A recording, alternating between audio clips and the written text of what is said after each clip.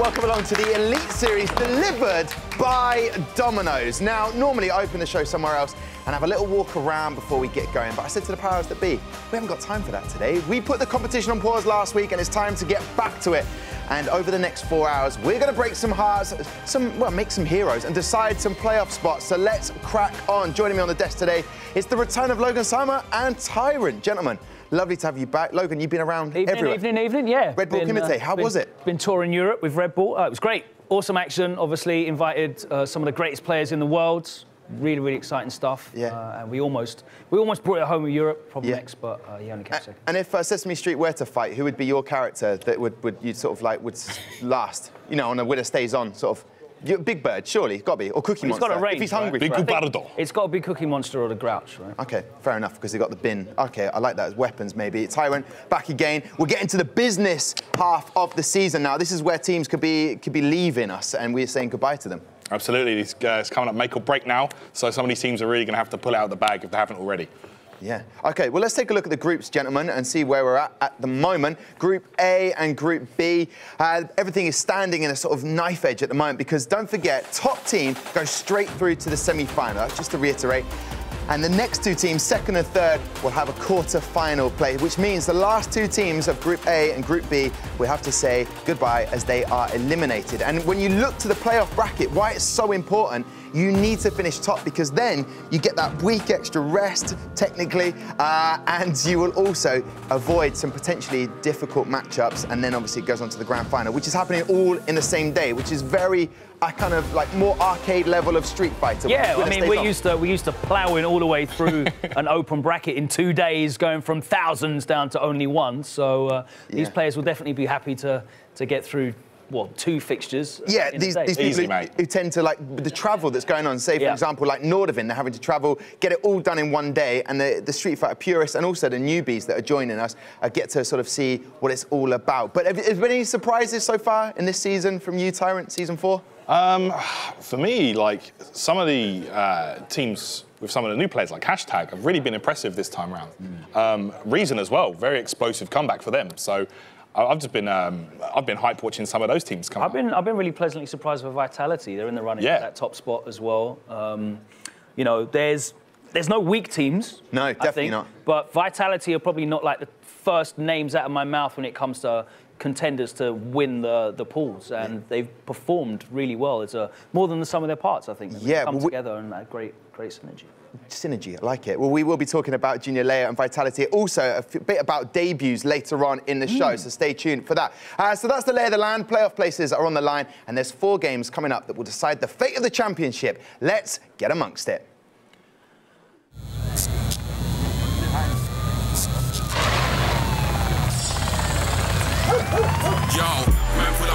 Tension is rising as the playoffs approach. Oh, bang! Oh, beautiful stuff from Nat and Claw. The crowd sign has sung.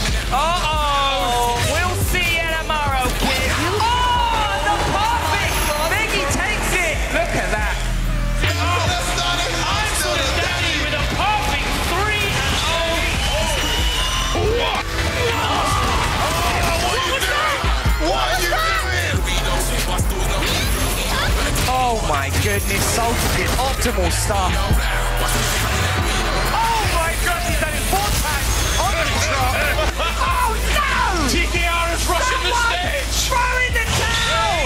What's going on?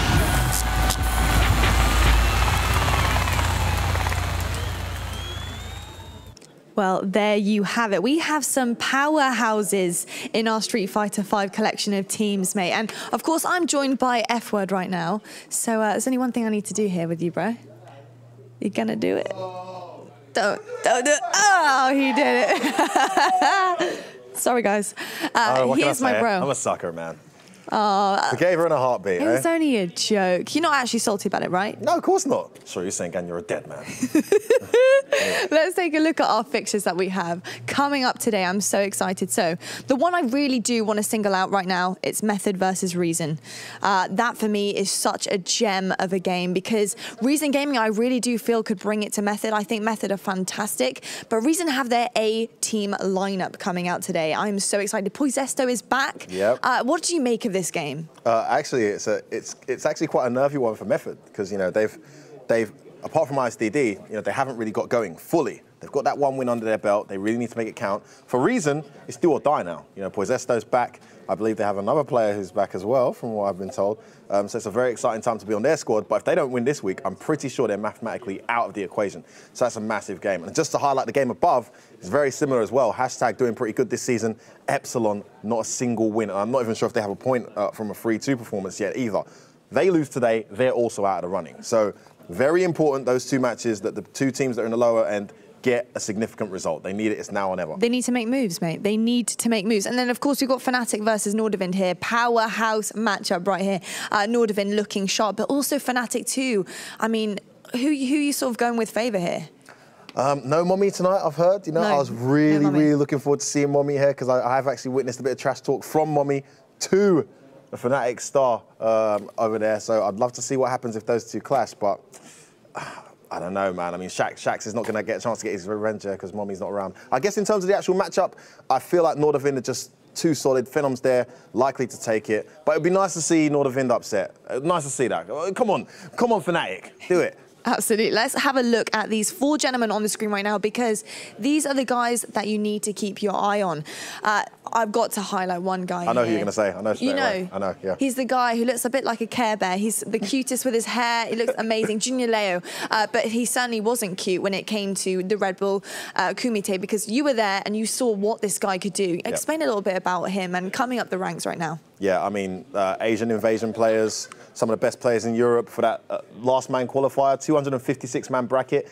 This kid steams through and makes it into the top 3 to qualify for the main event at Red Bull Kumite. And at the same time, because we had the pleasure of going on our mobile phones during the breaks at Red Bull Kumite, we saw Vitality absolutely wiping the floor of their opponents that week too. Very good weekend for Vitality, but this kid in particular, when he gets going, he's very scary. One of the last Kens around. And Ken is a very momentum-based guy, and this guy really does embody that power that Ken has. So don't let him get started, because if he does, it could be over before you know it. And of course, Akainu is back. I can't wait. He's also rocking an incredible tracksuit today, so look forward to that one, guys. But he is back, and I'm so excited. Fnatic are also taking on Nordavind. But something I want to know from you guys at home is who do you think out of these two powerhouse teams, Fnatic and Nordavind, are going to win the clash of the top of their table in Group B? And of course, we have down here the little poll information there, so check that out, guys, and go and get involved. I'm so excited. Another thing we do have as well is, of course, we do have this incredible opportunity for you guys to win £20 worth of Domino's vouchers. Wow. And it's the only thing that you have to do is sit and watch, guys. You have to sit and watch. And if Nordavind remain undefeated this week, this could be yours. Oh, I've got this incredible smell of Domino's right now coming up. Yep. And it's just, I need to go and throw this. I'm with you. Yep. I need to go and throw this to Tom because I need to go and get myself some Domino's right now. So Tom, how are you feeling, man? Feeling very well. I've got to say, F-word, why were you doing that? Doing the handshake? Have some respect. She did that with Abe, and that is unacceptable. And also, great to have Lottie Jordan, back. can you take me off international jet setter. She's just arrived back. The princess of esports. She is from DreamHack Atlanta Halo Championship Series. She arrived back 11 a.m. this morning. She's still got her Uggs from the flight on as well. Yeah, they are Extra very soft. Super comfy. Listen, our first game of the day is a must-win matchup for both sides. One team has fallen short of pre-season expectations, whilst the other are no longer the pushovers they were in Season 3. Match 1 is Epsilon taking on Hashtag. Absolute madman. Oh, what are you flexing for? Oh, great kick. The overhead. That was so smart. Where you going, says Joker, Joke.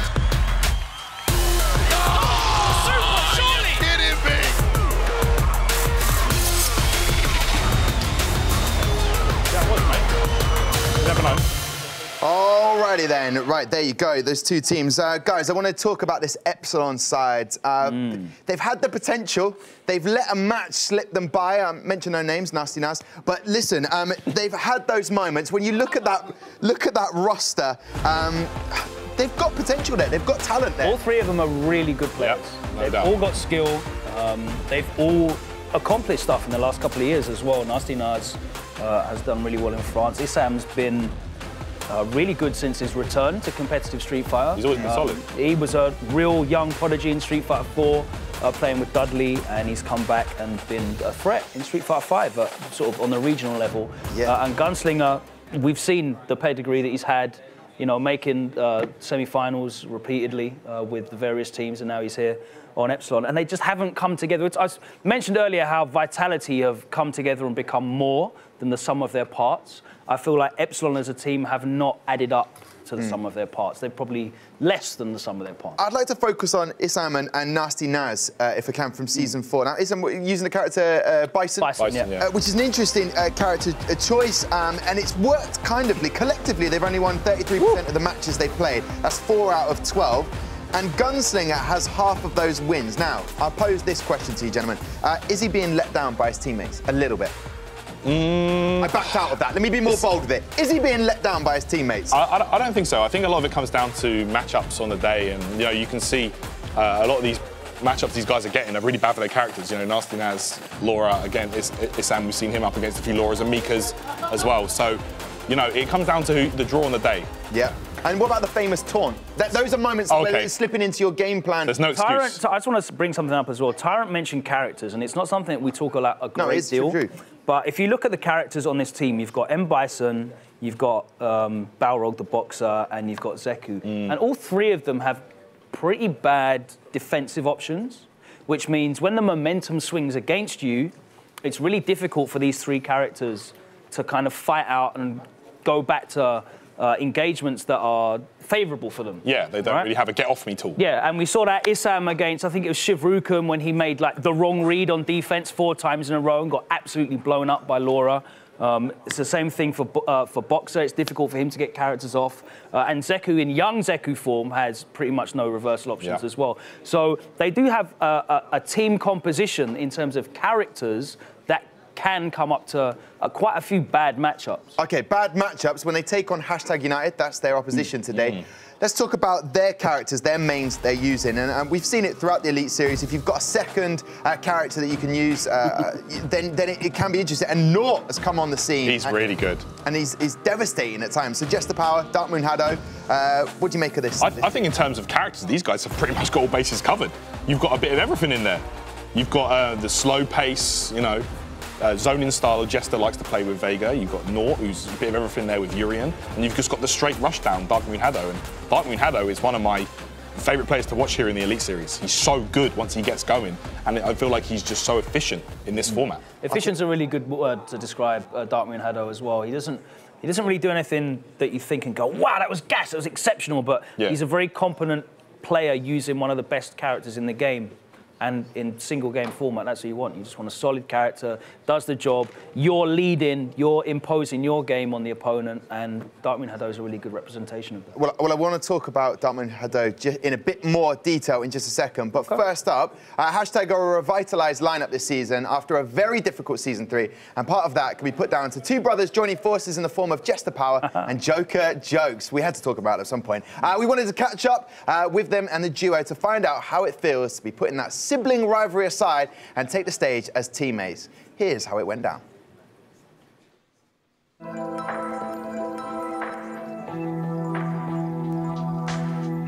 We got into Street Fighter literally from Street Fighter 2. The classic jumping, heavy kick, crouching, heavy kick, you know, what everyone knew how to do. You know, we didn't know nothing about data, frame, and yeah, it just literally stemmed from there. Because I'm the older brother, I would have started playing beforehand. And then as my little brother got a bit older, he would have picked up on, you know, this looks cool, I want to play what my big brother's playing. And, yes, we started at the same time. I'm not too sure about what he just said, you can just forget what he said there. When it comes to like us playing against each other and, you know, the fact of being brothers and having that ability and that opportunity to play each other a lot, it's definitely been a blessing because we've learned so much together, we've helped each other advance. Like, you know, I can hold my hands up high and say I've learned a lot of things from my brother. Most competitive out of us two, it definitely have to be me. Whereas beforehand, I would like win the majority. I had a little break due to uni, and since I've come back, he's been a dangerous competitor, I will not lie to you. He has been getting the upper hand, but it won't be for long. A supremely confident first round from Joker. Definitely a great feeling to be back with my brother as well. Versing each other. Versing each other on separate teams in Season 1 was so much pressure. Our pride was on the line. you know, because it happens all the time at home, but then to bring it to the big stage, I was giving it my all, man. I was bringing out all the dirty tricks. And it just didn't go to plan. Oh, wow, the salt. So yeah, now playing on the same team, it's an amazing feeling. I mean, it's something we always wanted, you know. I definitely prefer playing on the same team as my brother.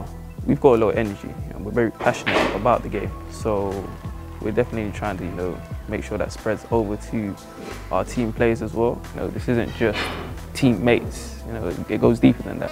There's no doubt the roster this time is looking a lot stronger. So season 4 is looking like a real chance to make it into the playoffs. I mean, we want to go all the way, but at least to make it to the playoffs finally, that would be a good stepping stone. Yeah, I think we can bring it. Come on, come on. GG's. That's great to see the Landell brothers. Joker Jokes winning there in the pool, but not playing tonight. Now, that's quite interesting. He hasn't made it into that team. Just the power. It's good to see them in the same team, and it saves that kind of rivalry and siblings falling out, doesn't it? It's interesting to see. Or do you want to see it, though? It's interesting to hear them say that, because I know I've spoken to them both as well, and I know they also like being on opposite teams because they have that great sibling rivalry as well. Yeah. It's an interesting one because, again, we'll talk about team composition. I think Darkmoon Hado is the first name on the team sheet for hashtag. He's by far and away the most effective player on the roster. Jester and Joker are both very, very talented, but Nort has really been... He's earned his place on that starting lineup through just his performance. So there's kind of only space for one. There can only be one. And I would say, yeah, definitely Jester brings that solidity, but, you know, Joker's kind of that explosive hidden package as well. Well, listen, I hope Epsilon have done their homework, and I hope there's no more of that kind of, like, you know, moments of just... But anyway, let's see what Nasty Naz does. Let's welcome out Epsilon to the arena. For Epsilon, represent them, you've got Issam, Nasty Naz, and Gunslinger.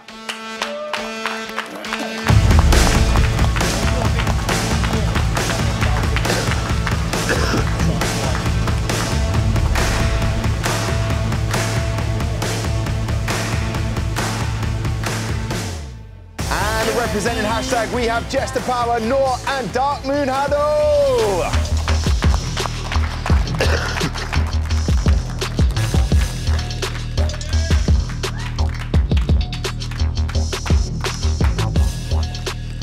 Here we go. We're going to come over here to Issam.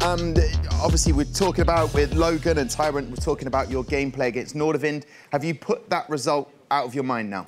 Yeah, the team and us, obviously, we've spoken. We're just trying to leave all our results. We've been off to a bad start, so we're just going to keep our heads up and work out a strategy. I mean, it's very difficult in this game on the 1-to-1, so all we can really do is try and maintain a consistency and just keep on supporting each other as teammates. Yeah, well, I'll be rooting for you as every team. I can't show bias. You know that, though. Yeah, I know that. Gunslinger, obviously, we're talking about your success this season. What do you put it down to? Like Sam's just been saying, you know, we've had a bad start and stuff, so it's just literally we just need to focus on winning this week, definitely. Okay, well listen, your opposition are over here. Hashtag, I'm going to come and talk to Darkmoon Hado. We didn't go delve into your stats too much, but 75% win rate. You're the lethal, yeah, damn straight, Jester. But in terms of, and 3 shutouts as well, you're the threat, aren't you?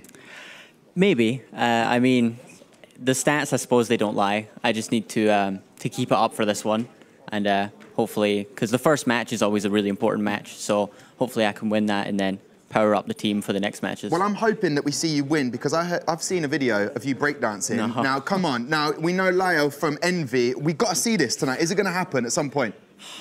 There'd have to be some crazy stuff. Well, we can keep our fingers crossed. We can keep our fingers crossed. Listen, it's all important about those matchups. Logan mentioned that about characters taking on another character. Sometimes it can work in your favour, and other times it can't. So, the matchups as they go. First match will be Nasty Naz versus Darkmoon Hado, then Gunslinger versus Nort, then Issam versus Jester Power, Nasty Naz versus Nort, then Issam versus Nort, then Gunslinger, representing 2 in a row against Jester Power and Darkmoon Hado. So, there you go. Those are the matchups. Jester Power, you'll be taking on Issam. What do you make of that? What does Vega versus a Bison have in store for us? Yeah, I'm looking forward to it. It should be a good game as always when I fight Issam. I think I got the better of him last time and it was a cheeky one. We'll see how it goes this time. But yeah, I play Problem a lot, the Evo champion. You know, he's taught me a lot, so we'll see how it goes. And you won't play like you did in that pool game? Oh, that was shocking, mate. Yeah, listen, I don't want to bring it up. I'm not getting in your head, but like I expect more. Nor, a surprise package for #United. You've got the talent. What do you make of your matchup tonight? We're just gonna win. Okay. We're just gonna win. Yeah, simple as that. And I like Nort. It's literally essentially Nort for convo. Here we go. Nasty Naz, have you ironed out all mistakes from your game now? Yeah, sure. I had some, well, bad moments, but I'm back in form and I'm ready for today. That's my man. Listen, Nasty Naz for Epsilon, you can head up there, get sorted. And #United, you can head off. They'll get into their positions and start getting sorted. I'm going to head over back to the desk. Logan, Tyrant, what do you make of those matchups? Because that's where it really counts. You can be fantastic, your character, but taking on a character where you don't have a good matchup, you might not get that W, which is what it's all about. Of course, it definitely makes it uphill, and you want to weigh everything in your favour in this tournament series. In games of one as well, definitely. Every little advantage you can get is one you want to get. Any matchups there that sort of stand out to you? They're like, wow, that's going to be difficult for this person. I mean, that first one's difficult as well. Cami boxes hard. It's difficult. I know Naz hates Cami as well. Yeah. Naz does not like Cami. Got Bison, Vega. That's a slow-paced game. And what do you make of that Nort taking on every member of the Epsilon team? It's a challenge for him. I think this is, he's already more than proved himself, but I feel like this is a real test. You get to play everyone on their team, so you can show to your team, look, I'm capable of taking out their entire squad potentially. Yeah. So well, we mentioned that, he's earned his place through performance on the starting lineup. And that's why he's in there 3 times. The interesting one, though, I think, is they put Gunslinger on twice at the end. Yeah. So. Well, he's the man for he's got the most wins, so I guess. If he needs to, but that's the thing, if you. I always am of the opinion that you want to start strong. Yeah, I because it's first to 4 wins, right? So could be all over. If you've got your guy that's getting you all the wins, you want to get him playing 3 games as early as possible, because then we saw it with Method and I'm Still the Daddy. He got 3 wins in, and the rest of the team only needed to chip in with 1, and they won the fixtures. So. Okay, it's an interesting strategy. Are you leaning towards # for this one? I'm going to take your prediction before I walk I think over Epsilon are due a good performance, and they'll bring it today. Okay. Okay, I'm going to go #. Okay, # split 50-50. Head with me over to the casters area. Damascus, the man, wearing his Red Bull Kumite sort of jacket as well, and F-word. What's going on? What do you reckon for this? What are the predictions? I'm going to say, just for the sake, it makes it very interesting in this group if Epsilon win. Yeah. It's their last chance to actually have any chance of qualifying. I'm going to say Epsilon. Okay, and we heard a you what in the crowd. Damascus, you sticking with that? Sorry, jokes, mate. Sorry. I like the idea as well, because you know me. I like mayhem for the last day. I want the groups to be close, but I'm kind of having # today. Okay, so, yeah. Split again. Wow. I'm not going to call it. I'm going to leave it in your capable hands, gentlemen. Enjoy this one. Well, from what I can see here, it looks like # won the coin toss and kind of targeted Nort. Is that wise? Is what I'd say. But then at the same time, do you target Jester? No. Do you target Hado? No, you don't do that neither. So.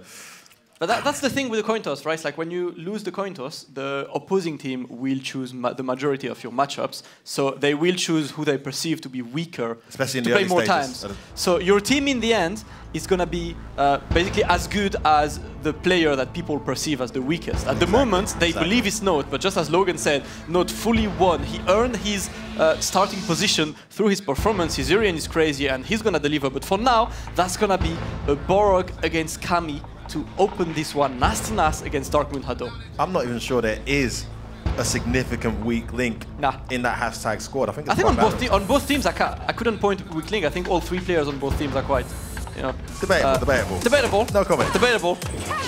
Let's go. Nice. The first game. Yeah, just pretty slow as usual from Darkmoon Hado. Good one from Nasty Nas, just opening fire straight away, getting that Kami close to the corner as well. I like the position he's playing in here. Just backs away as soon as it gets within jump range. He backs out. Look at that. Keeping it a nice distance. Flips out of the sky. Button straight away there from Darkmoon Hado. Huge life lead for Nasty Nas. Darkmoon Hado looking for that. Oh, he don't jab! You know that thing with punishes jabs. Round something coming back here. Darkmoon Hado gets knocked down. Oh, the overhead! Gonna be big. Not getting yet. One more hit in it, and that's gonna be it. Nasty Nas gets that first round convincingly as well. Very solid. Looks like he's back. I like it. I like it. Like it. No sign of any random taunts so far. Looking good right now for Nasty Nas. But that button is getting whiffed every now and then. Again, it gets caught. This time it's a good start from Domino, but he's clipped out of the air there, Samus. Nasty Nas goes for another overhead and connects. Right, that's out. Yeah, Darkman not blocking this overhead so far. Back to the corner. Don't jump at me! Overhead again, he can't block him. Tries to reset. This is bad for Domino, he's in big trouble. Overhead finally gets blocked. A bit too greedy from Nasty Nas there, and Darkman finally gets something going. He has V-Trigger to activate as well. One opening is going to be all it takes here. It's the first dive kick. Nice delay on that V-reversal. Oh, press buttons. Another back dash, he got away with it. He's too scared of the reversal. He's got all the resources here to bring this round back, but he can't get touched. Goes in with a dive kick, no V-reversal. Nasty Nas happy to take the throw, not pressing any button against Kami. He knows that out there. And the low Nasty Nas, he said he was ready, and he is back. He gets the first game for Epsilon and sets his team in the right pace. That's huge. That's huge. That is a very big and very important win there. Yeah. For Epsilon. Really good, and it's good to see Nasty Nas back on track there. He had his bad moments, as he said. He said he's ready for today, and he's showing it. It's gonna be Gunslinger next. But a great play from Nasty Nas. Very solid, very respectful. Maybe a bit too respectful, but in the end it works. Yeah, I love the huge delay on that little crouch jab there. In that scenario, he was never really going for the meaty after the turn punch. And that beautiful and so annoying to play against option select jab after you block that dash low. The hurt box just retracts further back than you realize. Anything you press is getting automatically whiff punished. That is maybe the best start to an Epsilon match we've seen so far this season. We did see one game where Gunslinger got off to a flying start and obliterated his opponent, but it didn't mean as much because it wasn't as big an opponent. They've just taken out Darkman Haddo, which is a massive 1-0. So we'll see if they can maintain some of this momentum here going into the next match. Yeah, gonna be interesting to see if they can keep it up. Obviously now Nasty Nas is setting his team in a good, confident position, and especially beating the guy who, like, everyone sees as the ace of this team, Darkman Haddo. That's quite a big statement to begin that full series. About, mate. It's your jacket, got your name on it. You know, it's like that. Hey, like that, man. Damn. It's like you esports or you're not. Man, I guess only top tiers, eh? You know what I'm saying? Only top tiers. Only top. Oh, hey, Tyrant. You're right there, mate. How's it going, bud? Anyway, oh, I'm just playing, mate. We love you. We love you, really, mate. We'll get you on time. We'll get you on, mate. I've got one at home, obviously. You know? Yeah. Just stay at home for now. So game 2 is getting ready between these two, and Nasty Nas with a great start. Darkman Haddo not with the best of starts, and it's going to be important for Hashtag to just even it up straight away. You don't want to... Yeah, Hashtag, I mean, it's a very grey area they're in right now. Yeah. Basically, they can win this and pretty much solidify their place as qualified, right? They got 3 points already. They lose this, though, and they're suddenly staring at potentially not qualifying at all. So this next game is huge. It's really important that they don't find themselves in a 2-0 down scenario. Yeah.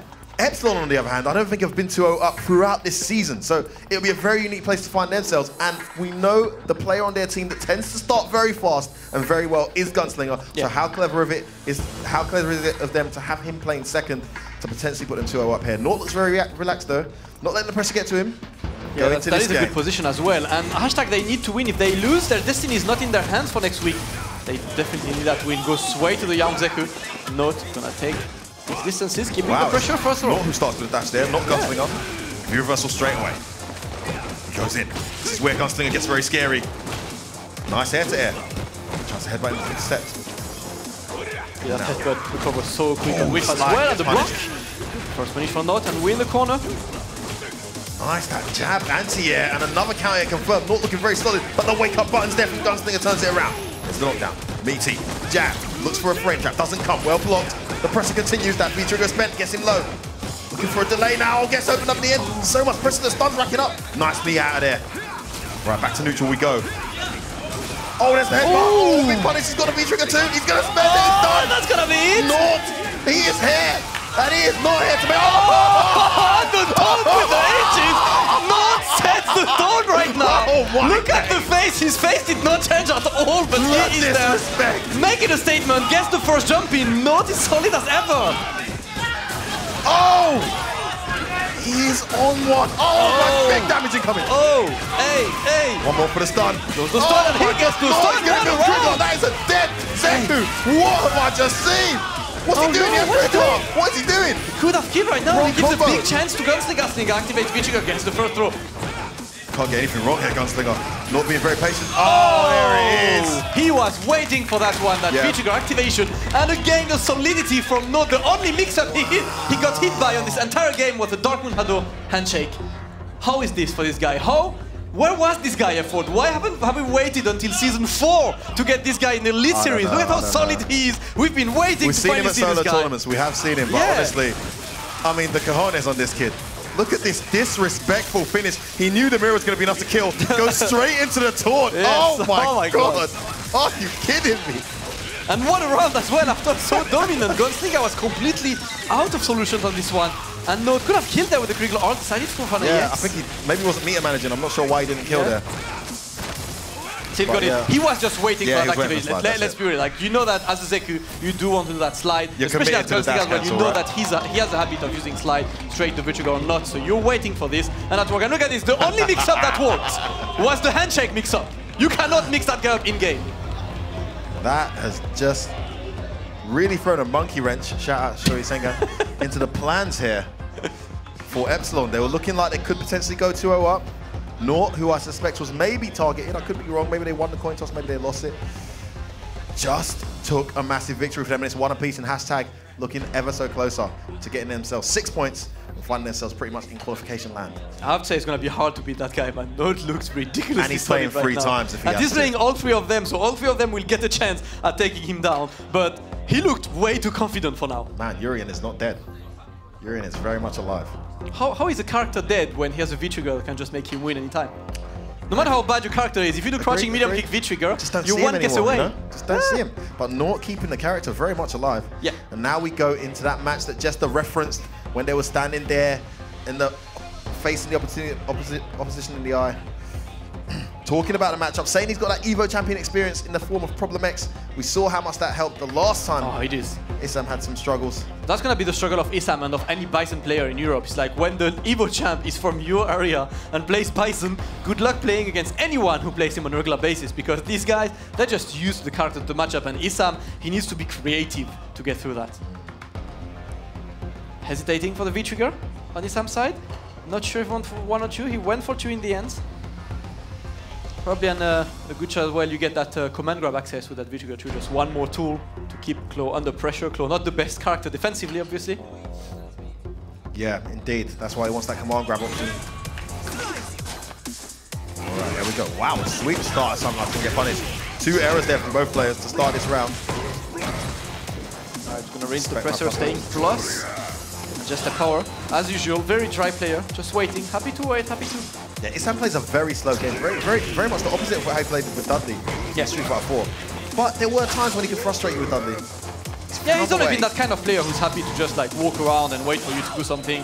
But the thing is, that's also just a power's profile, so... Indeed. It's definitely going to be a slow-paced game between these two. I think, if anything, you're absolutely right, Sam. The more patient and the more lame of the two here is just the power, which makes him so deadly when he finally does go in, but he gets clattered by that stand fierce. Back to neutral we go. Projectiles on the screen. Good trade there. Still cornered. Position what matters the most there.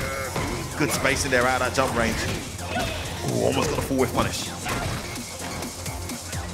Frame traps. Just waiting. 40 seconds remaining already, and Jester finally putting some pressure. Gets the first hit.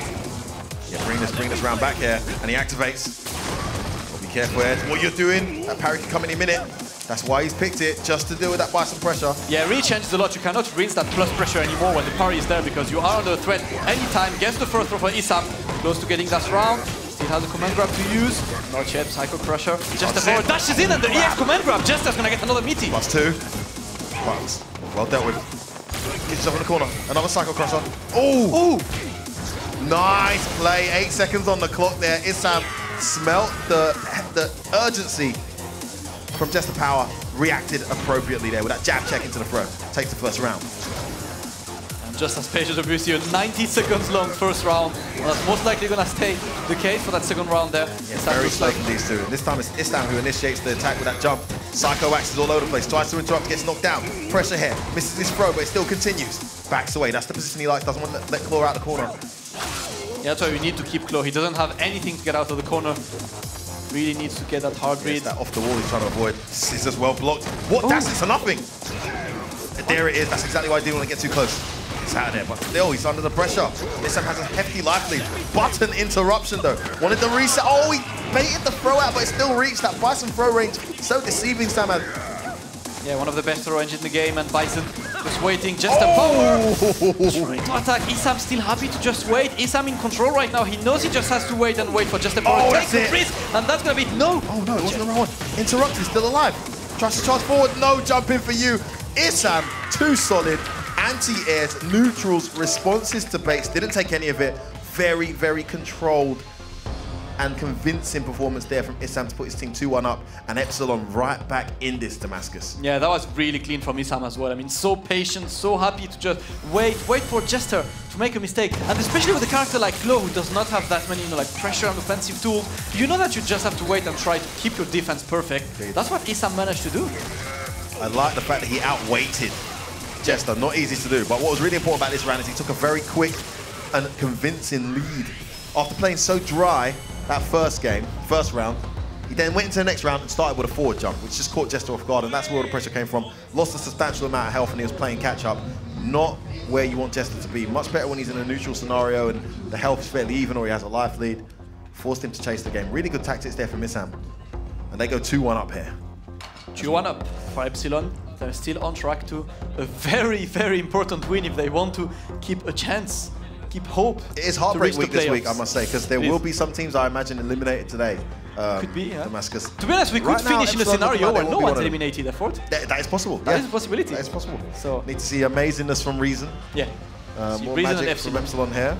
But it is that kid, the Taunt Master, who steps up again, this time up against Nassim Claw. He has been flying the flag for Hashtag. I mean, you wouldn't even believe it's this kid's first season here on the Gfinity Elite Series. Completely unfazed by the environment. But this is why it's so important to get to those local tournaments like you do. Nort attends a ton of those solo tournaments. He's done pretty well. He's had good runs at some of the premier events as well in the UK. And here he is on the stage, almost unfazed. I mean, I'm sure his heart is beating 1,000 beats a minute. I don't know, he doesn't look like it. You know what I mean? Every time I see him, that was the same at EGX. He has the same just so relaxed stone face. Stone cold face, does not have a single emotion on it, happy to do whatever, like madness on the game. His face is not gonna change. He's gonna take on Nasty Nas now. Great anti-air to open the game. See how late he did that, almost ducked the jump in. Nice, Nasty Nas, very hard to control. Ready for that dash though, the interruption from Nort. Oh, goes in again. Oh my, where are you going? Everything working. Good block and well punished. And he's gonna activate off that. Here we go, mix up City. Plus, respect me, it's going to be a throw. Brings this round all the way back here. That's Nasty Nas. That gets caught as well. One more for the stun. EX wake up. Doesn't go straight into the Aegis though. Interesting. Oh, he tried. He tries to do the delay into the light kick, but nice interruption there from Nasty Nas. Ooh. This round is very tight. Oh no, whiff punish. Activates. Oh, could not make any use of that. Oh, yes, he gets the opening. Gets the opening. EX, yes, he does. So patient is Nort. Bided his time. Got the opening, Samad. And got the kill. This kid is looking unstoppable. Absolutely unstoppable. Has been playing so solid. Really does not look worried at all. Even on the pressure, Nasty Nas' pressure, still happy to wait. No anti-air on this one. Nasty Nas on the offense. Man, that headbutt pressure is so interesting. It's like he knows Nasty Nas is going to stand up and try and walk back. It's late as well. Plus, respect me. Buttons afterwards. Yeah, Nasty Nas probably tried to just walk back. Not the best choice of that situation. Goes to corner as well. Oh, what? Nort looking to close this out. Is he going to do it again? Surely not, Damascus. That was guaranteed punish. Wasn't ready, though. Plus, has the V-reversal. There's no V-trigger threat. Tried it with that overhead. Good block. Okay, here's a comeback opportunity. No! Nasty Nas flustered. Overhead from a mile away. Connects. Just mashes out the mirror. Oh, the mirror saves him right now. No, still has one mirror to use right now. Gets the jump in, and that's going to be it. Not queue up. He's gonna have to face all three players, and he already got 2 down. This is the guy to trust today. And once again, where has he been, Effort? Why did we have to wait until season 4? Hey, listen, man, better late than never. Shout out Gfinity and shout out Hashtag for picking up this kid. He is on absolute fire right now and looking to eliminate, eliminate Epsilon from the Gfinity Elite Series 4. I mean, this is one hell of a performance from this kid so far. So far, so good. He's done it again. 2-2. Every time Epsilon thought they're going to run away with it, Nort has turned up to just completely hold their chances of doing that. Yeah, that first round was so good as well. The first round was a very, typical never worried kind of Nort round. It's that headbutt string again, really catching him out. Tried to whiff punish that dash, not quite. Yeah, and that's the one moment when Nas thought the throw would come, thought something else would come, and that's when he got hit. In the end, Aegis saved him again in that second round. Note too solid. Perfect time jump, look at that. It just happened to work out. I mean, if he'd have just stayed his ground there, Nasty Nas, he would have got an anti-air probably into dead. Didn't come. Hashtag tie it up to a piece now. And then Nort will stay on right now and try and ride that momentum up against Issam, who looked emphatic in that last game against Just the Power. It's going to be very, very important for Issam to be able to stop Nort right now, because that could be a big moment for Team Epsilon, and Nort could just go 3-0. I think he's got some fans in the crowd there. People really enjoying Nort's performance here today. Of course. We all like an underdog story, and having a new player around. I think for a lot of the guys who are like, you know, arguably considered, you know, not starting lineup. There's a lot of guys who have been signed this season, yet to feature in the Gfinity Elite Series. You see a guy like Nort who got signed and is actually playing pretty much week in, week out. It's pretty inspirational for these guys to see that. That could be them. It is, and there is an important sequence of event coming for Issam. Nort, obviously Issam really needs to win, and then it's all about Gunslinger. No matter what happens on this one anyway, Epsilon's entire fate right now rests on Gunslinger. He's gonna have to just put all this weight on his shoulders and deliver. For now, he can just hope that Issam will make the task a bit easier for him, so he just has to win one game and not two. But that Urian, man. He's looking good, but you know, this could be the style that counters it. I mean, Issam very patient, very slow. Good reactions, you know, doesn't panic. And Nort's kind of been capitalizing on getting his opponents flustered. You know, let's see how Nort plays if someone doesn't do that potentially. We'll see. All right, here we go. Game number 5 here. This is going to the wire. Had only Epsilon played like this in the earlier weeks, they would have at least been getting points each week. Picking up 2 games, but if they get one more, 4-3 defeats, of course, result in a point. But not been the case. They've just been obliterated. It's a good start from Nort here as he has Issam cornered. That's really good as well. Nort, who's not usually putting the pressure on, but this time he decided to go. He knows Issam is very patient. He does not want to deal with his pressure. The reverse whip into the throw. Tries to be out a head stop, doesn't come. Bad timing on that release. There's that low delay. It connects and hits him. Look at that headbutt, keeping the pressure on.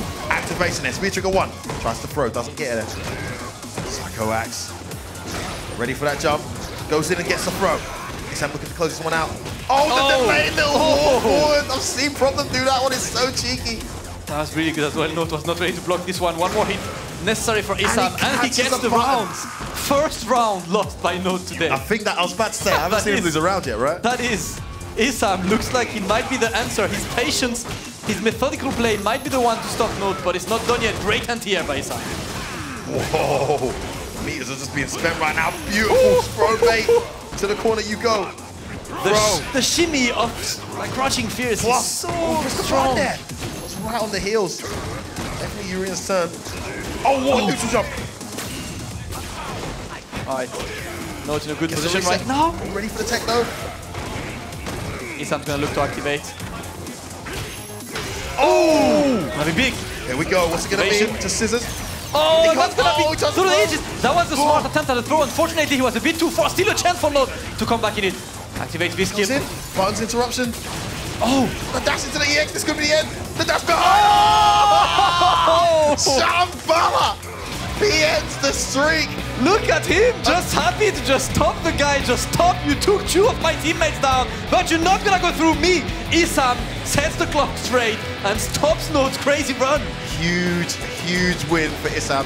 Huge win for Epsilon.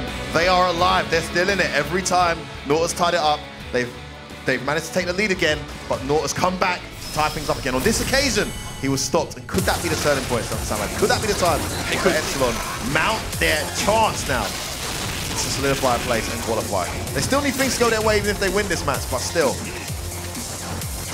They need to win. Oh, actually, on my calculation, now you mention it. And that was a great attempt at the throw there. For just Issam saw the V-trigger. He just wanted to avoid getting clipped by that Aegis and ended up finishing it. Issam with a great performance there.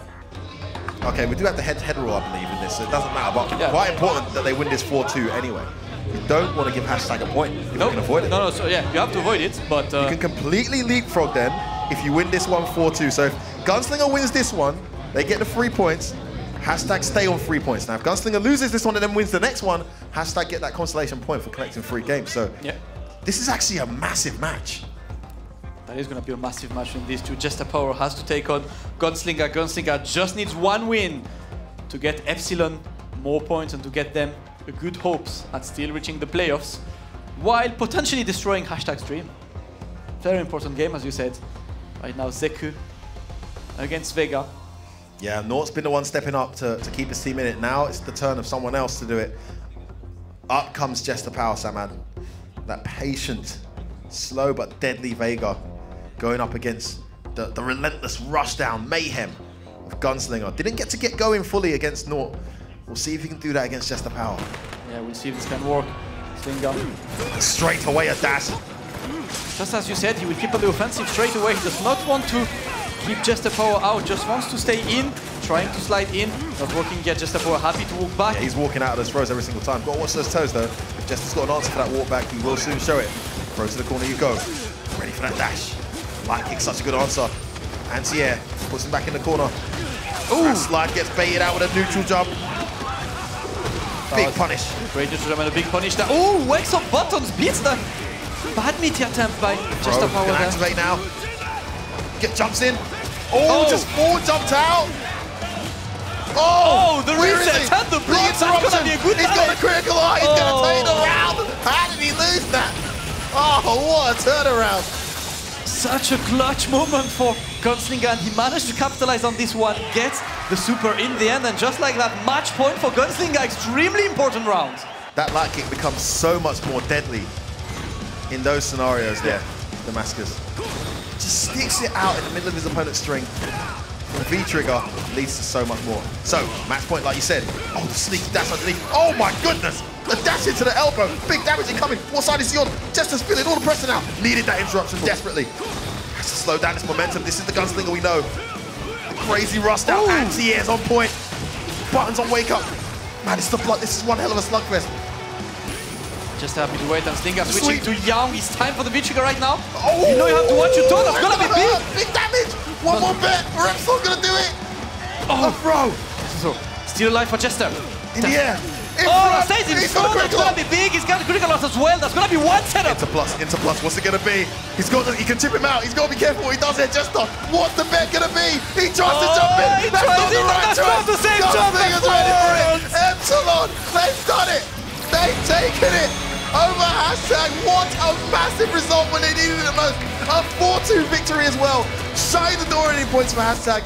They have finally made their mark here in the Elite Series, and they have a chance. They do finally have a chance of qualifying for the finals. Oh my goodness. They finally do, and you can see how the relief in Gunslinger's face, so happy of just liberating his team. Getting that win there. Jester Power got it really close, but unfortunately at the end, with that critical art, that was not the best choice of a decision, because that jump effort was just a bad jump. You could just literally react to this jump and super.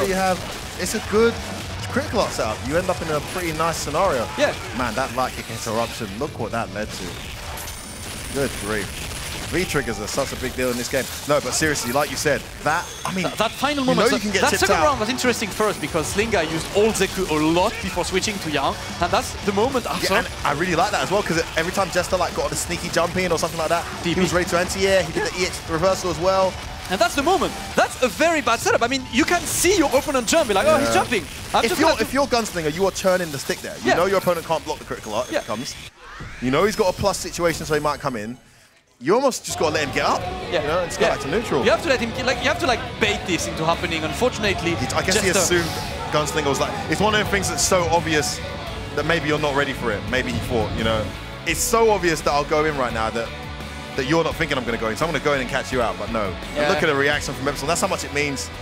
Isam delivering, Gunslinger delivering, Nassim Claw delivering. All those guys got wins. Really good result, and they are very much alive in the Elite Series Season 4.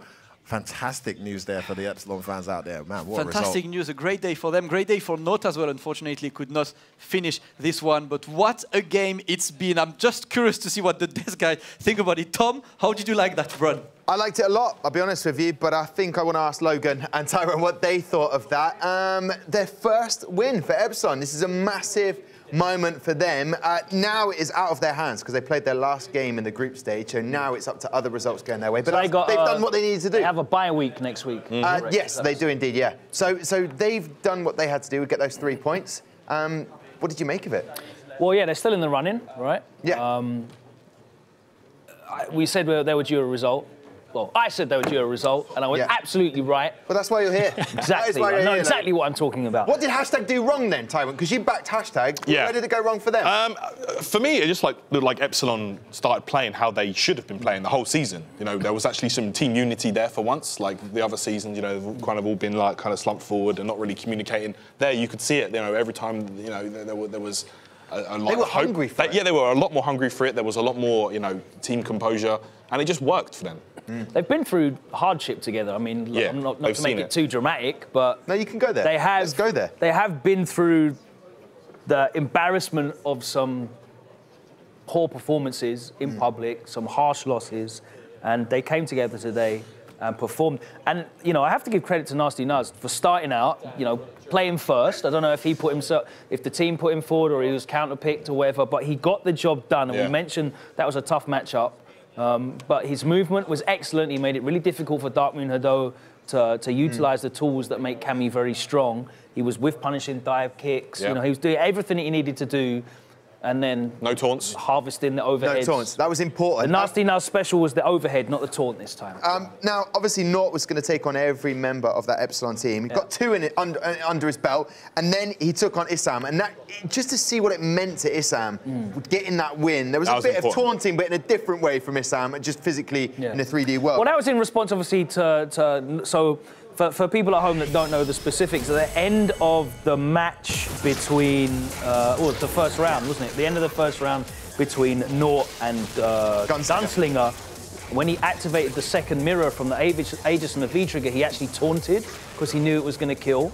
Yeah. So Nort was showing that kind of, that attitude already. Yeah. So it was a response to that rather than anything else, and obviously adding to that, you know, the importance of surviving and coming back into the lead, all added up after some poor performances for Epsilon as a team. But yeah, really happy for Issam to get that result because, you know, he's a good player, he's a quality player. Yeah, absolutely. That was definitely a big one for him because, you know, he's been due a big result like this. He's been more than capable for long enough.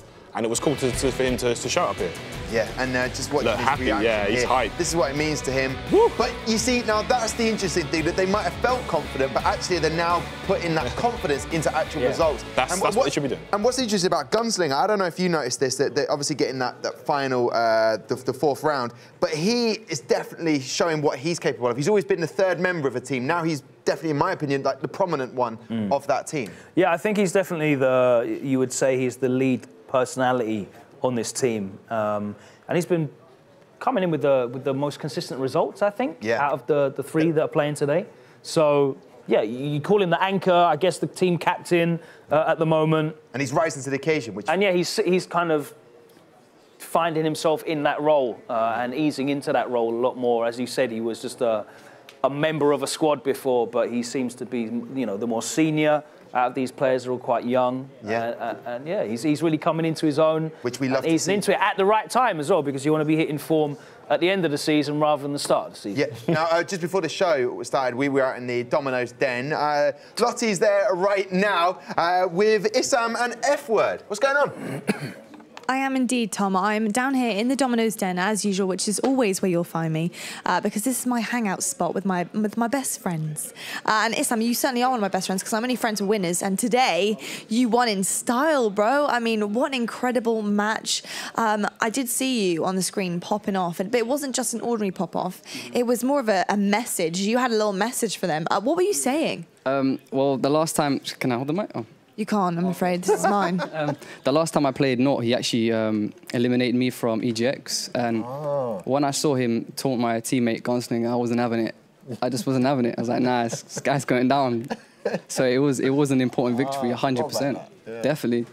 I like that a lot. I like that. A little bit of a match-up, a bit of a revenge. Yeah, a bit That's of what we history. said about Nort. He's attending those solo events. He's making him play confidently in these stages, not getting nervous. But when it mattered the most, Isam, you did the thing. Well done. And I must say, thank you for the entertainment. I thoroughly enjoyed that match. I mean, you guys could have gone and won 4-0 and it would have been really boring. No, it was very much close to being to the wire, and we were jumping off our seats, me and Samad. So, yeah, GG's. Now, you've got a bye next week, so you're going to be at home with the team together, watching a little bit, just wondering what's happening, because I did speak to you a little bit before just now, and you were saying about Army, and you guys need a result from them, right? Yeah, so, I mean, this win today definitely put us in a good position. And for the ASOS, obviously, ROG, they're playing against Fnatic, and that's a solid team. So we just really need to pray that Fnatic are on top and they're on their game, and they can obviously get the better of ASOS ROG. That way we have a chance of even making the playoffs. And that's what we need. Everyone wants it in our team so bad, because we know that we are good players. We just haven't been able to prove it so far. Well, you're proving it today, and it's the start of the beginning, because you guys played phenomenally. Keep it up. Good luck next week when you're watching at home, and hopefully see you in the following week as well. Thank you so much, F-Word. I'll catch you later, bro. Thomas, back to you. Thank you very much, Lottie, to F-Word as well. Very insightful stuff from F-Word when he... That is the most insightful thing I've ever heard him, and that's why, you know, he's on the big bucks. He is on the big bucks for that reason. Well done to Isam and the Epsilon boys. Right then, just a bit of a reminder to you guys. I don't know if you heard while you're watching that match, the energy that was going on in the Gfinity arena. You can come down here for free, be a part of it, meet the guys, hang out, do what you need to do. Go to gfinityesports.com/tickets for free tickets, just to remind you of that. Right then, let's have a reminder of what just took place in match 1 of this week. Loads was happening between those boys, Epsilon versus Hashtag. It ended 4-2 in the end. Epsilon needed to get the 3 points against Hashtag United, and they did just that. Started off with Nasty Naz and Dark Moon Huddo, moved on to Gunslinger and Nort. Nort was on fire tonight. Isam tried to step up and do the business, and he did just that against Jester Power. And as you can see what it meant to Isam against Nort, but Gunslinger, the man, leading his boys, Epsilon, all the way to those first 3 points for them.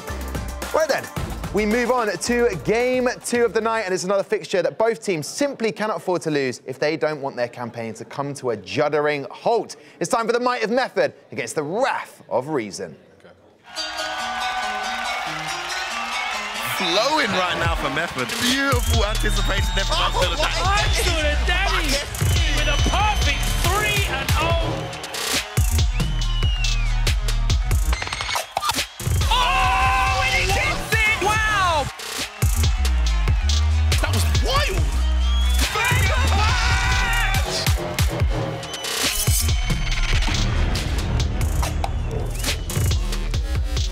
Right then, before we get into breaking down this fixture and the lineups, I want to take a moment to highlight some of the players that have made their debut in Season 4 here in the Gfinity Arena, including Reason's very own Poizesto.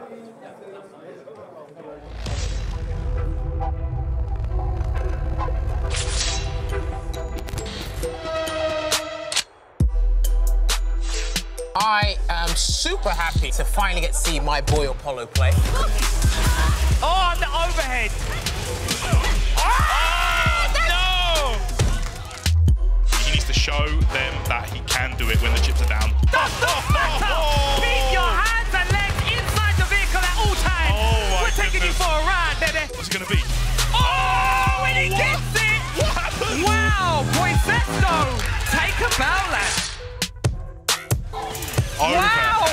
Wowzers, kills you. That was beautiful. Oh, the crackdown, that's it. You're dead. Kills you. Stepping up to the plate.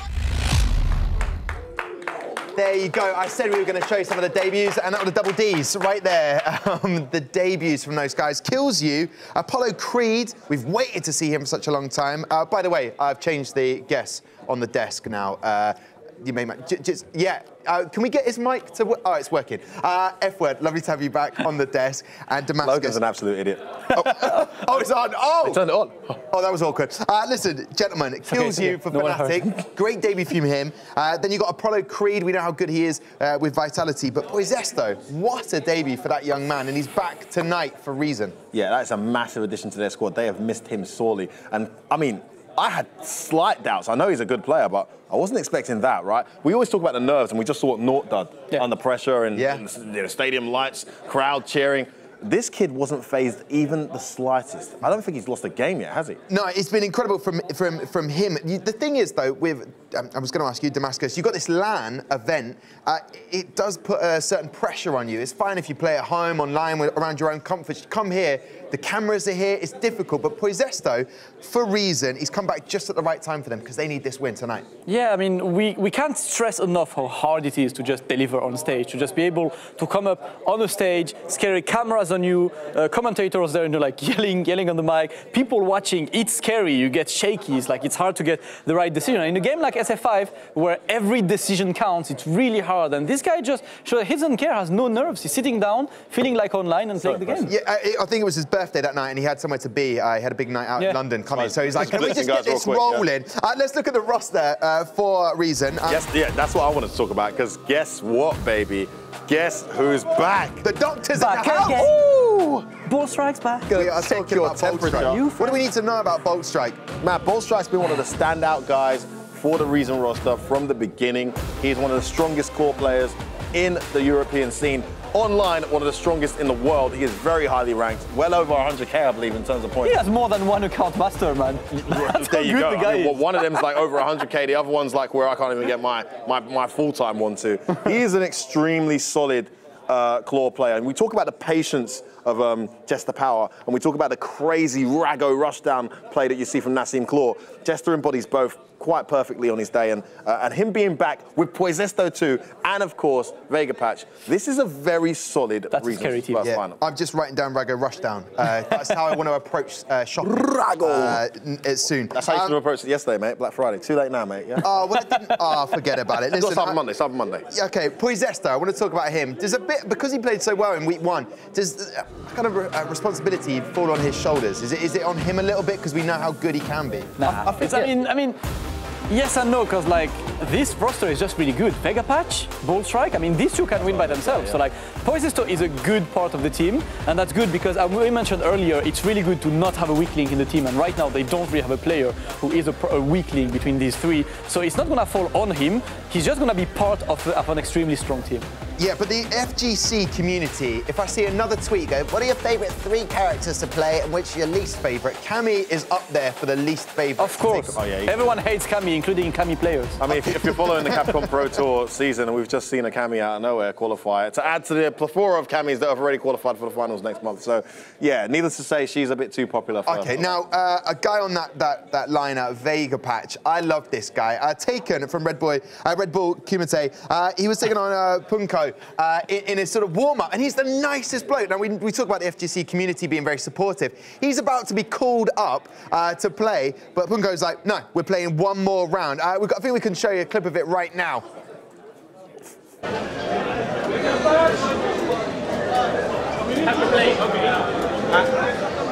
have to play in the tournament. I'm not. That is what I love. Too much respect to say no. And what's brilliant about Punko is like, oh, I've lost the game. The jacket is coming off. This is serious. Yeah. And then you can see Vega Patch like, I have to go. I'm going to be DQ'd. I must go. And then Punko's like, nah, one more. Boom. Vega Patch is helpless there. No eye contact at all. By the way, I must say, from first-hand experience, Punko is the saltiest loser in the fighting games. This guy came looking for me at my hotel after one very friendly match that I won. He won 5, I won 1. He won the set. I won one of the 6 matches. Did you and not he came cry? to my hotel and he came to see you cry. He was like, F1. No, he knocked at every door like, where is F1? Looking for F1. Like, so Vega Patch did the right thing there, because if he'd have not rematched there, I guarantee Punko would have turned up on the stage, kicked off his opponent, and said, we're finishing this match on stream. Well, that's what I love. Now, he's a nice guy, Vega Patch, but he's taken on Method today. And that lineup, it's been up and down, but you look at the likes of Pax, I'm Still the Daddy, Broski. At times, it was in like the first season, you got Broski just doing amazing things with Dhalsim. He then tweeted out this week saying, Dhalsim players need to up their game. We need to step up. Pax has not been, hasn't had the form. Hasn't won a game yet. And I'm Still the Daddy has kind of carried these two boys. I'm Still the Daddy 5-2, I believe. He's been on fire. I mean, look at that squad. forget the results. Just look at the squad on paper. Yeah. Bloody good. As good as any squad here, if you ask me, at the end of the day. So, you know, we've been saying this about Method for a few seasons now, Damascus. I don't know what your thoughts are on this, but yeah, I couldn't agree more. It's just overdue. It's overdue. I mean, we keep saying this every single week, every single time we see Method. Every season, like, okay, this time Method gets the playoff, Method's going to get finals, Method's going to get... And Method always falls short. Yeah. And again, this time, I mean, they're in a terrible month. They had a terrible performance recently. They've been playing Vitality was bad in week 3. Yeah. That was, but interesting enough, we talk about Pax not having any confidence, but yet Broski's only won 1 out of 6. So for Broski, he's not been where he needs to be. No. I'm still the daddy with his Guile character, can't do everything. Yeah, he cannot do everything. I mean, honestly, ISDD played great in team to try and like fix everything, but it's a team. It's 3 players. All 3 need to be good. And right now, Pax and Broski have been having so much trouble in the Elite Series. Would you say it's crumbling under pressure? And that's not to highlight the game, but I've been talking generally about Street Fighters and the fighting game community. If you don't feel that confidence, you're not gonna, you know, take those combos when you need to take them. Yeah, I mean, I think it's more adjustment. I know we're in the 4th season, but I do feel like some character archetypes are harder to play in one game in a first-to-one set. Yeah. It's really hard to play some characters like that. You know, Karin's very controlled, tries to be risk-averse, has to absorb a lot of jump-ins. It's not the ideal. She needs time to figure you out, and then she becomes quite deadly. So 2 out of 3, 3 out of 5, she's deadlier. So not to make excuses for these guys, because other people playing other characters have done really well. Like Phenom is amazing in the first-to-one set. There's nothing to say Nikali has an advantage in that. He's just good at it, right? But I think I think I've seen these guys play well in tournament. I saw Broski get very far at Evo. They just need to really get over the fact that it's a slightly different set to what they're used to and start playing like themselves. And another factor they need to hopefully go in their favour is the picks. Let's see now with Lottie and the Domino's Den. Has it gone their way? You're with Pax right now? You know, I think they believe so, because I'm down here with Pax. Now, Pax, you've just done your picks. Yep. You're explaining to me a little bit about, you know, the reasons you've gone for what you've gone for. Now, let's just talk about Vega Patch quickly, because he's got Fang, and you were saying, you know, it's a difficult one that everyone really kind of feels a bit... Yeah, nobody really knows the character, so you kind of want to just put a character that definitely beats him against him. And I gave Broski the choice, and he decided to choose Fang over Vega. I think Vega does better against Dalsim. And then we've got ISDD playing him, and Guile does good against Fang.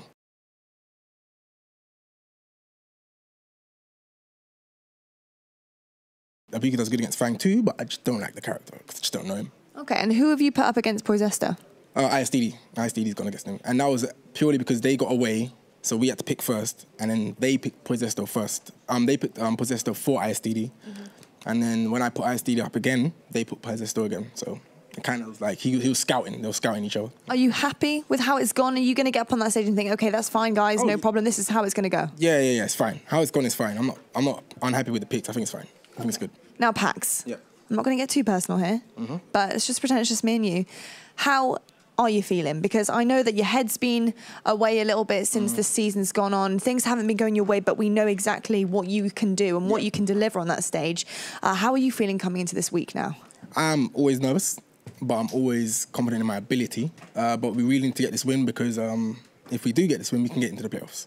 So I'm confident, but I'm always nervous. So it's a bit of both, a bit of a mixture. I like that. Just going to use it for adrenaline. It's fine. Channel the nerves, push it through, and just go and kick ass. Exactly. Perfect. Tom, back to you. Wow, go and kick ass. You can say someone's got a little bit of jet lag coming through, 11 a.m. There'll be no more of that language. Thank you very much, Lottie. But yeah, we know exactly what she is talking about. Pax, he's got confidence going into this today. Compared to the characters that we know that Reason might use, what character is Pax going to potentially use? That's the question. I mean, Pax has been exploring new character choices recently, and he's been playing a fair share of Ibuki. Might be busting Ibuki out. He's been playing a fair share of Cody as well. He just said that he's going to go for Ibuki. So we're most likely going to have some Ibuki from Pax, which is a new pick for the Elite Series. Well, then again, I think if the matchups went their way, he would have gone Ibuki for Fang, because if Ibuki knows what she's doing, she can make that uphill for Fang. It's not free, but I think she wins that matchup, right? Vega Patch has managed to completely avoid Pax throughout the whole of this. The coin toss obviously went their way. Poizesto's playing against a Guile and a Dalsim. I think they've done really well with the picks. If you're Reason, you're quite happy with the way the matchups have turned out, and that could determine which character Pax picks. So I'm not sure if he's going to stick with Ibuki under the circumstances. Yeah. Okay, well, let's find out. Let's find out the fight order and get the teams out here. For Method, we have Pax, ISDD, and Broski! You just stepped in the danger zone. Man, you should have slept, should have stayed at home. Now you're on your knees and you're well alone. That's all right. Cause I keep swinging till the heads get spinning. All right, and there, of opponents today. You can see Method in place, ready. I've got my mic ready because Reason are coming out. Bolt Strike, Puizesto and Vega Patch.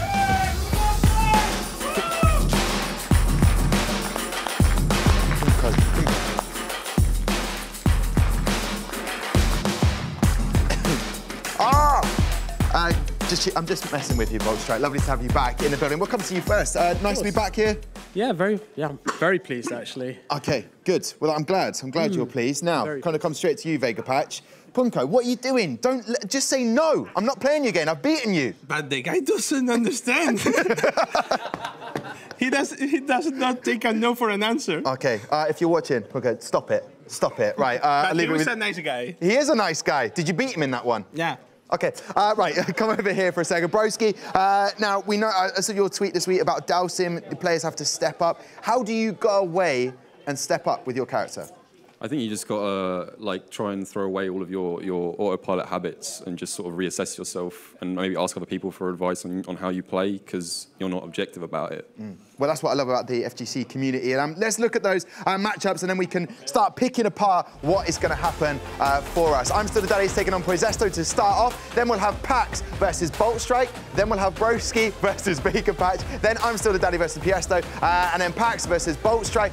Broski versus Puizesto. And I'm Still the Daddy versus Vega Patch. So 3 potential matches for Puizesto. I'm going to come right to him right now. You had an amazing birthday. You had an amazing debut. Are we going to have it 2 times in a row? Not the birthday part, but the winning. I mean, I'm just going to do my best, see what happens. Yeah. And, yeah, hopefully it all goes well. OK, now Damascus said not even Cami players like playing Cami. Is that true?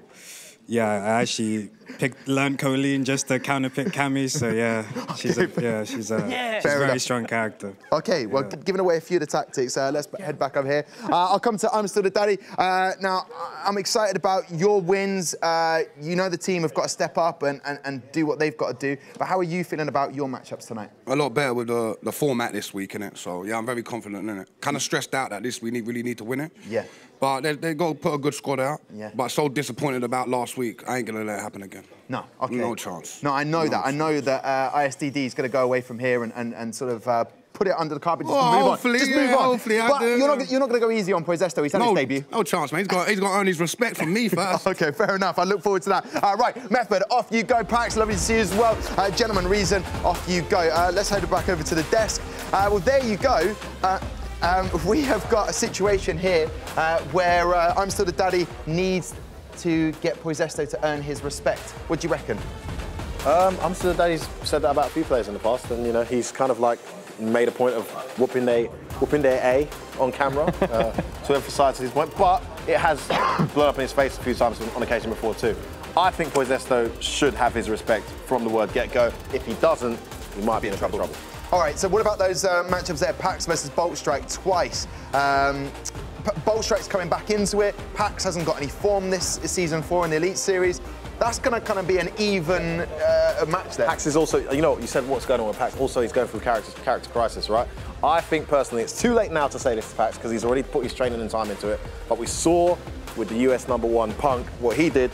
He picked Karen, he won.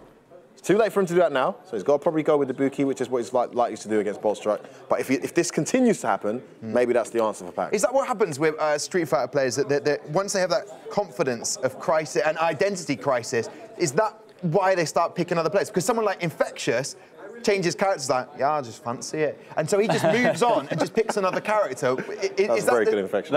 Is that the same case for Pax, or is it panic? No, it's different between players. Like Infectious is more of a guy who's like, oh, I'm bored of his character, let me go for this other one, he looks fun and stuff. Pax for him is, Karin is a character that got changed in this new season, nerfed. A lot of Karin mains did not really appreciate the new game plan you need with Karin, thinking that she wasn't as good as before, she needed another character. So all of them, you mentioned Punk, that's a great example as well. Lots of Karin player, Punk, Bonchan as well, they stopped playing Karin to try other characters, and some players, they just cannot find another character. They have this craze of like, I don't know how to win anymore. It's like I'm not used. I need to find the character I just mesh with again. Need my win button. Punk came back to Karin, got that win button again, got the win.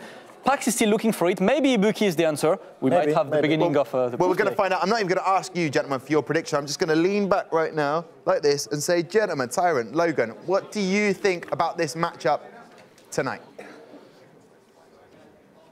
What do you think, Tyrant? What do I think? Tonight? Well, I'm looking forward to it. I think it's going to be a bit of a slobber knocker, to be honest. Yeah. I think we're going to be... Some windy haymakers being thrown Yeah, absolutely. It's interesting to see that they've specifically put Poisesto in there for ISDD. Like, it seems like every time we see ISDD's name, Poisesto's in there as well. So I guess they feel confident. Guile definitely punches up Vega.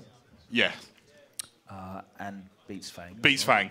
Yeah, he absolutely, he beats Fang for sure.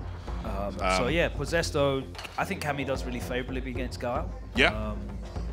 I think it makes sense. I would say it's like an auto win by any stretch of the imagination, but it's definitely a strong start for them anyway. We'll see how it goes. Reason have got their strongest lineup out right now. This is their strongest lineup they've had all season. I believe so. Method need a win. No they are doubt. Underperforming. They need points on the board. Absolutely, same as Epsilon did. It goes without saying that Reason need points on the board. But the pressure is definitely on for Method here more so than it is for Reason. Yeah, this match will set the pace of the set. ISDD starting out strong with the Sonic Boom game, the somersault. Nice space in there. So see, Poisesto actually tried to bait him, but it was a bit off on the spacing. Yeah. Nice. Jump back. Could have punished that with the... Oh, no, he didn't have the drill. He used it.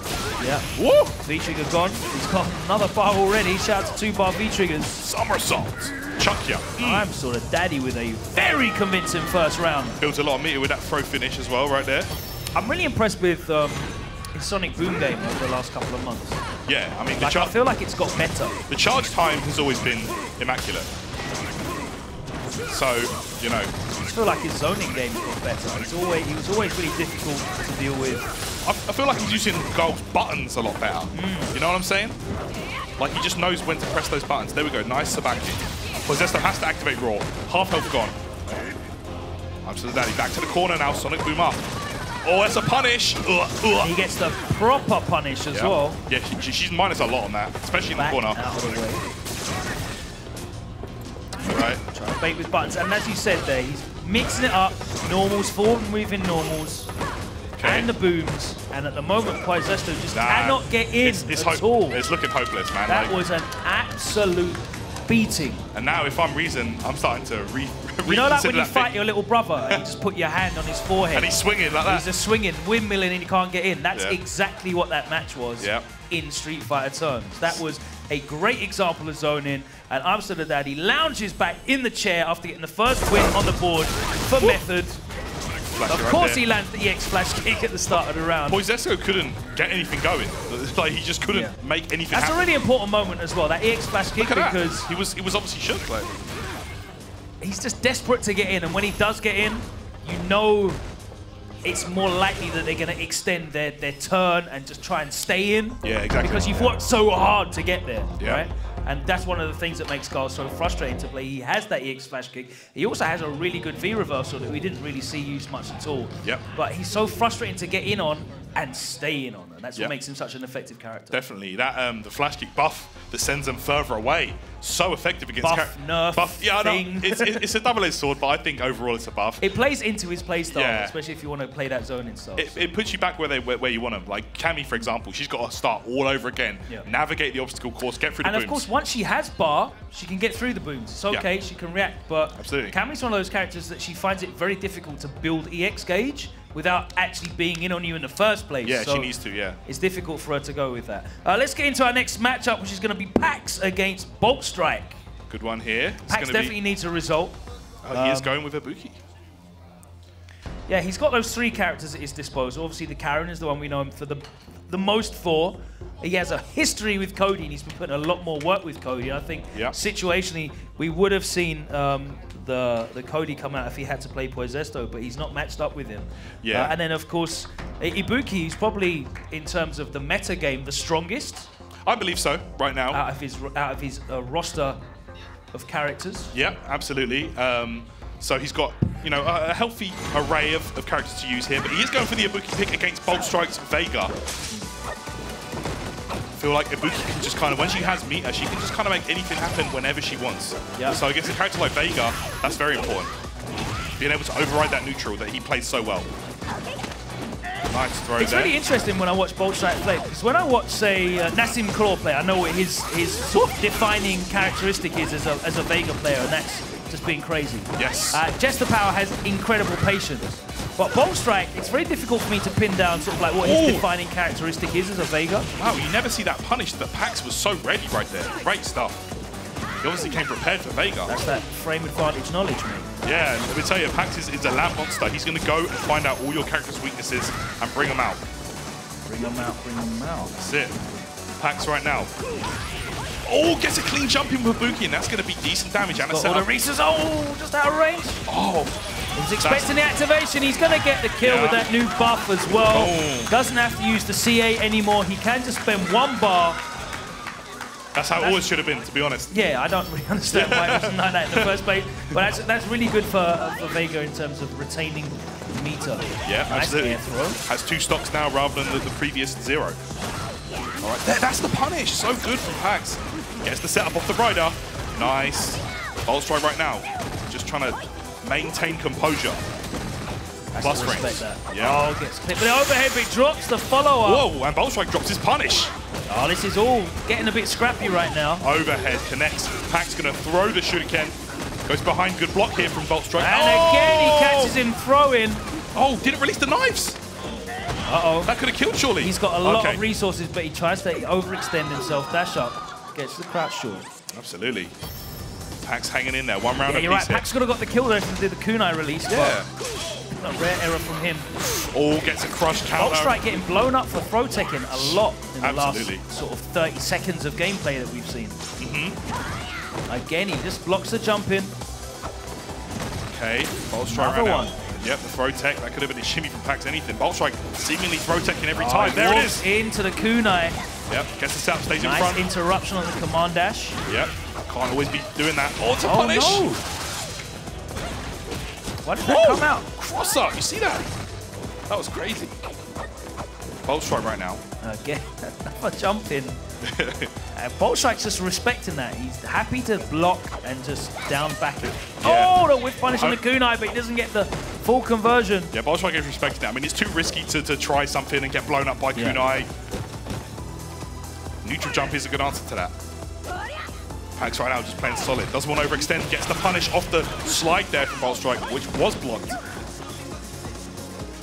Bolt Strike, both players are going to be looking to activate as soon as possible. Nice Jump back. air to air, and that's a waste of a bar. Yeah. That makes it a really good situation here for Pax because he can get the kill potentially, and he does. There it is. I was just going to say, the fear of that V-Trigger 1 from Vega, when he doesn't have the 3 bars, the damage output is way, way lower.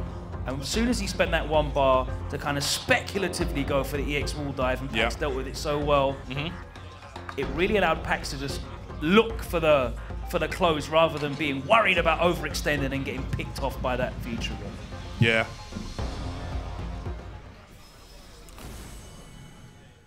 Okay, so we can just check this match back right here. I love these punishes Pax was displaying. Bolt Strike.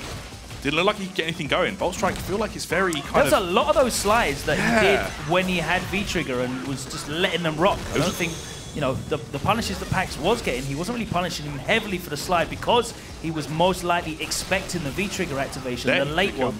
I feel like that was a bit uncharacteristic of Bolt Strike as well. Maybe a bit more Nassim Claw-esque to be going for a lot of those slides.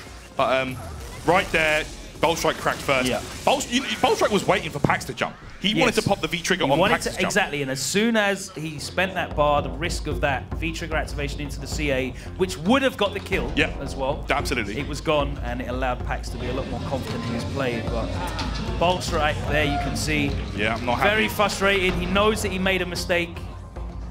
That error is costly. It can be. It can absolutely be costly. But we are going to get a matchup that should be very, very explosive. Entertaining to say the least. All action, all the time. All action, rush down. I'll tell you what. Chaotic. Okay. So Method 2-0 up now. Yeah. Good position for them to be in. That's the position that they want to be in. Yeah, of course, of course. Very, very solid lead. Next up is going to be Broski and Vega Patch, and it's going to be Dalsim and Fang. You would think on paper that this is going to be a lame keep out.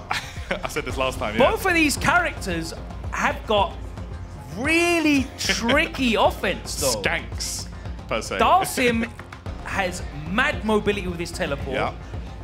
And Fang is, if you don't know exactly what's going on, Fang will blow you up. Yeah, of course. Very slowly, because he doesn't do any damage at all. Yeah, he's going to poison you, take your life down very slowly. But the mix-ups and the pressure, especially Vega Patch, who is without a doubt the #1 Fang in Europe right now, opens up straight away and gets the crush counter. He knew what he wanted right at the start there. Crush counter off the bat. And it is Vega Patch who is initiating at the moment. Yeah. Broski needs to assert his dominance in the neutral. Takes the V skill. No, think about it. I think this match might sway slightly for Fang, you know? Like, he can poison Dalsim a lot easier. Once he gets in, it's a nightmare for Sim. All these plus frames. Yo, nice conversion from Vega Patch, who has yet to be touched in this game. It's going to be a perfect. That's a perfect Fang versus Dalsim perfect. Wow! Are you joking? Like, when have you ever seen that? Talking out of the side of your mouth about this matchup coming up, and we have a perfect round from Vega Patch. He gets the dash-up sweep straight away. We said how difficult it is if you don't know exactly what's going on with Fang, and it looks like Broski. But Broski's no slouch. He's still finding his feet. He's definitely done his homework on Fang. This guy's a land monster as well, but... Well, it looks like he's not going to get a passing grade at the moment in this assessment. He's getting picked because apart. he is getting pulled to pieces right now. Yeah, he's getting picked apart right now. Vega Patch right now, a lot of great life built up, though. Good defense. I think he is blocking Broski's offense. Oh, okay. No punish on that V reversal. Gets the throw. Now, finally a life lead for Broski. Whiffs the drill. Okay, V reversal again. Gonna give up his opportunity to get V trigger in this game. Oh, that's a punish! Wow! It's gonna be close. High or low? It's a low. And he was crouching anyway, so I'm not sure what happened there, but that was a very workmanlike performance from Vega Patch, showing why he is to be feared and to be taken seriously, but Broski's woes continue. Absolutely. Broski has not had the best last couple of weeks. Like, normally, during the first season, Broski came up and he blew everybody up. Broski, I think, had like an 80% win rate in his debut season, and now he is 1-6, I think, is his results. Man, as it stands. How times change. I mean, are people wised up to Dalsim? Dalsim, it's just been a real tough season for him so far, but you can see Vega Patch looks so happy right there. He's over the moon with that performance, and he should be.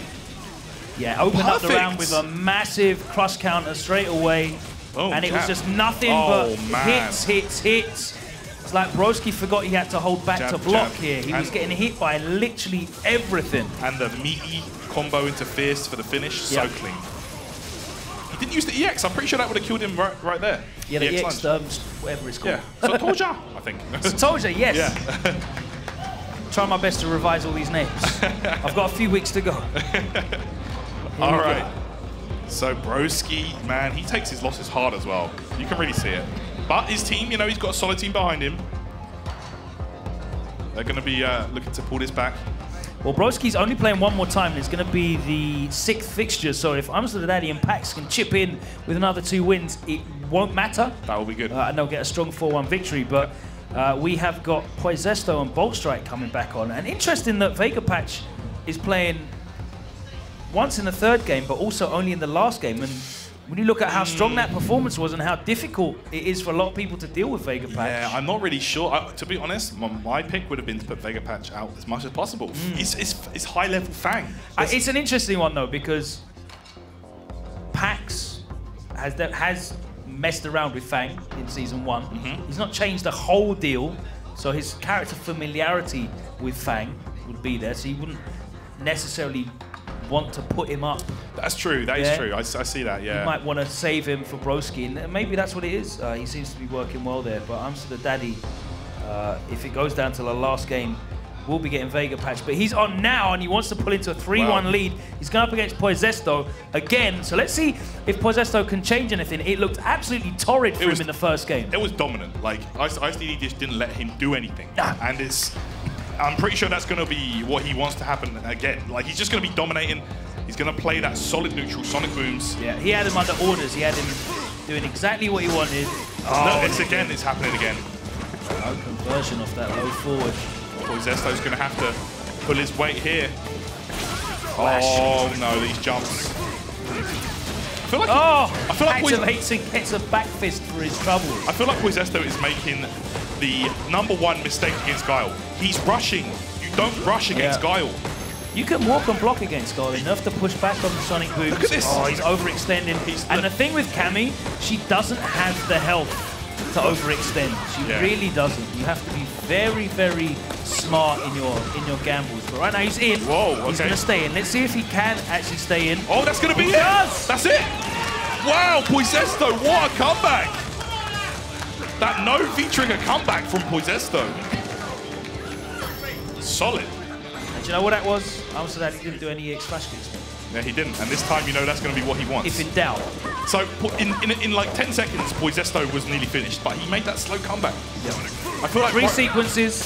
Poisesto He needs to take his time now. Just see the mistakes of his ways. Yeah, you don't want to give away too much health in the neutral. Yeah. This game is all about conserving as much of your resources, whether that's health or bar, until you activate V-trigger. Yeah, basically. Exactly. Yeah. I want to get to V-trigger with as little cost as possible. All right, now, onto the daddy. Okay. He had the life lead. Poisesto has him in the corner. He's still got... There we go! Telling you.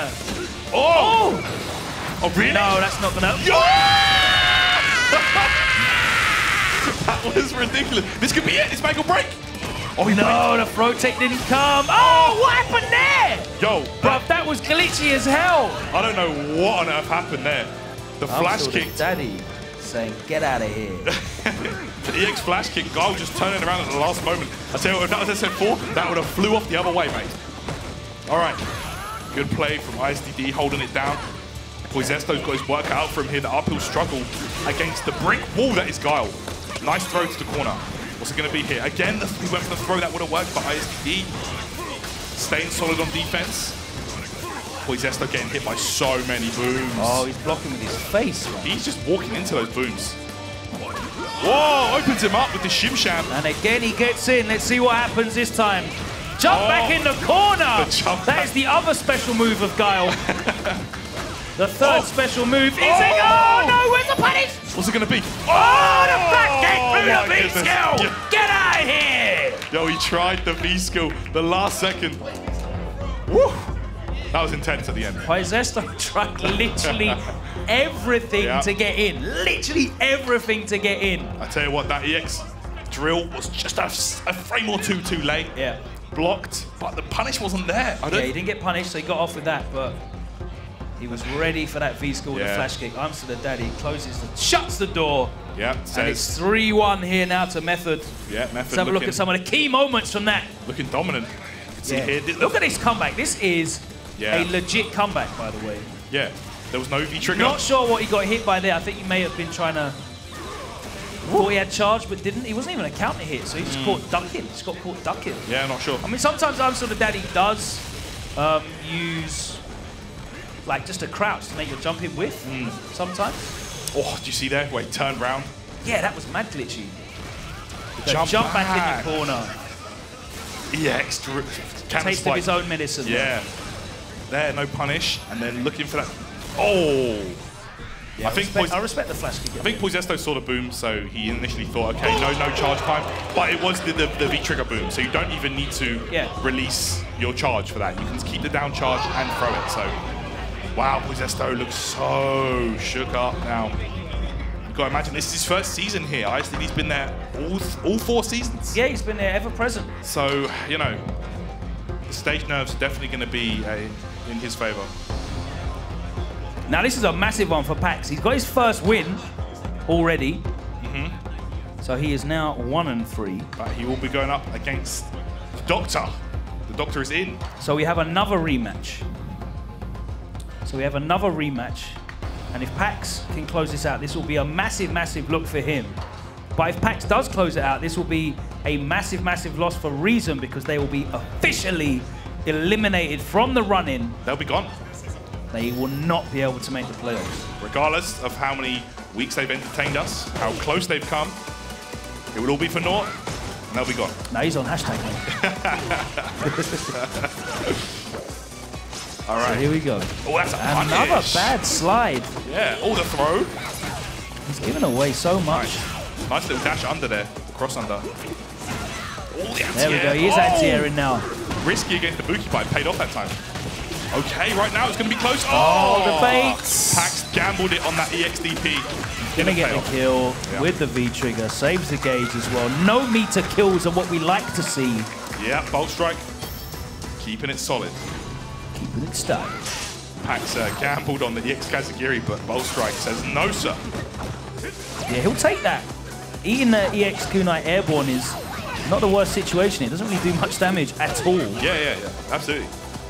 It's only any good when you get the grounded hit. Nice air-to-air throw, the crush counter. He doesn't get anything afterwards, though. Wow. He's in the corner. Oh, you think he can air-to-air me? I've seen that one last time. Bolt Strike's going to get the stun, and he should be able to get the kill. Yeah, he's dead. Takes the claw off, and the Izuna drop. No! Match scaling, but command grab anyway. One more. Command grab loots. We got command grab loots. It's not just Mika. Vega. Bolt Strike with an emphatic victory after... That was rapid. What looked like a troubling first game between the two. He was taking a lot of jump-ins in the first game. He was throwing out a lot of sweeps that weren't working. But there... Wow, keeps the dream alive. Yeah, it's brought it back to 3-2. Let's see if... Wow. Let's look... Before we get into their match, let's look at some of the key moments here and see where Bolt Strike really turned it around. Boom. Pax gambled it with the EXDP. Bolt Strike blocked it. Maybe taking a lead there from Amsterdam Daddy, but he has the secret dark tech for hitting those EX reversals. Crush counter again. So yeah, he's just getting... He's getting hard red on wake up. It didn't kill because of the crush counter scaling. It started with a crush counter, so... Yeah, Just, look at that. That must have done like 2 damage. Boom. Walks and up. He gets the command grab again.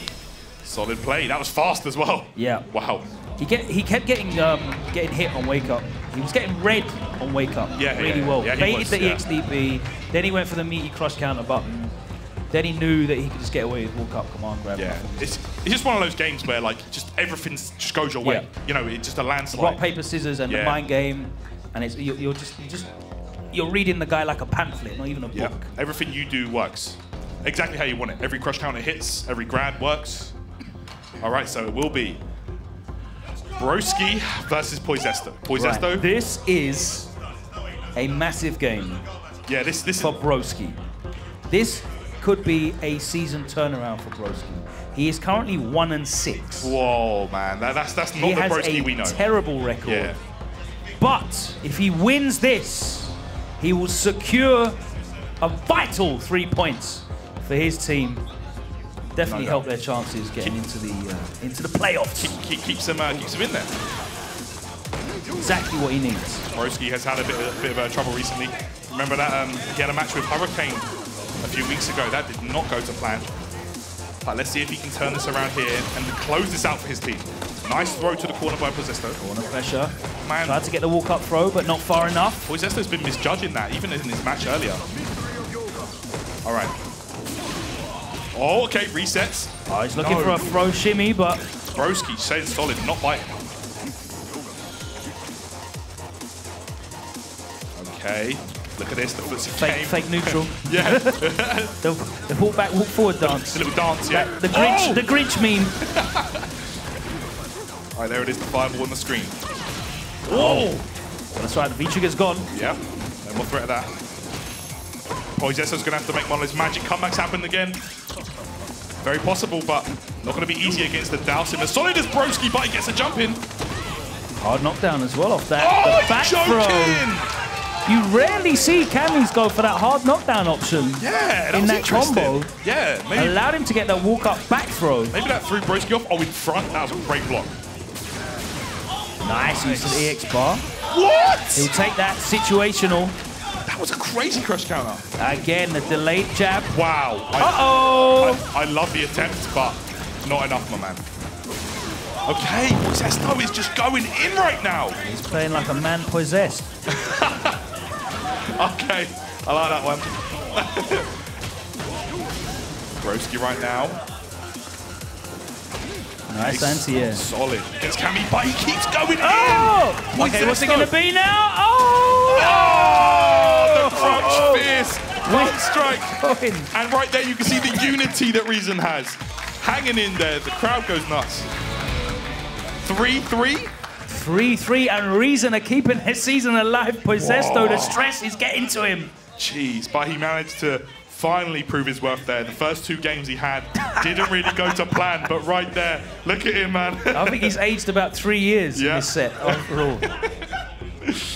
Wow. So it's going to be going down to the final game, guys. Woo. Let's look at some of the key moments here. Broski was looking on point, man. That was more like the Broski we know, but Poisesto somehow making these magic comebacks happen. Look at this. This was beautiful. I love that. That's a horrible situation to be in as Dhalsim. Hard you have to take knockdown. that mix up. No teleport. No. No super on wake up. Just have to hold it. And again. Oh, the Shim Sham. Crouch Fierce. So it will be the last game, guys. Team Reason have a chance. We're going to a game 7. This is so vital for Reason. 1 point is not enough. They need 3 they do. to stay in. Oh, look at Broski. He took that so bad. He's been taking his losses really badly. It's hard not to, you know. When everything's on the line like this, it's a make or break match. Yeah. There's so much pressure. There's so much on the line. And I believe this is actually Method's last game. It will be, well, yeah. They have to win this. They have to, and then they have to hope for other results, I believe.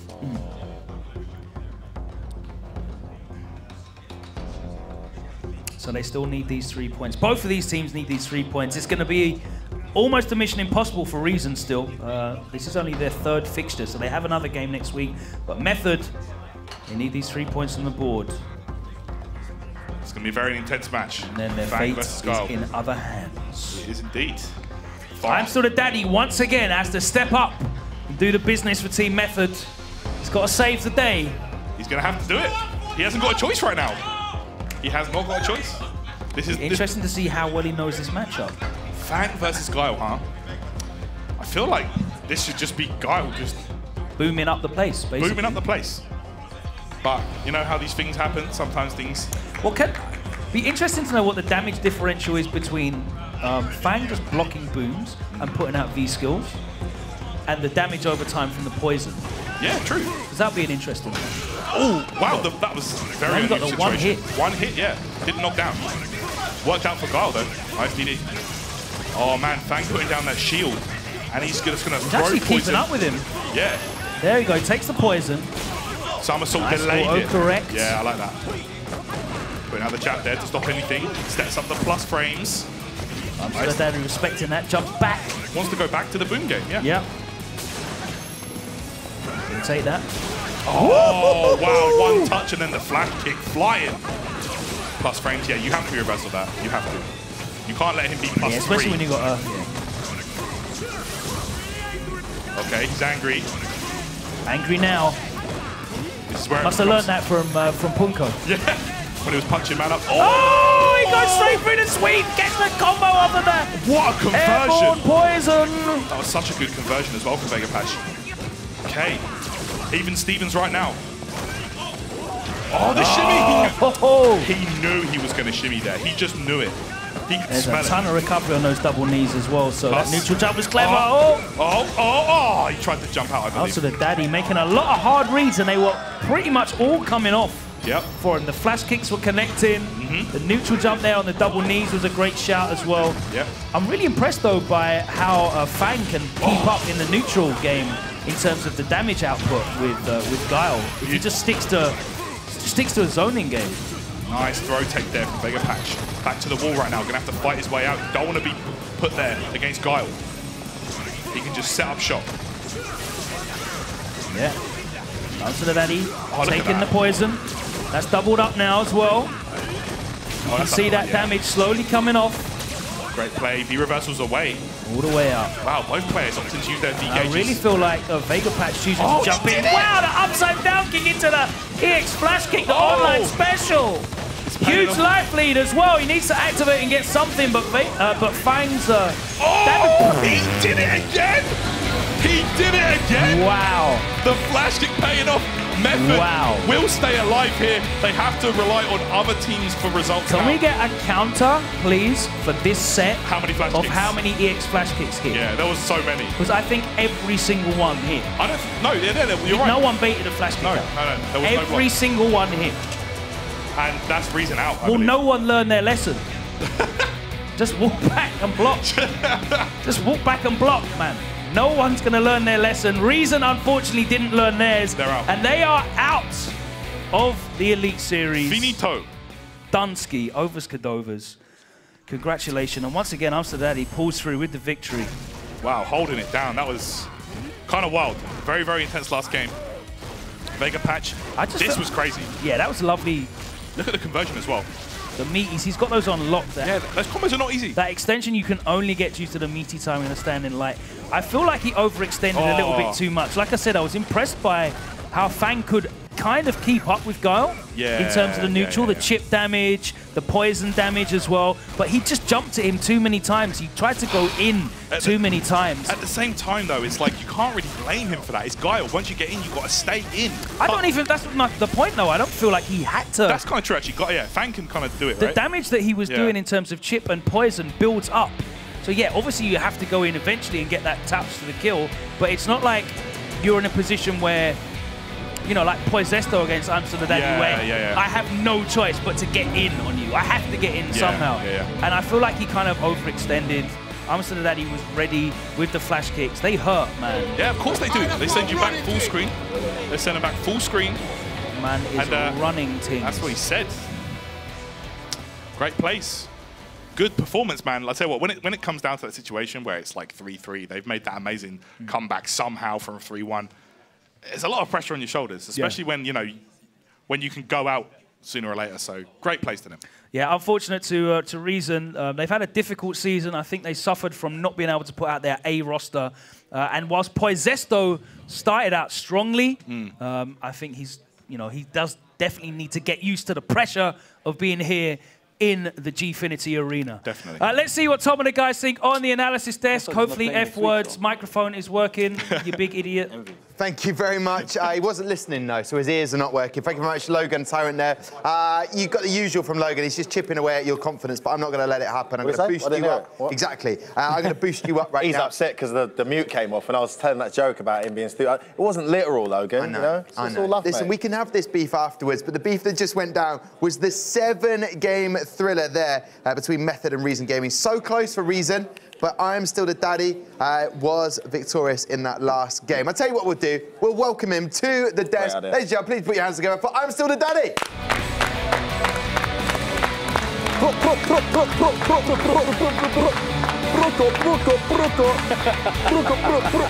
Hey, man, come and join us down here, Mike, and everything. I'm Still the Daddy. He had to earn your respect, and he still got to earn it. But I'm Still Daddy, how do you feel after that 7-game thriller? Oh, it was really, at the end there, I was getting a bit... You were getting emotional at one point, just that match that you had. It's because when you finished talking, I pressed start quickly and it went to V-Trigger 1 in it. That's why when he got the round back, I got confused. I thought I had V-Trigger 2, and that's why he jumped over me. They wouldn't let me change it, innit? Yeah, so is that a thing that happens often in a Street Fighter? Well, you lot were talking, and when they said ready, innit, it just, because at home, I've got it set up to V-Trigger 2. So when I start a game, I just press it. Got you. This one here, I thought, oh, no, I didn't pick the right V-Trigger. Yeah. Kind of my mind went a bit mush. Then I thought, then at one situation in the game, it kind of... So after that, when I got the win, I was like, it was a pop-off moment, you know. V-Trigger 1 came in handy when you threw that boom and was still able to flash kick the V-skill, right? Yeah, it took true, but at the beginning, it kind of confused me, so... Yeah. And when it came down to Game 7, talk to me about this thing called flash kicks, because it was all about flash kicks. I got the best flash kicks out there, man. These ain't random, man. This is science. I think you 100% hit rate across the season. Across the season, yeah. He's 100%. Did I miss one? I don't think not today. But in the entire season, probably one. Talk us through it, I'm Still Daddy. What was going through your mind at this stage with Vega Patch? Well, to tell you the truth, when it comes to the last game, I would have been more confident playing Bolt Strike or the other player, because Vega Patch is good, and it's very like... Is it the randomness? No, it's how he plays, isn't it? But I know what I'm doing against him, but it's a tricky game to play last game, isn't it? Now, Vega Patch was in Red Bull Kibite. Now, what's your reaction? This is what we're learning to love, the confidence of I'm Still the Daddy from the days when you were infused and trying to get the wins there. I know, fuck there, don't I? Yeah, but but now, do apologise for the language used there by Amsterdam Daddy, but he's just coming off the adrenaline. He's coming off the adrenaline, but that's the important part, the name on the back of the shirt. I like it. But you do look like, listen, it doesn't matter, you've got that win, that's the important thing. Now, I'm going to ask this about Vega Patch was at Red Bull Gfinity, and he was asked by a producer at Gfinity, if we get down to me taking on I'm Still the Daddy, he's not going to win. That's what he said. He said, I'm not going to win this. Yeah, I was beating him 9-0 at the back rooms, isn't it? Last time I played him. This is the thing. I'm not, like, downgrading. He's a very outstanding player, right? And a lot of players are. But I'm just going to say one thing, right? Like, I've been playing, like, the game for a long time. And when I'm playing my guy, right, these guys got to learn me. Do you know what I'm saying? They've got to learn the matchup from me. So when I played Poedesto, I knew it was going to be an easy game. Like, Bolt Strike, I played him yesterday. It was really easy, but it's easy for me. Because of the character I use and the way I play him, certain people and matchups, I'm really confident that I know 9-1 games I'll beat him. So you shouldn't be less confident on them. But then when you got players like, see, last week, as we was 2-0 down, Lincoln Zeller was the one guy I did not want to play, right? Because I don't know if he's going to come on, grab or do this. He's not playing like Infectious, where I'm coming from. As we was 2-0 down already, it put me into a situation that I was so scared to do anything. I didn't do anything, and he beat me really quickly. And that's the mindset where I'm coming from. He's the person I didn't really want to play. I had a bit of a... But when you go into a game and you know you're going to beat someone, you go in to beat them. That's what you get paid for. Do you know what I mean? I was told in my ear to apologise a second ago. That's been retracted. Didn't need to apologise. That is because... But there you go. He said... You look like a bit of a thug. That's what he said. I'm not a thug. I look a bit like one. F-words. Break it down. What I'm Still a Daddy is saying now, because Vega Patch said, I'm never going to win this. That's quite an odd outlook, but he obviously didn't feel confident in that matchup. Yeah, well, there's a history between the two players. And, you know, it doesn't matter how many times or how much you train sometimes, if someone is your arch nemesis or your demon, then they are your demon. And we've seen it many a time. The only way you actually overcome those mountains, those hurdles, and get those achievements that you've always wanted to achieve, at some point you have to beat that guy who always beats you. And, you know, unfortunately for Vega Patch, it's not his time to beat I'm Still a Daddy yet. For now, in the most respectful way, that is a fairly free matchup. He needs to find a counter-attack for those flash kicks. And do you know what, actually, I'm Still a Daddy. I've thoroughly enjoyed having you down on the desk this week. I know you're not playing next week, so you can come join me, yeah? Yeah, I'll be here. Who's Envy playing next week before we even do that? Because you're going to be rooting against them, obviously. But I don't know who they're playing. It'd be great to know that, because that's going to be... Right, yeah, can I just say something? Yeah, why not? There could be a three-way tie possible, like, theoretically, right? I think so. I'm hoping it don't go down to that. Envy Vitality loses the next week. Yeah, so I'm just saying, it might not go down to that. But I just want to say, like, to the boss at home and all that, because they ain't made playoffs for a while, and like they got me and Broski in, and well played to our team, everything this season. It's been kind of stressful, hard, like, to adapt and everything, but I just want to say shout outs to the boss and that, and hopefully we've broken the curse now and we've done a job, and then we go through playoffs. Method. Do the thing, innit? That's Let's it. go, let's go. It's all about doing the thing. We've been waiting. We've been waiting every season. Lottie is waiting. That's who's waiting right now. She is going to have a chat. Right, it is a little bit. We'll get a fan as well. I'm talking to the management up here. Vega Patch, Bolt Striker with Lottie right now. Thanks so much, Tom. I am indeed. These two gentlemen, we have just seen you guys take on such an incredible matchup against Method. You really should be proud of yourselves. I really did think it was going to go your way for a second. I know it ended with you, Vega Patch. How was it going up against I'm Still the Daddy, and of course going up against Guile with those flash kicks? Pretty unstoppable. You're making me say something that I hate Guile because I think he's broken, mostly. Nah, but it's mostly my fault because I can also choose him, and I choose the option of maining Fang. Debatable option. You are a very impressive Fang, and I know that not many people do choose that character to main, but I must say that you are phenomenal using him, and I would continue to do that. If that is your thing and that's what you're good at, then why not just continue it?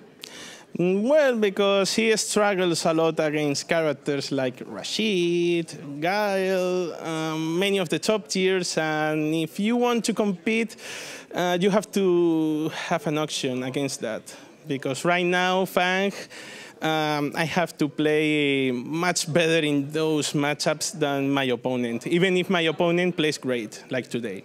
Absolutely. Well, of course, it wasn't just all on your shoulders. You do have a team behind you too. Now, Bolt Strike, this is the end of the road for you guys, but what an incredible season for it has been. We've probably seen the best Reason roster that we've ever had in the Elite Series. And how do you feel you guys have all played this season? Well, I'm actually really proud of how we played today, to be honest. I think it was just small margins. If we'd blocked a flash kick, baited the one other thing, but this happens in Street Fighter V, especially in a 1-to-1. what they did worked and what we did didn't. And it's small margins at the end of the day. But I'm really proud of how we played, really proud. And I think we've done ourselves, a power of good. Got undercover here, clapping in the audience. You should be proud of these guys. They're absolutely phenomenal. Now, I can't help but notice that somebody today is wearing a little bit of extra bling on their hand. So I just want to say congratulations to your boy Boltstrike, who got married, and his wife is in the audience right now as well. So a huge congratulations, because that is amazing. Please make babies and get them to come on the Elite Series, and we'll see some incredible prodigies up here. Yeah, they'll be the next gen Street Fighter players. Amazing. I'm counting on you. I'm counting on all of you. Well done, guys. Congratulations. And it's been a great season 4 with you. Tom, it's back to you. 200 points online. Thank you very much, Lottie. I'm just down here. Thank you very much. And fair play to Boltstrike as well. And lovely to have his wife down here in the audience. You can make sure that you can come down and watch it as well. Free tickets if you go to gfinityesports.com/tickets. You can come down for free. Right then, we'll get more from Lottie in a bit, but we're moving on. Let's look back at the first match we had tonight. It was Epsilon versus #United. And Epsilon, boy, oh boy, did they need to get that win. Here's Sam standing up, making sure he and his voice is being heard. Gunslinger making sure they got that win. Then we moved on to the second match. Method, they needed that win. They needed to break the curse. 2 players out of that team needed to step up, and Pax did just that, getting his first win as well. I'm still the daddy. He cannot be defeated at the moment. Guile with those flash kicks. And then, of course, Reason took it to the wire, but unfortunately not good enough. And they have been eliminated from Season 4 of the competition. So there we go. A couple of weeks back, the massively prestigious Red Bull Kumite event took place in Paris. And I heard, and I genuinely heard this on the grapevine, that a few of our Elite Series favourites were throwing down and competing. We couldn't let our boys go unsupported, so we grabbed a camera and a crew and crossed the channel to go and cheer them on.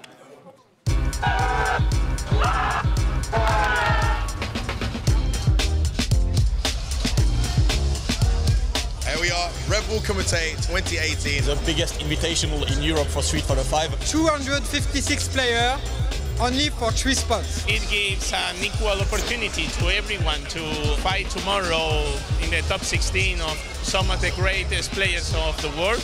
Basically the event that everyone in the fighting game community in Europe waits for an entire year. So in the last chance qualifiers, you have the opportunity to prove yourself, to prove you have the skills to make it to the finals. There's a lot of players here in Europe, and there's also a lot of Asian players here. You get more experience here. There's a lot of setups. It's great. These players are the best in the world. A lot of them are in Capcom Cup already. It's the hardest that it can be. There's a certain vibe you get on the Saturday at Red Bull, because everyone's playing for that chance to play on Sunday, right? Today I'm trying to get top 3. You know, that's the main target. So if I get top 3, I'll play on the big stage, which happens tomorrow. I really want to be at the grand final in the cage for tomorrow. I will start really soon to playing on swim, so I will give my best, all of my best. So Vegapatch is looking good, he's in winners. I spoke to him about it, he said, he wants to show people that Van can win a tournament. It will be really, really hard. Let's hope for the best. The level of play that you see, and the panic and the passion and the fans and the crowd and the upsets, it's been amazing. Takamura versus Zera, intense match. It's basically a Belgium versus France. Let's do it! Takamura gets over the fireball. The Belgians versus the French, it never gets old. It's so good. I'm not playing today, I'm just here for supporting Junior Leo. Junior Leo, he plays really good at home. He looks really confident. Fingers crossed he can make a good run. I think that I can qualify, but it will be a rough way. Getting high broken, Junior Leo against Takamura. Winner of this one gets to the cage tomorrow. Great anti-air by Takamura there. Oh, he misses a Tatsu, but he's still got the side switch. Oh, he's back out of the corner. Step kick. EXTP, big damage. What's it gonna be? Oh no, it's the Junior Leo will be on the cage tomorrow, representing Team Vitality and France for the Red Bull Kumite, the biggest performance of his entire career, and you can see the joy. Amazing. I still can't believe it, so it was one of my main goals, and now I achieved it, so I'm really happy about it. I think overall, the Gfinity players did great. And it's great for them because it's a great way to improve, but also, to bring it back to Gfinity, bring the experience and keep going. Indeed. Well, that neatly brings me to our next fixture. Junior Leo will be looking to bring his Red Bull Kumite form as his Vitality side take on fellow high flyers XL ESPORTS in a top-of-the-table clash.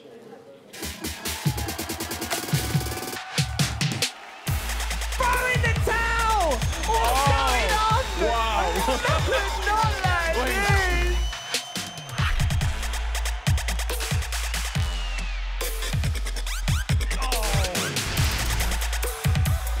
Oh, no, he dashed into it!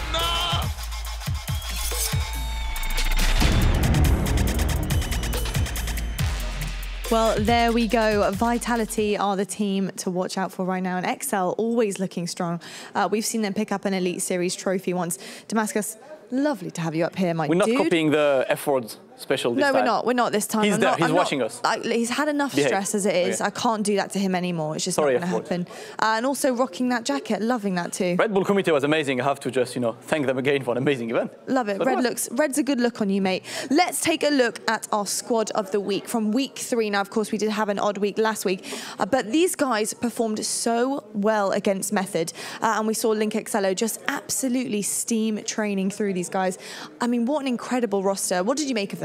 I mean, this team, Vitality, has something that not many teams have on the Elite Series, which is squad depth. They have a bench with 2 or 3 players who can come anytime and beat pretty much anyone here. Guys like Apollo Steed, Verdoyance, Convi as well, Junior Leo. They have so many players and different characters they can play with, and they just showed it last week, and they're going to show it today as well. They have enough players to just cover every matchup. They're always a threat. Now, I've already mentioned him, but our MVP for week 3 was Link Excello because one extraordinary game he had.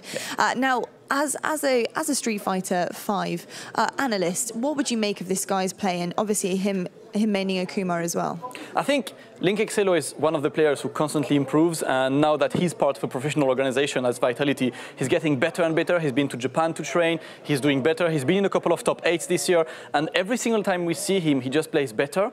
This season, I feel like, is the season where he shows that he's the one who can carry his team to victory, the one you can trust. He had a couple of flukes on the previous seasons, which was a bit difficult for him, but he finally hits his stride, and it's really good to see him playing like this, because right now, as he said it on the desk earlier, he's scared of him. Like, Link Excello is a scary player to face, and that's a great tool to have in your team. Absolutely, it is a great tool to have in your team, but a tool that we don't have this week. So he's got a 100% record win, but, I mean, this is the team that we're singing this week. And, we've actually got Junior Leo on board there. And we did see in the VT earlier on that you were in there as well. What an incredible performance from this guy. Do you think he can take the position from Link Excello? I mean, I don't think anyone can take the position of Link Excello right now, but it's just like he's a player you can trust. He comes back off, as we said, the best moment of his entire career, which was qualifying the Red Bull Kumite to the cage, playing with the best players in the world. I mean, he lived an experience that not many players in the world could live, and he just came out with a lot of experience, confidence, going to bring it over. And, the choice is terrific as well. Apollo Steed is back. I mean, he delivered last time. TKR is there, and I strongly suspect the reason why Link Excello is not there is because Infectious is an amazing Nikali, which means the XL team, all of them are okay facing Nikali. They play Infectious on a daily basis. The team will be, you know what, let's get someone who plays a character they don't face that much. We might have a bigger chance. Now, Damascus, Vitality have looked incredible in the opening 2 games. But, I mean, did you expect them to look this good? I cannot, to be honest. It's a team that I feel like reached maturity right now. I mean, the players, they know each other well as well. I think that's an important part of the team. They picked players who know each other and who have a very good chemistry. When you see them talking to each other, I was listening to them earlier, talking strategy. I'm not going to say anything. Sorry, XL, you're not going to know. But these guys, you can see that there is friendship between these guys. There is a strong sense, of camaraderie between them, and they're just playing for the win. They don't mind stepping forward, stepping back. Players don't mind me like, you know what, I'm not good for this one. It's going to be your turn today. And it's important because in teams, ego can ruin the team. Sometimes you have players like, no, I want to play, I don't care. This team's not like this. They're just playing for each other. They're not just playing for themselves, and that's a big trait to have for them. Looking at this team right now, Damascus, can they go all the way? Do they have what it takes? I think so, definitely. I mean, it's one of the teams that is one of the big threats this season, and they definitely showed it so far, and they're going to show it today, I guess. I hope so. I'm very excited, and I'm really excited to see what Junior Leo brings to the team as well. I cannot wait for this because I did miss out on this Red Bull gig. Next time, you're going to invite me, right? Yeah, of course. We have to. Red Bull, if you watch us, Been a pleasure, Get her, man. the princess of esports. We need her. Yes, please. Tom, it's back to you. Thank you very much. Damascus looks like he's been in Greece. I like it. Lottie, that's the musical, by the way. I'm loving it. Are you still with us in terms of the jet lag? holiday. Yeah, Good, absolutely. Good. All right, I like it. Just double checking. It's a team environment. We're a team. We stick together. Just checking up on everybody. Yeah, I'm making sure everyone's good. I like it. I like it. Now, I wanted to ask you about that because we did see about the Red Bull Kumite. Yes. And what was going on there. I think that's a real positive thing that's going on. Obviously, Takamura, Keftaros, they're dead to me now. They used to be here. They're not anymore. So they're done. But the likes of Junior Leia, Shax, it gives them a good opportunity. But also Excel in the Red Bull, the pit. What was going on there, Logan? Yeah, it was a 3v3 format. Rather than what we're doing here at Gfinity, it was like the old school Japanese 3v3 SBO tournament, if anyone watching knows what that is, where it was single elimination, one game, that was it, really brutal. And it was winner takes all as well. So there was no prize for runner-up like there is here, third place, no prize pot. It was just 32 teams of 3 players there in Cologne playing a single elimination tournament, and only one team came away with anything. So it was quite brutal. Yeah. At the end, standing atop all of the bodies in the pit was Team Excel. Okay, and they're next up tonight in our next match. I mean, what are the chances? As if it was scripted. But there you go. Now, one change from the Red Bull pit is Hurricane is back in for this Excel side. Yeah, he doesn't actually need a passport to get to Gfinity Arena, so he can travel. Okay, fair enough. Well, that is good. And I'm glad because he has been incredible this season. We'll talk about him in a second. But that is an unchanged trio, like the 3 Musketeers. They've won the competition, the Elite Series, and now they're trying to win it again this season, Tyrone. Absolutely. Every time, they're always there. The most played team. This lineup here is the most common lineup in the Gfinity Elite Series. And I had a chat with them earlier today. What did they say, Tyrone? They believe that. Exclusive interviews. Yeah. Like, they believe that their lineup, they've got an edge on everybody else because their stage nerves are not there anymore. You're not, of course. First to 1, 3, 5 is a scary thing for everybody. But they know they've got like a good bench as well with Eddie Terminal, who's there. However, I will pose this question to you, gentlemen. Hurricane and Infectious have been incredible this season. Do Nordavind, this is the team they have to fear, isn't it, Excel? Out of anyone that could take down... Nordavind, yeah. I think that right now the favourites to win the season is probably Nordavind, with Excel being a close second. So for me, it's those two for sure. Like, that would be an amazing finals, in my opinion. But I think they can do it. The way they've been playing recently, Hurricane's been on top form. Infectious always amazing, and Brian reliable also. It's just a solid team, man. And they got the 4-0 sweep on Method last week. That was wild. And no one's expected. Logan, you weren't here. It was a mad week. It was just the fact that it was clean. Everyone got the 4-0 sweep last time. Which has never happened before. I feel like they needed you with the tough love to say, that's not happening. You're winning at least one of these games. But you weren't here to do What did you do for the remaining 2 hours of the show, though? That must have been crazy. Played. Just chat, hang around. Well, we definitely lined up this week's show, and something we did. We compiled Season 3 stats on Junior Leo and Infectious. Now, I want you to look at those stats because it shows how much one season can make such the difference in terms of stats, because they're not great there. That's Infectious we're looking at, his stats. Yeah, Infectious was, that's about right. He was about 50-50 last season. He wasn't the Mr. Consistency that you'd been expecting, and it really reflected in their overall placing at the end of the season, I think. Yeah, and the fact that Junior Leo was his debut, getting the LAN experience, but then we've seen what he can do in terms of the Red Bull Kumite, like getting through to the Sunday, which is what everyone wants to do. It doesn't matter how well he did there, just to get that, it just gives him the confidence that he's growing as a Street Fighter player. I think so. He plays Ken, who's a very explosive character. So when things go well, it's great. And I feel like you need someone like Junior Leo on a team with maybe some more consistent, reliable players that are just churning out those results with characters that don't really have that many bad matchups. I think we saw, I'm not going back to the Kumite too much, but it's a really good example of this. When Junior Leo got into the Kumite finals, in the losers bracket, he came up against Filipino champ from the United States, playing the Ken Dalsim matchup, which you've seen actually in here a couple of times. And that's really, really difficult. And you have to, you end up looking like that Poisesto, I'm Still the Daddy match, where you're just doing anything you can to get in. And it's quite desperate. And once you win, you're relying on explosive damage rather than any kind of reliable, consistent strategy, which can cause an upset, but over the course of the season, it kind of levels out. and you're not really able to reproduce those results. I think we saw that one, that matchup, Ken versus Mr. Crimson. And now a player is on Ace of Rogue Army. The name is eluding me. Jones Arcade. Jones Arcade, yes. Got there. That's my quiz question of the evening done. Anyway, you're so excited. I threw my pen down in anger. I remember players and matches. Throw the pen. Well, I do. You know, I do the FIFA. I just want to say as well, not to bring my thunder down. No, not at all. That whichever camera on this one, the production on that Rebel Kumite video piece was fantastic. As a fan of Street Fighter, not as an employee of the Elite Series, I thought that was an amazing piece. One of the best pieces I've seen in terms of tournament coverage in the entire FGC worldwide. So congratulations to all the people. I'd love to see more up in production. Stuff. That was fantastic. I really enjoyed watching that. They appreciate that upstairs, they're telling me. However, if you point to a camera, it will go wrong. So you can't do that again, Logan, as we all saw. Listen, well, the red light was on that one. We'll now bring out Excel. I can see it. They are represented by purpose. Hurricane, Infectious, and Brian.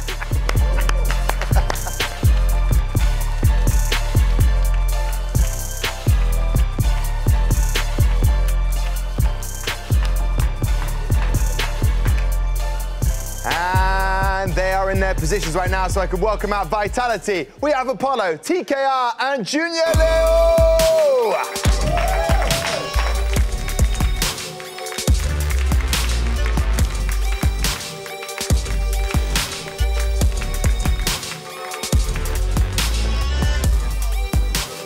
Here we go, Junior Leo. Lovely to have you back. I'm going to head over here. No, stay. Just help my cameraman out. Junior Leo, welcome back. Ça va? Ça va beaucoup, et vous? Exactly. So, yeah, c'est très bien, merci, monsieur. Okay, allez. Listen, I'm going to come over to you, TKR. Coach last week in a previous match, and now you're back playing. What's happening? Are you just keeping people guessing? No, it's just a strategy. Yeah, that's it. And I have to win the best player of the team. Yeah. Hurricane. Are you having a stare down right now? But it's like we're not even here. He's just having a stare down. Now, you're mic'd up. I don't know if you can see this here. Now, what's going on? You're being mic'd. People are watching you. Just for a little film, a video for Gfinity Elite Series. So superstar. I'm a superstar now.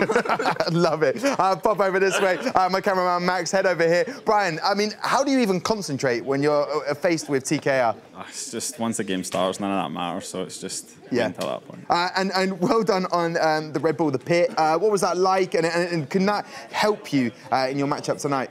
Yeah, of course, it was a really good experience. Obviously, a slightly different format, but still the same scenario, 3v3, first to one, so yeah. Yeah. Now, don't forget, both these teams are coming off a 4-0 clean sweep from last week. So these picks right now are really important. Hurricane will be starting off against TKR. Then you'll have Brian versus Junior Leo. Then Infectious versus Apollo. Then Infectious against Junior Leo. Hurricane versus Apollo Steed. Then Brian versus Junior Leo. And then Hurricane versus Apollo Steed for your last matchup. I could have done it for again, Apollo. But listen, you're going to be taking on Hurricane. What's that like as a matchup, in your opinion? No, I'm really excited for that one because long before SF5 and before we started playing SF4. Are you flexing right now? Very calm right now. Now, before SF4, we actually used to play a different game together called KOF 13. So we've known each other longer than anyone else here. Okay. So I was very excited for that one. Okay, you're excited for that one. Well, look, all the best. TK. Casual, man. I know you're casual. Can we get him like a hoodie or a jumper? Come over this way for 1 second. Hurricane, what do you make of this matchup? Are you worried in any way because they had the 4-0 clean sweep, but you've just had one. So does it worry you at all? No, I'm not worried at all. I'm just going to play my game as usual and let's see how it goes. Okay, and just one more question to your main man, Infectious. I was talking about you earlier on in terms of your character changes and talking about packs. What do you look at when in terms of your matchup tonight? Does that affect the character that you're going to use? Potentially. I've got two different characters, two matchups tonight, Apollo Steed and Junior Leo, so depending on how I feel, we'll see which character is best suited. Okay, well, hopefully you're in a winning sort of feeling you've got. Listen, Excel, you can head up for me as well as Vitality and the superstar and Oscar, hey, monsieur? Yeah, okay, there you go. He's holding my hand. What's happening? It's got weird there, but best of luck to both teams. Gentlemen, Tyrant, Logan. Failed in the handshake spud mix-up. No, it was, I had it, but then he stayed a little bit. Fell over. He did fall over, but anyway. That is why he's been mic'd up. He's got a camera at him at all times. I hope they just don't do that terrible Ginyu Force intro again and then Junior Leo gets blown up like that happened at Kumite. Which I was very happy to see, because that's what you deserve if you do Ginyu Force entrances. What do you reckon for these matchups tonight in terms of characters? I don't see Link XLO on the screen enough. Yeah. And it's going to be too difficult for them. Hurricane. It looks like Hurricane's name's on there like 6 times. It's crazy. Yeah. like for me as well, like if you're going to have TKR and only play him once, might as well have Link XLO play once. Maybe he wasn't available. Yeah, that could be it. That could possibly be it, just wasn't available. Which happens in terms of the the fixtures and the scheduling and what have you. But it's difficult for TKR because he's Chun-Li or Abigail. There's many his characters, and Chun-Li, not as strong in Street Fighter 5 as and Abigail, well, he's going up against Hurricane, and Hurricane has an Abigail secondary as well, which is probably better than TKR's. Yeah. Good. I'm happy to see that Vitality have put their faith in Apollo Steed. He's definitely been, their MVP alongside Link XLO. His Colleen's very, very clean. So it'd be good to see his performances. But again, they've kind of weighted it towards the end of the set. And I would, if you're going to play someone 3 times, I'll say it every week. Get those 3 games in as early as possible. I understand that you want to save them just in case you get to the end and you want that bonus point or what have you. It comes down But don't even leave it to chance. Yeah. Get it done. Get those points in early doors. Get those wins in. What do you reckon, Tyrant? What do you reckon for this? I think it's going to be all about, I agree with Logan, it's going to be about the early game. We're really going to see who sets the pace, who keeps things going. I'm not sure, like I really do feel like maybe they should have. I mean, obviously, not everyone's available every week. Link XLO more than likely not available. Yeah, they're going to feel. They'll feel his. I feel like Verdoyance. I feel like they could have probably swayed it a bit more. But who knows? Street Fighter 5 first to 1, anything could happen. Okay, so anything can happen. Is that your prediction? Anything can happen. I have to say as well, we've not really spoken about Brian much, and his Blanca is looking really scary as well. So I'm really excited to see that. I think XL are firing at the moment. Because he started with Rashid in season 1, then he moved to Manat. I can't keep track. Yeah, it changes. Now, do not blame me for this because of the handshake. I went for a fist bump, it happened, then there was a little bit extra, and then TKR did this, which is very odd. Fingers. Here we go. So watch this, TKR. It's the full. Oh, here we go. Look. Keep down keep and to the left. Ready. Way! Beautiful, beautiful. He doesn't know what happened. Let's not worry about that. I think that's the first time anyone's tripped or fallen. Let's hopefully he doesn't trip up his team here by not getting that win in the first game. We've got liability insurance here. Health and safety. No, definitely. Look, but where there's a blame, there's a claim. Listen, gentlemen, so you've taken your predictions. You're saying... XL. XL. I'm going to say XL as well. OK, so they're very much sticking with the XL, the boys in orange. Over on this section of the Gfinity Arena, we have our commentating area. F-Word, Damascus, what do you say for this? What's your prediction? XL? Well, before any prediction, I would like to add some data because I got to chat with TK earlier. Yeah. And the Link XLO and Verdoyant choice were agreed in the team. It's not them being unavailable.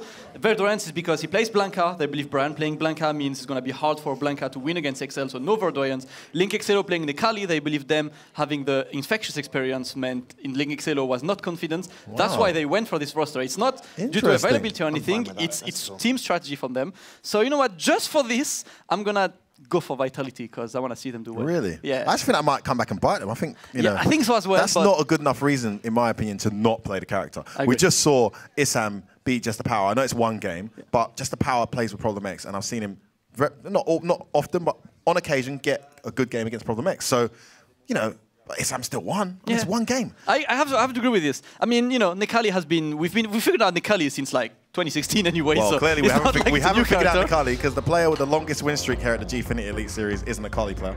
Yeah. And he's undefeated and he's named Yeah. Phenom. So we're still working on Akali. He'll play on the next, on the last match of the day, but for now it's gonna be Hurricane. I want to give you my facing prediction as TK. these guys get this first game going. So I was actually going to go with XL Yeah. because I had the pleasure of commenting the pit last week, and XL are the defending champions. They won that tournament, but they swapped out their star player for Hurricane. Yeah. Where's the star player? Where's AD Terminal, baby? He's watching. He's there. He's sitting down, the big smile, watching his boy. And a parry to open this. TK Abigail. I don't know why Abigail's never keep that dash up tight. Tries to parry again. Playing a bit crazy here. Hurricane knows this matchup well, jumps in. Oh my goodness. There's one character that can survive this. It is Abigail. He knows not to spend a meter there. Just going to go for max damage. Activation. Here we go. Ooh. Just gets out of there. Nice whiff punish. Trying to finish this off. Oh, what? Fuzzy straight away. Oh my Instant overhead from Hurricane. Dominant as expected. They say it's a hard matchup, man, Sam. The more I see it, the more I feel like Cammy's got answers. You know, I feel like it. She does. 5.5 at best, bro. Yeah. She does. She could annoy the crap out of him. It's definitely not unwinnable. We've seen like the a guys fly, like you know? K-Brad doing great against Abigail as well. So we'll see what Hurricane can do so far. He's been dominant. TK are still looking to stay solid. Oh, the hooligan. Got mixed up in neutral there. Hurricane looking very confident and comfortable right now. Oh no, that jump was miles away. Nowhere near grab connecting there. TKR still recovering from that trip on the stairs. Activates. Okay. Oh no, didn't commit. Oh no, didn't think. Oh, he didn't press the button. Could have got trade if he had. Don't you dare jumping against Hurricane. He will always be ready, and that's gonna be one guess for the game. He gets it. God break. Not a big damage, but a good. Oh, you had the hit. Oh, what? No. You had the hit. No conversion from TKR, and Hurricane exploits this, gets the first game quite comfortably. TKR not finding any solution. XL looking very much like the Season 1 XL we saw turn up and beat everybody. And fresh off that victory in Cologne, Germany, coming back as the champions, they're continuing that momentum with the return of Hurricane, and that was a very, very dominant first game. Yeah, definitely a very dominant first game. You can always count on these guys to do well. And TKR was saying he was scared of playing Hurricane. He was not confident, and it definitely showed. Hurricane was a bit too good for him. Started well with that parry at the start of the game, but then Hurricane just stopped dive kicking, and suddenly, you know, the jumps were just confusing him. Just blocking a lot. Had some openings. The thing about this matchup is you do get outplayed. I feel like you typically get outplayed. You get your feature, you get in a scenario, you put her in a guessing situation, you make it count. When he's put her in a guessing situation in this game, he just wasn't committed. He landed a medium punch, look here, didn't go into the back, heavy punch. That's a bad one. That was a massive medium punch as well. That would have been big damage to guess for the game. And in sequence, you know, follow up. Unfortunately not ready. Hurricane getting the first game. TKR is not going to play again, as we're going to have entirely Apollo Steeds and Junior Leo. Very interesting lineup there. Very interesting lineup. So he's out of there, one down, but almost like a lost leader for them, I feel. Yeah. Let's talk about the mathematics of this game, Damascus, because this is actually really interesting. This, of course, these guys are doing so well in the Elite Series Season 4. Only played 2 games each so far. I mean, that is crazy, right? I mean, they still got another 2 games to go, and they're already on 6 points because they both have 100% records. The scenario here is, whichever team clean sweeps, if a clean sweep happens, by clean sweep I mean shutout. You don't let your team win more than 2 games, sorry. Because if you get 3 games, you get a point, right? Yeah. Because they're both on 6 points, as long as you win 4-2, 4-1, or 4-0, you are top and you are going straight to the semi-final. That's what this match stands for. That's what's on the line. And on comes the star of the moment from a few weekends ago, Junior Leo. You saw the highlight video, the Red Bull Kumite Bloodbath qualifier, 256-man bracket. Asians, some of the best in Europe in that bracket, unable to qualify through. This guy managed to qualify in that top 3 position. He steps up, but it is a very, very clever pick. And did you see that coming from Brian? This is the great thing about Brian. I'd like to see him doing more. He usually switches characters and then sticks with that character. The fact that he has a Rashid, he has an Ibuki, he has a Minat, he has a Blanca, and he never uses all of them, has always kind of surprised me. But now, finally, seeing an opportunity to really neutralize what is a big threat on the Vitality squad, he's going to whip out his Minat, and he's picking that lovely costume, which very nice costume, to do it as well, which just makes me even happier. This is tough for Ken, Samad. That's going to be difficult. I mean, it's really hard in this kind of matchups when the character is really good at controlling the ground, controlling defensive solutions. Ken has to take so many risks that Junior Leo is just going to fight on the hill and straight him in. Gets the jump in, but could not get anything of it. Brian, patient, not pressing any buttons. so ready for this V-skills as well. Brian is just happy to wait, press the button. Junior Leo took the risk. This time it paid off. Stayed in front, and what a block. Tried to run off, not going to have any of that. Nice space on that dive kick. Wow, the delay. What? Could have hit that. That did hit. Interesting choice by Junior Leo. As well. Definitely could have got a crouch heavy punch there. And he was at him in the corner as well. Yeah. Great choice by Junior Leo. Minus. Oh, don't press buttons, my friend. That didn't even combo. Ouch. Ouch, Junior Leo. All of his V-skills were checked. He's struggled so much to get in, and he's going to have to step up because Brian's Menat is on point. Man, I think anyone watching this is going to be even more scared of XL, seeing Brian switching between characters. Yeah. Blanca, now Menat. That is frightening. Nice. Ooh, great spacing there for Junior Leo getting close to corner, but Brian taking him away. I have to go around. Brian just using his normals, not committing to anything, obviously. He's just waiting for Junior Leo to take the risk and just give himself. That was very nice. Has our cornered now. Needs to make this count. Only +1 there. Ooh. Oh, why are you not respecting the orb? Oh, back throw. Should have been a forward one. Double dash. High pressure. Brian very patient. He activates himself. Junior Leo's in trouble. He's got to guess right here. The critical light is there. If he gets hit once, it's over. Don't get tagged by that little orb coming. Oh, one bad bit. Oh, the trade. Oh. He got the back dash. Brian's ready. He had the proper read there, but unfortunately ended up too far for the crouching medium kick to hit. Junior Leo had to take risks. The risk did not pay off, and Brian, so solid, so confident. Super solid. It's gonna be hard. He actually had the throw baited, but he went for a backdash and too far to punish. And man, this is very uphill from here. Apollo Steed, probably their most, well, actually, Junior Leo, I guess, is their most informed player, but the next, I think, has got to be Apollo Steed. I think XLO's missed today, I feel like he could have made a difference. I think he's always going to be missed if we see someone 100% green record there. Junior Leo had to put way too much effort on this one, and unfortunately... Got for annoyance as well, they could have whipped out, I mean... Yeah, they were for annoyance, I understand, because playing Blanca... I mean, you don't have to... Blanca, honestly, Blanca is legit. Yeah. You don't have to win with just gimmicks. So I honestly don't understand the choice. Saying that is like saying, okay, my cheap gimmicky tactics aren't going to work because they know Blanca. What about your solid fundamental tactics as Blanca? Because Blanca can be played that way. What you say? So what? I'm sorry, I don't know this word in English. Can you like solid fundamental? You're an idiot. I've never heard of that before. Like the disrespect, the shade to all the Blanca players out there thrown by Sam out there.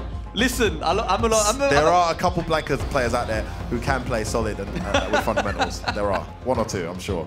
I mean, there's Anyway, next game match coming up. Apollo Steed, biggest biceps in esports. Yeah, I think so. Easily. I think so. If someone can just prove me the opposite. No. He's not the biggest biceps in esports. Who is Germany. Boxer. Tap master. No, Belgium, Kashama. Oh, he's Belgian, that's it, yeah, Kashama. I don't know, I still think Apollo Steed is... no, well, his is more defined. The only guy who would Kashama's is like the size of my thigh. I've got big thighs. To be honest, Kashama is massive, absolute unit.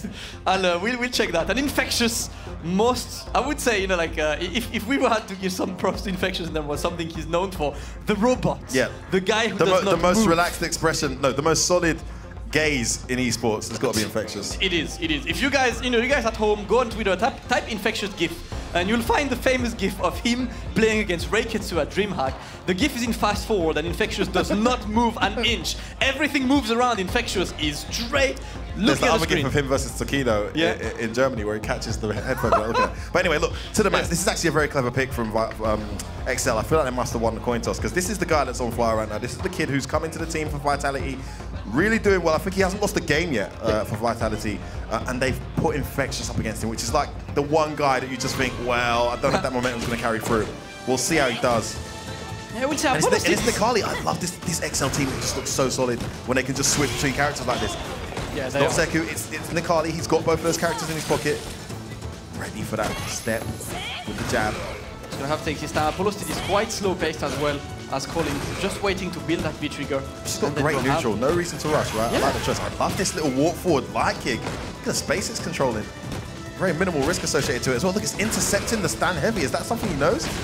Then he sticks a button in between. I guess kind of hit, but not convert on this one. Oh man, he was walking forward and was still ready for that forward dash. He was obviously looking at it. Gripped up. Danger. Nice dash, he anticipated that. Yeah, he's not pressing buttons anymore. Oh, to this kill, that was the bad angle there. I played the challenge. Oh, got hit, got hit! No, what? It's an opening. Apollo Steed not ready to convert on this one. Yeah, Infectious just didn't have the meter as well, I think, for his EX Storm. Just needs one opening though, Apollo Steed. Round's far from over. Yeah, it's far from over. Still has one usage of his Witch Virtue. There he goes. It's gonna be hard this time. Has to throw 30 seconds remaining. Infectious doesn't really have incentives to press buttons right now. Yeah, he can just chill. The meter's spent. Every time Apollo's had a meter, he spent it almost instantly. Beautiful jump. And he's in the corner now. Throw. 20 seconds on the clock. Just, it's gonna work out. Didn't have the meter to kill. No! Tried to dash Why did he forward dash? don't. Effort, lost patience. That was the moment where he finally got the life lead and finally would have forced Infectious to get out of the comfort zone. He tried to keep on the momentum, but Infectious was too ready. I've got to say, meter management, if I want to be extremely critical here, meter management is important, man. He spent his meter every time he got it. And in that one moment, if he had that meter, he would have killed him. Yeah, that would have been a big change.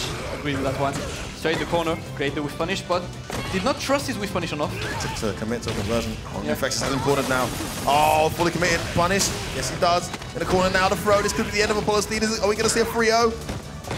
RXL heading straight to the semi-final. It's looking like it 2 games away. Apollo needs some magic to stop that from happening. Infectious not pressing anything in neutral. Walks up and throws him out of that. The confidence as well, a bit too far to convert on this one. One more hit needed for Infectious. And that's gonna be the dive kick. Infectious, as usual, does not even move an inch, just won the game extremely convincingly. No celebration, just another day at the office for him. Still must start to smile. That's why it's like they're just playing casuals. He's just referring back to a moment in the match there to his teammate that he saw. And it's just very relaxed and chilled. Just got his team 3-0 up and not even a hint of a celebration there for Infectious. Vitality really up against it now. That's gonna be hard for Vitality. I mean, we've seen this game, Apollo Steed just spent all of it uphill, and as you said, he just never had meter. As soon as he got it, he would use that EX. This round, yeah, he spent so much meter up to this point that by the time, look at that, that's dead. That is a dead Nikali, but he didn't have the meter. And that forward dash was not the best. So, I mean, Infectious has been, you could see that he focused on checking every dash. From Apollo Steed, not the best choice to decide to go for a dash there. Yeah. Apollo Steed out of solution, and Infectious, nice dive kick. Just too solid. And don't get me wrong, if you're spending a meter and it's getting you reward, then that's a whole different argument, right? Yeah. But he spent meter on the jump. He did the hail as well, and in every occasion he spent the meter, it got him nothing. Yeah. It got him hit, or it just led to nothing. So it's quite harsh to say, because obviously it's hard to tell when you're playing, but from an analytical standpoint, from the outside looking in, if he'd have just managed his meter better, he would have gone 1 round up there, and we could have seen a different story. I have to agree. He's been quite, in a hurry. It's quite a classic, just in a hurry, trying to win as soon as possible, does not want to wait. But up next, all of the hopes of his team right now, they rest on this man's shoulders. He did great at Red Bull Kumite, but right now he's gonna have to take on the guy who just showed so much solidity. You know what? Infectious Nikali, and I know Junior Leo plays a lot against Nick Excello, but these are completely different styles. And it's gonna be really tough for him to take it, but he desperately needs to win. It's a very big ask. Ken as well, Infectious plays Ken. He understands the character relatively well. I've seen him struggle against Ken in tournament settings before. Very rare that happens, but on occasion. For me, I just don't know about this team pick this week. It seems to be going against them. It could have been a coin toss as well. Yeah. It's very well and easy to say that from the outside looking in. It could have been a coin toss that went against them. But in any case, Infectious to close it out. Could be 4-0. We looked at the winning side, what the reward could be, going straight to the semi-final. Nice start there from Nick Excello. What about the losing side? These guys suddenly can find themselves in the shark pit with Envy still to play another game and Method finally securing 6 points. They could actually not qualify. Yeah, that could be an absolutely massive change of momentum there for Vitality. Great anti-air by Infectious, just decided to stray. As solid, Junior Leo gonna take the risk, trying to put the pressure on. But how do you break this man? Infectious is just too solid. Yeah, he's got Nikali again. There's no sign of Zeku so far this week. Beautiful, solid Nikali pick. Loving that crouch light kick, man. It covers way more ground than people realize. Just intercepting and keeping his opponent honest. And every now and then he'll just throw a medium and tries to intercept there with a DP, not having any of it. No dash for you. No dash. Oh, the kill off that as well. No dash effort went unchecked from Infectious. Every single dash got jab, counter hit, straight to conversion. Infectious came ready. Brick wall Infectious. It is set point here to XL. They are looking very much like Season 1 XL, I must say. Yeah. They're making a statement. They're not just winning this, they're making a massive statement right now. Tearing through a very informed Vitality squad. No jump for you. And here, Junior Leo cannot find a single solution. He has to take the risk, but again, you cannot take a risk against this guy. He has been so ready, anti-airing just jumps everything. out straight away. Again! Cross-cut, connects. Nice, that's a big opening. No! You have to make those moments count. Let's Infectious off for missing that anti-air. That connects though. He missed this a juggle. Junior Leo looking a bit rusty. Gets a throws a reset. Infectious in the corner now. Can he make this moment count? He jumps out again the second time. He's just too scared to meet him. Backdash and tech. Oh, check the dash again. That time I think it'll preempt him. Oh! Count hit. Just stop the active frames. To the corner we go. What's it going to be? Oh, he tried to wake up command grab. I can't believe it. That was more, he knows that he would potentially block. That was some next level Yomi. Yeah, I was thinking he's going to do an EXP here myself. Because Leo has been respecting his wake up so much, like he's going to respect it again and he's going to get thrown. Unfortunately, did not work this time. Junior Leo saves one match point and leads the next one. All right, nice. Based on that, that's that cross cut he's got unlocked. Oh, what? Trying to sweep into a run. Stun racking up here. He needs to get out of this situation. This is tournament, sorry, set point here for Excel. Yeah, looking a bit desperate from Junior Leo, sorry, right now. He's just pressing buttons, trying to get something, but Infectious doesn't really have an incentive to take a risk. Recovered that stun. Nice stand medium punch. Got a fireball's got to be watch out for that jump though. Come any minute. No, no run ever. Infectious so ready. The grip's up to the jaw. This could be the end. Wake up buttons. Activate. Oh, nice DP anti here. Jumps out of it. Oh, cross-cut ready. That's supposed to be an EXP Tatsu. That was a Tatsu, and he dropped the Tatsu. And Infectious and Team XL 4-0 over Vitality. What a performance. Straight to the semi-finals. That is humongous. What a result for those guys. I don't think anyone can catch them. XL still have another... Vitality still have another match. But Team Envious can hold that. The reality is... that is a massive win. If they'd have stopped them from getting a point, it could have been a different story, but they didn't. It was absolutely massive. And I thought, I mean, when I see Infectious playing like this, I find myself wondering, how do you beat this guy? How do you break this guy? How can you do that? He checked every single dash. He anti-aired every single jump. There was no risk from Junior Leo that went unchecked. Yeah, I mean, it's just too good. It's just forces respect. And forces your opponent, just take risk. Every single V-skill, frame trap, he just had the answer to everything. Yeah, I mean, he's anticipating the forward dashes. Look at that little delayed jump back there. No risk taken at all. Just get me out of this scenario. By many occasions, a meeting with at least kept them under pressure. Look at his reaction. This is going to tell the story. Or lack thereof, yeah? Yeah. Just another day in the life. Yeah, okay, I guess we're in semi-finals. That's, I was there yesterday, I'm used to that. Unfortunate for Junior Leo. We'll see Team Vitality. They are still playing next week. They still have a match in hand. And of course, that head-to-head now, they've lost to XL, so XL will stay above them. But yes, they're still in a good position, 6 points and another match to qualify. I mean, I got to say, that performance from XL, and the fact they're so casual about it as well. As you said, it's Season 1 XL, and if there is one thing, I know it's the next game, but I can't wait to see XL facing Nordvin this season. I think it's going to be the best. But before that, I want to know, I mean, we've been very impressed by Tom, Tarrant, Logan. What's your take on this? Well, I shall ask them. Thank you very much. Damascus, F-word. Yes, top of the table for XL. Looking like worthy opponents of last season's champions, Nordvin. But we're not quite there yet. But a dominant display against Vitality. That's 2 clean sweeps in a row. Another week, another day at the office for the lads. 4-0. Checked out. 4-0. They've forgotten what it feels like to lose a game. They want to go home early. Yeah. They don't want to stick around. Is that what you take from that, Logan, or is there something else that you take from that performance? Did Vitality turn up today, or were just XL too strong? I mean, I think they, we pointed out that they were missing Linking Zello. I think that really showed. There was a golfing class. Infectious.exe was running at optimal settings today. Overclocked. Overclocked. Nothing was getting past him at all. It was a really, really impressive performance. You can't do better than 4-0. So they are cruising, it looks like, into that semi-final spot, not just the playoff spot. Yeah. And it doesn't really look like anyone in this form can stop them. Other than the Norwegian Nordvin. vendors. But listen, Reason versus XL. is going to be their next matchup for XL next week. I mean, there's nothing on the line, exactly. Yeah, they're paying for pride. So. Would you be tempted, and I know I'm getting ahead of myself, for XL to sort of play your other roster? Play the youth squad? No. No, just keep winning. I bet all 3 of these guys are going to turn up and do the business and not smile and play and win and go home again. Okay, well, I respect that ruthless efficiency that they have in their team. All right, I'll ask Lottie. She's backstage in a Domino's den with XL. Are they going to be ruthless? Are they playing next week, Lottie?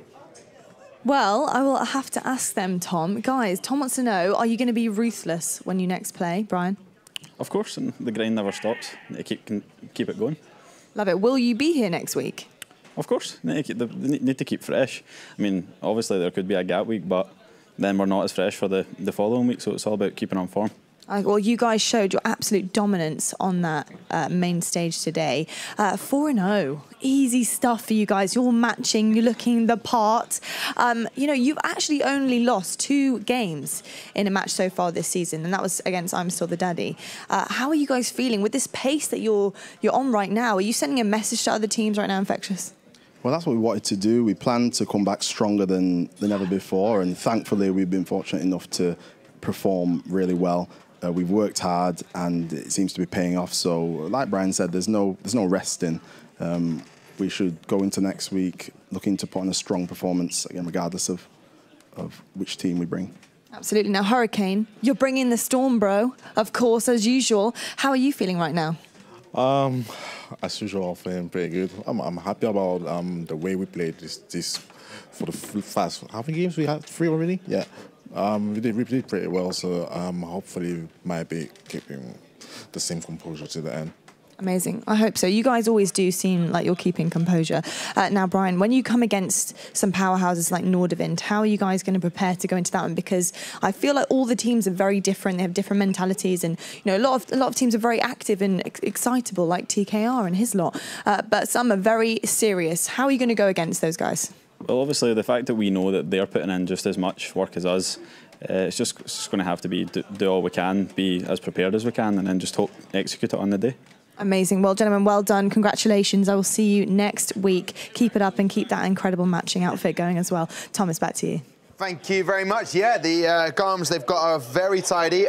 Listen, I want to focus in on one player there. I want to focus on Infectious because I don't think he moved during that entire interview. You said he'd been rebooted. I think he'd been shut down just for a minute there. He was just cycling down. He was just cycling down. Listen, Hurricane is deadly right now in the Street Fighter.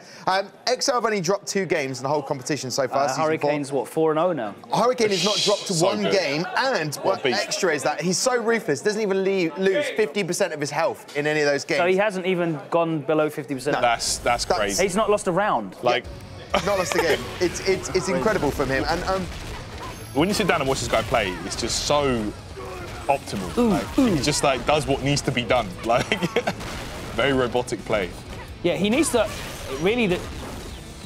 He needs to come up against a challenge where people can put him out of his comfort zone, and then you kind of see the cracks start to appear in terms of some of his decision-making. Defensive options. Yeah, but when you let Hurricane... Oh, that was lovely. When you let Hurricane do whatever he wants, it's ridiculous. It's almost impossible to stop him once he gets going. He's such a momentum character. Yeah, he is. He's a real momentum player. Player and character. I'm being told he did drop 1 round in week 1, and it was just the 50% in just these matches today that he had that's mad. That's actually mad. Against TKR. But still, it's deadly. Like, you know that Infectious is on a reboot at the moment. You know, Brian can step up. And I like the killer attitude as well. They don't want to take a week off. They want to make sure that they're firing on all cylinders. They're going to come in and they're going to try and put reason to the sword, and you know, send them out on a real low, like the villains they are. Exactly. There's no celebration for them. Just make sure there's more wounds for them to lick. But that's the kind. Listen, that is the kind of killer attitude that you need to have to take on the likes of Nordavind. Because they're ruthless. There's no... It's really that next level. We love TKR. He is entertaining. He's light-hearted, but he tries to deliver as well, and unfortunately wasn't able to tonight. Nordavind are no jokers. The Salty Kid of when he's won, he's laughable. Well, I mean, to be fair, they're all funny as hell. Incredibly funny. Even Phenom, when he doesn't mean to Not be. when they're sitting down in that chair. There's no laughing going on. You know, there's no choreographed celebrations and routines when they win. It's and that's how Excel are looking right now. We have got one more match on the way, but let's just remind everybody what's happening in match 1, 2, and 3 so far tonight. So here we go then. Epsilon kickstarted things against #United. They need to get those 3 points, and you know what? They managed it. They got all of those 3 points. So keeping their Season 4 Elite Series season opportunities and chances alive. We moved into match 2. An interesting match, this one. Method needed to get the win. Reason definitely needed to get that win. Otherwise, they were eliminated, being the first team out. They tried. They did their best. Poisesto finally getting that win. But I'm still a daddy. Too strong. Is it debatable? It looks like a thug in some of those images. Well, that's his words, not mine. Vitality came out. They were taking on the guys of Excel, both fresh off a 4-0 clean sweep. But I tell you what, Excel did it again. 4-2 the good to nothing. There you go. Right then, our last fixture of the night, and it's a run back of our grand final from Season 3. Fnatic will be out for revenge after their humble at the hands of Nordavind back in April. But do they have what it takes to end Phenom's reign of terror? Well, it's time to find out.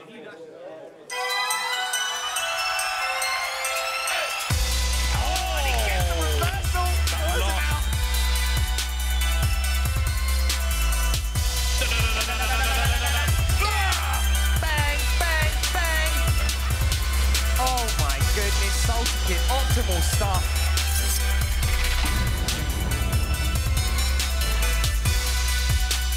Here we go then, Season 3, a rematch of the final. I'm loving that song, man. Look at that, and what I love, and you might not have noticed, how seamless it is. We got a team behind the scenes who carry both F-Word and Damascus over, put them down in their chair. I don't have to do a thing. I was like this and like. Yeah, you were just power posing, just like this. Pose all I was doing my Sagat pose, wasn't it? It was beautiful stuff. And listen, we go into this last match. I want to talk about Fnatic. Let's talk about them. I saw Akainu in the building in a kind of all-in onesie. It's lethal, top one outfit today is Akainu. He already won. They have improved since last season. I mean, but how have they improved? Like, how have they managed to sort of go away and perfect this lineup? Atrush has been winning competitions. Akainu's been strong. Shax, we know how versatile he is as a character. Have they got what it takes? Well, I'm actually in the most polite way, because you're the man. No, please. I actually don't agree. I don't think they've improved, but they have done very well to maintain, considering the fact they lost 0. Yeah. I mean, that is a huge loss. He just didn't fancy it anymore. But he was at Red Bull Gfinity. So and he had a good run there as well. He's still a very strong player. But, you know, they started using other characters here. We've seen Brick step in when we were at the Red Bull Gfinity. SPD a guy 4 times in a row. You know, we now see Atros stepping in as well. I really like the fact that they're starting to utilise the whole roster to compensate for the loss of that talent, and they're really making it count. But this is going to be the biggest test of them all, I think. And if I'm being honest, even though Mommy's not here, by the way, Phenom knows how many games he's won so far. Yeah, he's a very arrogant guy. Phenom's on an absolute tear. It's going to be a tough one. Yeah. Okay, what do you make of this then, Damascus? These teams. I mean, Fnatic is a solid team. It's a team that we trust on doing good. But I have to say that lately, I mean, as much as the team is good, over the last month or so, I feel like Akainu and Shax haven't been playing well. Both of them Akainu had a terrible showing at Red Bull Kumite. That's one of the worst I've seen him play, and I've seen him play for years. Shax unfortunately couldn't cut it. He got absolutely stopped by Gachikun. These two, I think, they got so close to qualify to Capcom Cup, and they did so well as well at Gfinity last season, that they got into that high and couldn't break that bit higher, and then it's hard to keep the mentality up. I think they're in this we need to get back on track mentality right now. Yeah, I mean, that's definitely happening with Excel. They seem to be getting stronger and stronger. Whether that happens for Fnatic, time will tell on that. Last year's final was interesting. This is the first time Akainu will be back in the arena since that loss. So maybe that might be on his mind a little bit, because he was playing very well at that point, but just couldn't get it done. But then again, you're up against Phenom. Yeah, he had some really good moments against Phenom in this particular set, but Phenom's just so solid and very good at capitalising on momentum himself. Those very, very tiny mistakes you make cost you a whole round against that guy. So that's really what made the difference. But there's the guy they were missing. I mean, there was Zero really doing the damage. Got the win when they needed it, but in the end, they just couldn't hold on, could they? Yeah, it's just difficult to keep up against a team as good as Nordavind. I mean, the players in Nordavind are so good, solid, like consistent, and obviously Phenom being there to lead them, it's always hard to face them. Right now, Shax and Akainu, the question is how confident are they today? They can definitely do damage, but at the moment we can't really say will they do it today or not. Yeah, now they are taking on what can only be described as but they're just a winning team. There's no other way to put it. Yeah. This team means business. They come here to deliver, and they have done. Now, however, the only weakness, and I say this in a nice way, is my favourite Veggie. He comes in as a last-minute replacement for Momi. So you've got Phenom. You know how good he is. We know Salty Kid's very good. I'm sure he knows how many times. So good. So, you know, I just play as Mika. But you see, Veggie comes in. Is that a weakness, or is this just to galvanise? Because he's won before for No, absolutely, no. I mean, if you're talking about Momi, this is a kid who literally was fractions away for qualifying for Capcom Cup, where the best players in the world qualify and go and play next month in the finals. So obviously Momi's a massive loss. It's a step down in that regard. But in terms of character strength and player strength, Veggie's more than capable of filling those boots and doing damage and winning all of his matches. We've already seen him do it before. Had the pleasure of playing him myself. He's a very capable guy. My only criticism of Veggie is in a one-game set, he needs to maybe adopt a slightly more one-game friendly style. Yeah. He plays a very risk-averse, very calm and careful style, and I've played against birdies, man, who aren't as good as him, who will maybe give you more trouble in a one-game set, just because they're so more raggo. They just don't care. You know? Is it Verdoyance that also uses a birdie character? At one point he did, used to play birdie. Well, now, listen, I've got this question to you. Now, Phenom, we know how deadly he is. He really is like almost like the nuclear weapon of this team. He is deadly. However, Salty Kid has been going from strength to strength. He started off at Reason in the Elite Series. He's got a new hand tap system there. We saw so that. Good. He's so good. He's on a 6-run unbeaten games that began back in the quarterfinals of last season. Is he underestimated in any way?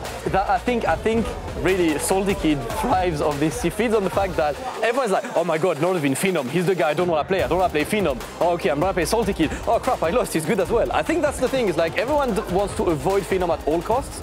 But then they're like, but wait, Salty Kid is actually really good, and that's the thing. He's still slightly underestimated because as a player, he's not as good as Phenom, but he's an amazing player, and he's been the guy to just like lead the team to victory so many times as well, just because he's there and he's stopping anyone from winning any other game. And not to take anything away from him, he also plays a much more cheaper character than Phenom does. Well, fundamentals. So. Exactly. When you can bring in 2 characters to cause punishment, it seems a bit unfair. Listen, now, F-Word, not only being a great analyst, fantastic at the touchscreen, commentating, you're an all-rounder. Too kind. If I had to sign one of the other analysts, you'd be my first I must say I've been to one of your stand-up shows, and I believe you're a very good comedian too, Tom. You know, arigato. Listen, the thing is, F-Word. For example. Here, example. Right. You were up there with your camera phone, filming for us, behind the scenes. Talk to me about this little bit of beef starting between Momi and Shax. Set the scene for us, because we're going to play it to everybody right now. Oh, man, you guys got the clip? We got the clip. Listen, I'm in the restaurant, just minding my own business, talking, loving this fun with these young kids, you know, talking about the season. This is about a week after Nordvin had won the title. Yeah. And out of nowhere, Shax is talking about, you know, well, you guys wouldn't have won nothing without Phenom. You're a one-man team. And then Mommy's like, you don't know nothing, man. My team is amazing. I'm the best Kemi in the world. And they're just, out of nowhere, it just turns into this massive trash-talking scenario. Well, and they're talking about, you get it, let's just see it, and then let's discuss afterwards. Let's watch this. How do you guys? He doesn't need to play against you guys. He don't need that. So we beat these guys 4-1, and Shax gets 0 games, Akainu gets 0 games, and we're free. I don't know about this fanatic logic, but... We got Phenom, we got work. What? We got like pigeons on the road, we're not supposed to do anything.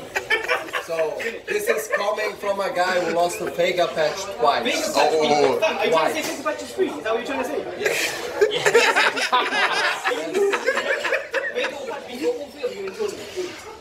How much you want to bet? I'll play it. Okay, that matchup's bad. That matchup's really bad.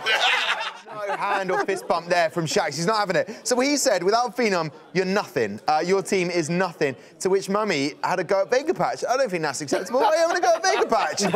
That's not acceptable. Now, Momi giving that whole banter with Shax, he's shook because he's not here tonight, is he? Not here, yeah, I don't know what's happened. I heard he called in sick. He pulled a sickie, which is really surprising. I was really looking forward to seeing him back up his words. Yeah, which he is unable to do. But that's a bit harsh, saying that Shax offered nothing, but then Shax to say that then a one-man team, that's inaccurate, I mean, it's banter, right? I mean, but there's a bit of truth in every joke, I've always felt. So he's bantering with him, but at the same time, he's having a little dig. He's a bit salty. He lost 4-1 in the finals to him, letting him know you guys might have not been as dominant if it wasn't for Phenom. And you know who also is a big fan of Phenom and knows that Phenom's a massive part of the team? Phenom. I'm sitting in the freaking stands, and this guy says to me, hey, F-Word, do you know who has the most wins in history? Yeah. At the Elite Series? Yeah. And didn't even play in Season 1? I'm like, I don't know. Longest win streak? Yeah. I don't know. Broski? No, me. 12. Wow. Okay, you're counting. All right, cool, yeah. Somebody loves themselves. That's how much it means to him. It's almost on the verge of like, it's an unhealthy obsession, but that is the point. That is a winner right there. Yeah. Now, we asked you guys at home, who did you think was going to be on top of Group B by the end of the night? Thank you very much. Over 1,000 different votes from people. 93% have voted for Fnatic. Riddle me this. What do you make of that, Damascus? This is easy. I'm going to tell you what I make. This is easy. I know what's I'm going to tell you what I make to this, yeah? The Fnatic account retweeted this. It had like about 1 million times more followers than Nordvin. Nordvin was it. Fnatic, man, I love them in Counter-Strike. I'm for this. I mean, honestly, if you've followed Elite Series, bloody hell. Yeah, if you followed Elite Series, you would go for Nordvin before Fnatic. Yeah. But then Fnatic is such an absolutely massive team, and a team that has so many like supporters that people want to see them do well, no matter what the esports. And that's what this kind of team add to the Elite Series, right? Exposure. People are discovering Street Fighter 5. If you guys discovering, I hope you're having as much fun as we do. And you know, hopefully that at the end. I think they're a London team as well. I believe they're founded in London as well, which is also massive because a lot of these guys who watch the Elite Series are here from the UK. So, Lord of him being Norwegian, you know, I'm going to vote for the London team all day. I believe it was too cold in Norway for people to vote. I think that's what happened. Listen, let's welcome Fnatic out. 93% of the vote. Hey, let's see if they can deliver.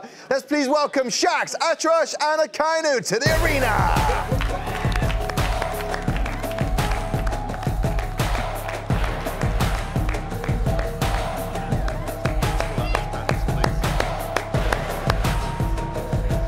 All right, yes! We have to talk to Akainu about those pants. Yes, please. Right, let's welcome out Nordvin, though. Current champs, Phenom, Veggie, and Salty Kid.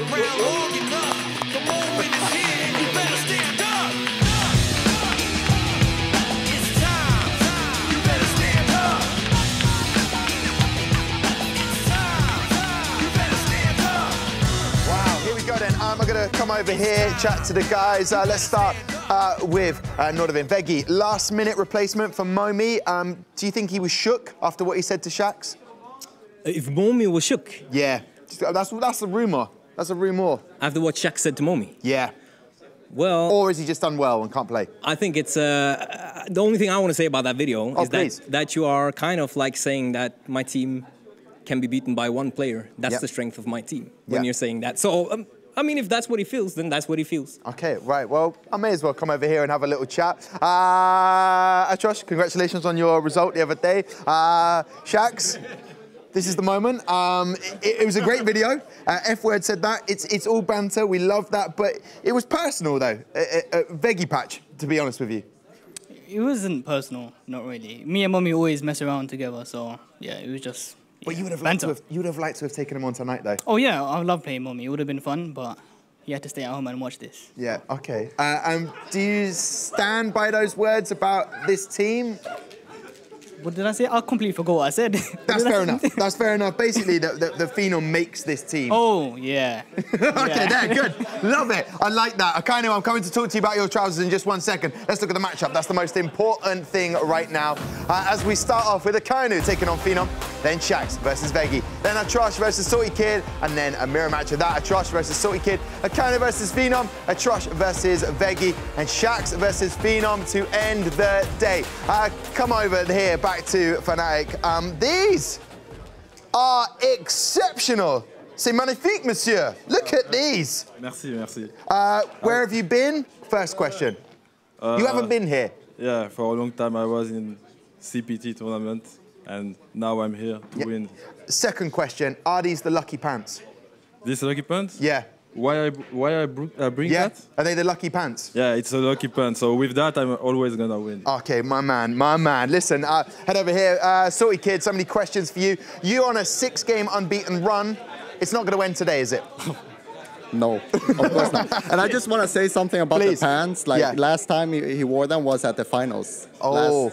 Okay, all right, a little bit of trash talk. And Phenom, talking about your 12 record, you were telling F-Word, you know how many wins you've got? Yes. Yes. I do. Okay, and is that going to continue? You're going to make sure that you're the stat man? No. Inshallah, it happens. I don't know. It continues, yeah. Okay, well, there you go. All right, listen, Nordvin, head up there, current champions, taking on last season's finalists. You can head away. Best of luck to both gentlemen. A little bit of trash talk. We love it here at the Elite Series. Where do you even get those sort of pants? And I thought they were Machinos. Yeah, I'm not exactly the top. The top looked boss. Like he looked like he was about to buy a knife. I've asked him what her name is because he's definitely matched with a girl in London on Tinder, and that's why he's, he's coming out with all the flowers. Whispering sweet nothings in French to her. Well, he's got his pajamas ready. No, I'm sorted. No, I've got my sleepover stuff. It's fine. Listen, gentlemen, what do you make of these matchups then tonight? Yeah, we were just talking about it, weren't we, Damascus? You know what? Say what you said to me, because that's an interesting take on it. So it's an interesting take, but I feel like looking at this, I would say Fnatic is probably the one who won that the coin toss. And I'm saying this mostly because I think over the three on Fnatic's side, Akainu is probably the one who would want to take on Phenom. He's the one who has a good track record overall against Nick Harley's. I mean, he trains a lot with Nick Excello and stuff. And seeing Atrosh, Salty Kid, these two play a lot. They're both from Sweden. They play even like offline. Probably among the three, he's probably the one who knows Salty Kid the most. So might have been, you guys might not want to play him. I'm gonna give it a try. Yeah.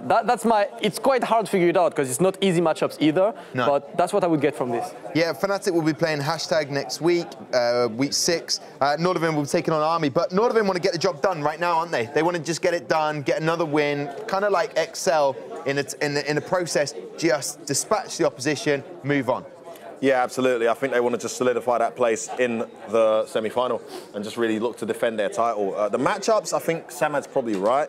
I'm not sure they're the best choices, but I think Fnatic may have won that coin toss. The bottom line is you can't really counterpick Nordvin. They're just so solid. Even with Veggie there, it's not an easy guy to beat in a one-game set either. And I really want to see this match go to the wire, though, because I'd love to see a birdie mirror match. I haven't seen that for ages in Game 5 with Veggie versus Atrosh. I hope that happens. That would be awesome. That would be beautiful. So predictions, not to, these are just a bit of fun, these predictions. People have made their predictions at home. They reckon Fnatic will finish on top by the end of the night. What do you say? You know what, like League of Legends fans. Okay. I think Nordvin will win, but because today, ever since this morning on Rocket League, I've always gone for the underdog, and none of them won. I'm gonna go for Fnatic, and I hope they just make me right for once because I want an underdog story. So as you see, Samad has just cursed any chance there of Fnatic winning. Yeah. By continuing to curse them like he's cursed every other team today. I think the matchups make this very interesting.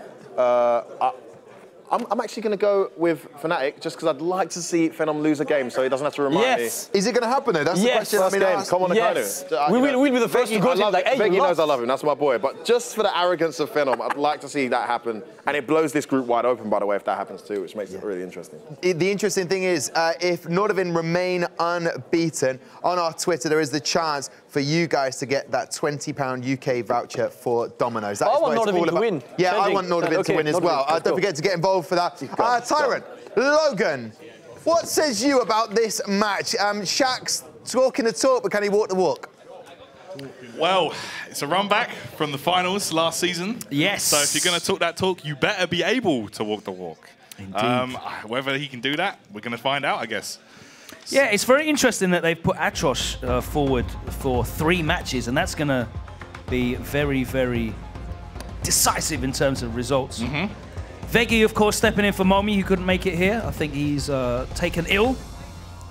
Still Veggie, no slouch. Yeah, Veggie's been very strong. Putting in the work, to be fair. Got a 50% win rate, so... Yeah, very solid player. Definitely not a pushover.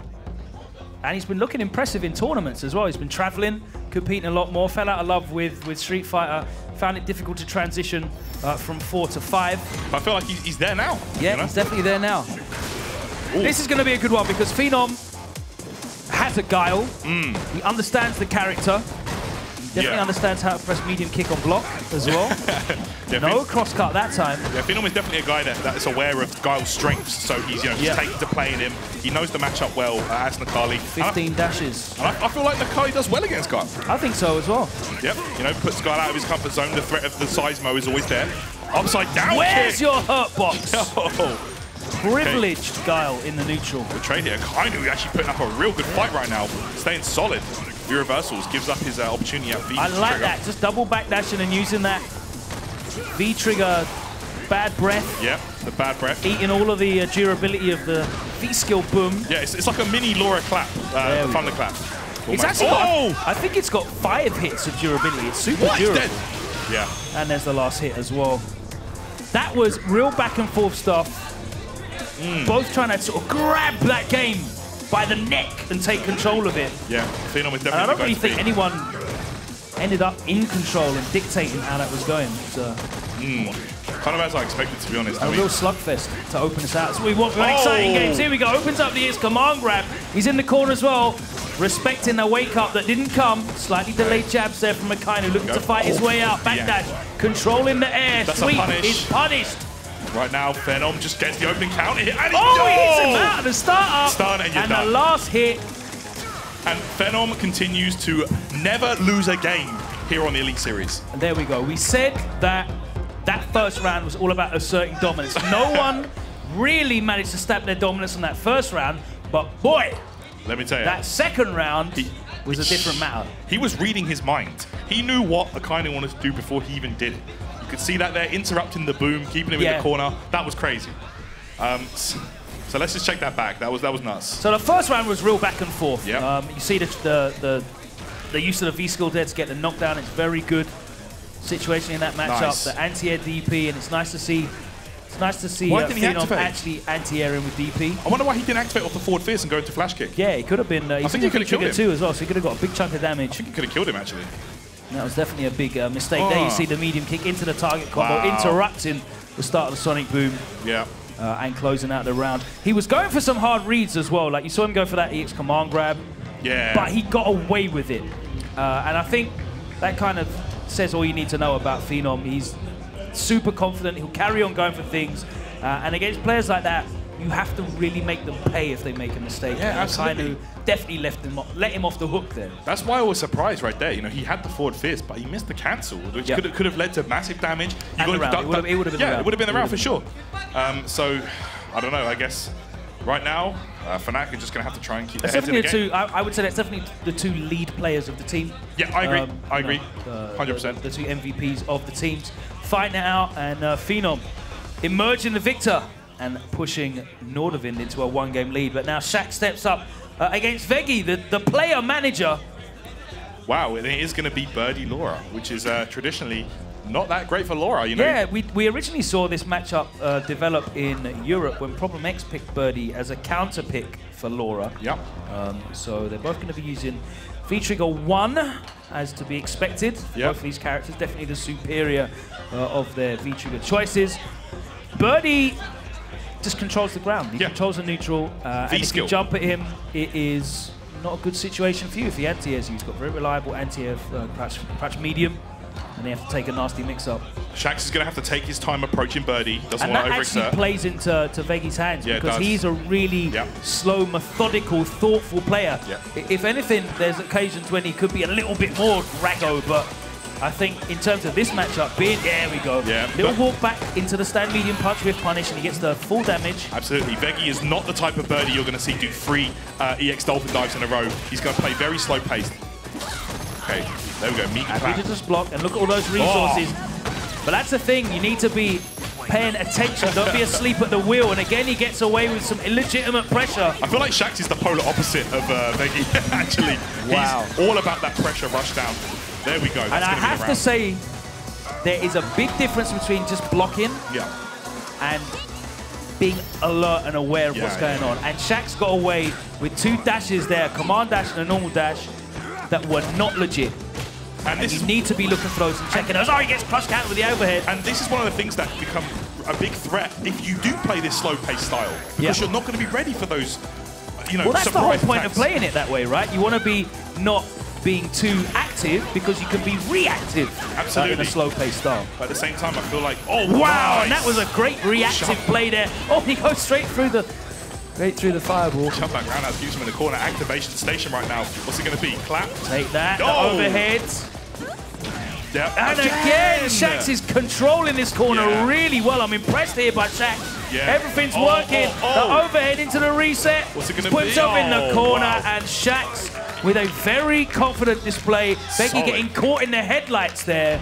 And it was really, you saw the big differences where both players were called to show their reactions were on point. Veggie on defense in reaction to a lot of the negative strings that Shax was putting in there, and you know, dashing up and being minus and still command grabbing. But there, Shax, every time Birdie tried to get out of the corner, he was ready with a jump back hard kick. I mean, Birdie doesn't really have the fastest normals, or he doesn't have a reversal. It's hard to stop Laura, but that's why you want to control the neutral Exactly. more. Anytime she puts you at negative frames, though, anytime she puts herself at negative frames, you need to take. Yeah, you need to take your turn. Yeah, and Veggie right there, he got scouted twice trying to jump out the corner. You know, Birdie players and Abigail players love that slow jump out the corner because they can turn the tide so quick. Yeah, he got counter hit doing something. I'm not sure there. And Veggie's definitely going to be disappointed with himself. Shax, just a slow head nod. He didn't really have to go into second gear.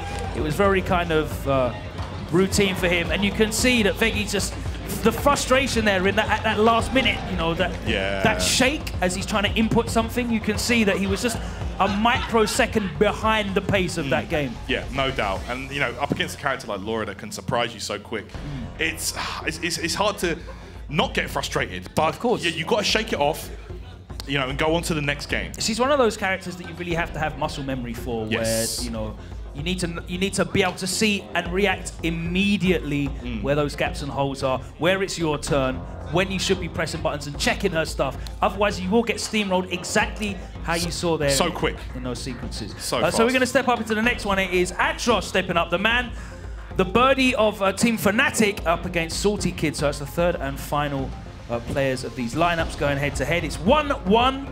Phenom with a victory for Nordavind, and Shax with the victory for Fnatic.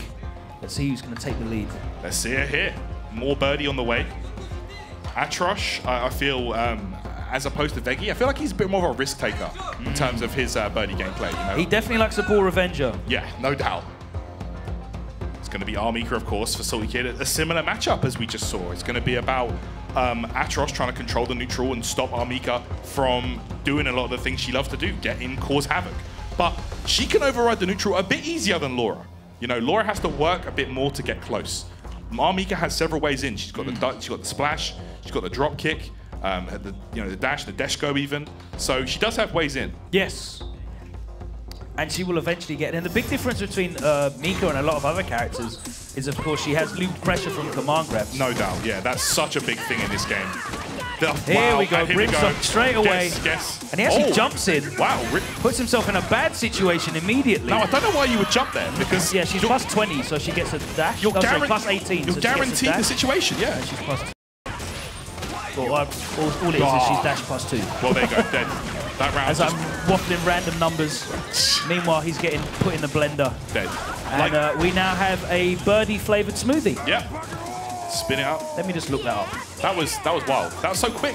Whilst Jammers is shouting at me from the crowd. Okay. Nice punish right there on the bullhead. Yeah, plus 20. That was right first game. 4 dashes, 18 points. Ooh. See, Atrosh, like, I'm not even... I like the use of that crouching light punch, though. It controls the space. Just checks her. He hasn't had a chance to set up V-skill once. Nice. And this is all Salty Kid, just forward movement all the time. That's a big punish right there. Nice string. Atrosh is just being bullied right now, but, you know, nice this could be it. Again. Yeah, this is looking good, actually. And again, he's really consistent with that low jab. Oh, that drop kick, of course, you have to guess. She's plus. Punish! Nice! And the stun's racking up. Yep. Just going to be close to getting that's a big jump in. No, he's got critical art there, but he's not Could going he to need it. C8 off that combo? Oh! Activation! Oh, and he goes low. What did Salty Kid I'm try not there? sure if Salty Kid could have got a CA off that situation. I mean, I'm surprised he doesn't. Salty Kid loves to throw it out there, that critical art. Nice conversion there. Say nice conversion is so easy to do. Combo is to tell you when you drop something there, but you would normally expect in that situation a CA to come out to get the kill and, of course, close out the game. But right now, it is all Salty Kid. Yeah. That time he doesn't get the meaty safely to eat the armor. Oh, there it is. The splash blows up the anti-air attempt. But Atrosh does activate safely. Punish. Flash. -6, I believe. Yep. And into the corner. This is a terrible situation. Atrosh needs one more hit. Here she comes. Oh, what he happened? missed He dropped it. What's it going to be? Oh, the anti-air, time to guess. Oh, he keeps it very safe. Oh, what? You can't even confirm that. There's no way you can confirm that. Yeah, don't even try it. Sort of There's kid. no way you that can was confirm not, that. That was not a confirm. He just did it. Huh? Wow. That was wild. That was Salty kid wild. Throwing caution to the wind. Crouch fierce into critical art. Just do it. Why not? Why not? Salty kid's looking around like, yes, it's fine. He wanted it, man. Yeah. Given that he could have got the kill and the game in the second round. Yeah, I know. But Atrosh, man. Sometimes things work out for you. And to be honest with you, kudos to him. It really shows in the Nordavind play when they just continue to play confidently, when they don't get put off.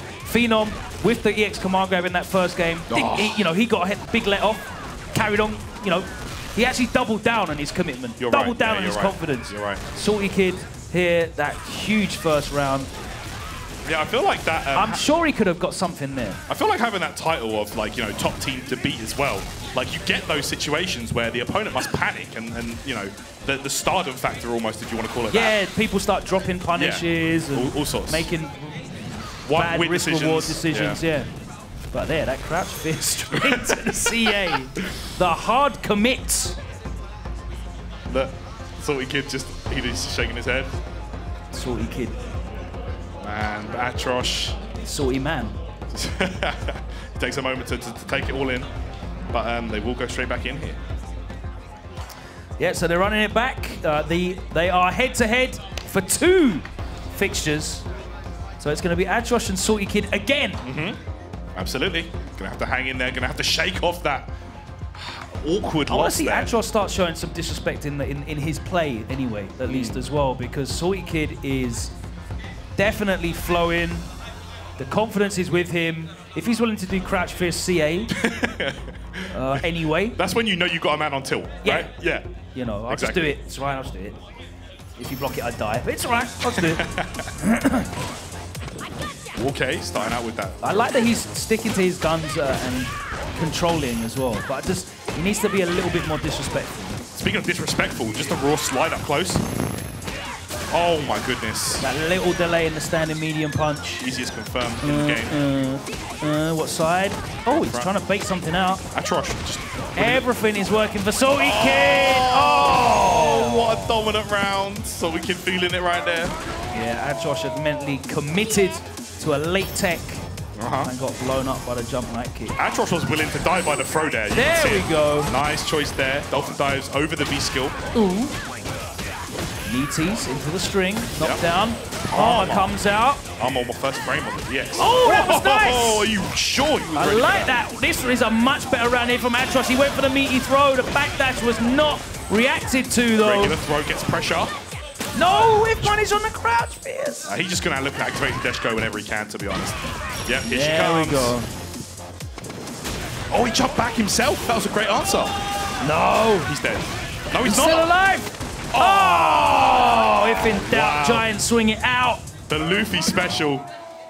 The Giant swing there, closing out the round. Salty Kid going to take that game for his team. And now Nordavind looking so solid. 3-1. 3-1 up now, and it is the man who cannot lose up next. It is Phenom running it back against Akainu. I feel like it's Groundhog Day. We just keep seeing run-backs of matches in all of these fixtures. Yeah. But that was the first game. Let's have a look at the key moments here in Atrosh versus Salty Kid Part 2. Right there, you can see the confirm. Had him in the corner. Reset time. But able to block there. Gets the forward throw. Oh, he was willing to die by the throw until the very end. Yeah, but he that just was a threw it out. delay. I think I'm pretty sure that was a delayed throw. Yeah. He got counted here. I like that jump back though, because that got him out of a bad situation. But a worse situation followed. Salty Kid up there in his face. Dash up. Giant swing. Grab. Swing him around, boy. Let's have a look at Salty Kid. Yeah, another day at the office. And right now, if you're on Team Nordavind, you are loving life because you have the undefeated man up next, the invincible Phenom. We spoke about this on the desk earlier about the importance, for teams like Vitality and XL on both sides about having that reliable guy, that pinch hitter that you can just put in and you know that he's just going to come through with the wins. It's been really important for Method this season with I'm Still the Daddy. He's just chipped in with the wins. But there's a reason why Nordavind are the champs. And it's pretty much off the back of Phenom never losing. Hasn't lost. If you have a player that never loses, that's a good start at least. Exactly right. Put him in 3 times. You should be all right. You know, at least one of the other bums will come in with another win. But fortunately, they've got 2 great players on their team as well. No doubt. So here we go. It is going to be Phenom Huge coming up. The uphill run back. struggle. This is going to be really difficult. They're going to have to beat the man who has never lost twice. I tell you what, you can't be, not activating V-Trigger on hit, making little mistakes like that here. No. This is not where you can afford to do that. All right, we're back on training stage. Okay. Oh, okay. Solid trade there. In Akani's favor for sure. This is where it's difficult. Oh, wow. Get the dash up, though. Straight into the foot. Phenom this time making a little mistake. No anti-air. Interesting angle. Yeah. Complete waste. Oh! How did he know? He's EX command grab. And he goes for the command grab again. But he backdashes. No real punish either. That one was a bit cheeky, I think. Yeah, I definitely would have liked to see Akainu get a more significant punish than that. Yeah, even just a back throw to the corner would have been nice. He loves his V-Trigger too, as Akainu. Oh, there you go. Just walk up, low forward, low strong, into the stomp. Yeah, so strong. He stops being a charge character when he activates that V-Trigger. Yeah, it's like Bison. You just do the input. Whoa. Okay, good space on the bazooka knee. Rarely see the bazooka knee anymore. It's good. It's way more difficult to make plus. It used to be ridiculous. Yeah, it was insanely active and not minus enough. So. Okay, there it gets the shield up, but man, Phenom right now. He'd actually lose against Guile for walking up and blocking because he'd just throw out bazooka knee and be +3 again. Yeah, right. Here we go. Nearly got that V-Trigger up. Okay, there now it is. It's there, Wow. so he's going to activate basically as soon as possible. What's changed here? Akainu switching up on the fly so well. Yeah, he's maintaining that spacing. He really is. Oh, the reversal was there. You could see it. Oh, the reaction. Yeah, you could see it. Slight delay. He's going to be ready with the anti-air DP. And this is just where it goes. So downhill forward throw. He's delaying his buttons as well. That time he just goes for the walk-up throw. He can sense. After the 2 delayed buttons, he sensed that Akainu wasn't going to challenge. Oh my God. Another delayed button. Wow, sweep into activation. What's it going to be? Flash kick. He's going to get an EX and he closes it out. What a comeback from Akainu. Wow, a comeback on the comeback. Jeez. Phenom was making that happen. We thought that was over, but he had pixels left of health. He activated off the sweepable buttons. Of course. Shout out to sweep activate. Oh, here we go. Saving lives. Phenom gets it going with that EX 2016. grab. Yeah, sweep activate, boy. Such a strong option. Oh my goodness. Shut up. Command grab. My man says shut up. I've never seen Phenom go for this many command grabs. He's playing like a Mika player. Yeah, this is when you're in their head, right? Akainu doing a good job right now. Well, to be fair, it's not working out for him. No. Oh, it's a big jump in! No, he had critical art there. He had super. He's got it now. Is he going to get the first win? And he does! Oh my God. Phenom loses his first game in the Elite Series the man this who season. cannot lose has lost. Oh wow, Akainu. Solid performance that time. He could have killed earlier on. You know what I'm going to put that down to? Go on. Phenom not respecting Akainu. He respected his wake-up because he was delaying buttons a lot after the knockdown. But he incessantly went for command grabs. Yeah, We'll see whether these come up in the replays, but there was a lot of command grabs he went for that were not paying off. Look, great call. Akainu was not put off at all. No, he was willing to block the whole time. Pressing a button there, Just gets walking caught. him down in that first round. Look at this. Corner to corner. There is the X command grab. Still alive. Look at that. Slivers of health. He could have done another throw. Yeah, he was respecting his wake-up. But that time... Oh, man, great play. Ready with the charge time. Jumping out of the corner. He thought a boom was coming. It was not. And there could have been super. In fact, he managed to jump over a V-skill of his own. Yeah, great play. And close it out with a V-trigger activation combo. What an adaptation from Akainu, man. So one of the victories has been put in. And we did say we wanted it to get this far because I know F-Word was looking forward to this. It's a birdie mirror match. Oh man, birdie Donuts mirror. everywhere. Bananas. Box at 12. Bananas, cans, couple of cans. Everything. There's going to be nourishment and Krispy Kremes all over the floor in the Gfinity Arena. Phenom there having to think about his first loss here in the arena. First loss? Yeah. I mean, it's going to catch up to you eventually. Suleiman looking happy with that. Has an XL watch on as well, of course. Yeah. In great form. What a good time it is for them. And to see Nordavind possibly slipping up. But they are still 3-2 up, so Veggie could come through. If he maintains his 50% win record, then... well, let's see. Both opted for that V-Trigger 1. Yeah, they're both locked in. There is a few things with Birdie Double V-Trigger Steve Harvey costumes as well. Oh, really? All right, let's go. Birdie Here Mirror. We are going to all over the place. We are going to get it. We are going to get it. This is the showdown. Atrosh, Fnatic, Veggie, Nordavind. It's 3-2 currently to Nordavind. Is Veggie going to be able to close it out? He actually came in and closed it out for Nordavind the last time he played this season. After losing his first game. Let's see if he can manage that again. Atrosh in the orange waistcoat, Veggie in the yellow pants. Yeah. Obviously going to be a... Both with the enormous guts. Veggie takes him to the corner. No cancel on that. Standing medium punch. No, you can actually late cancel that on hit.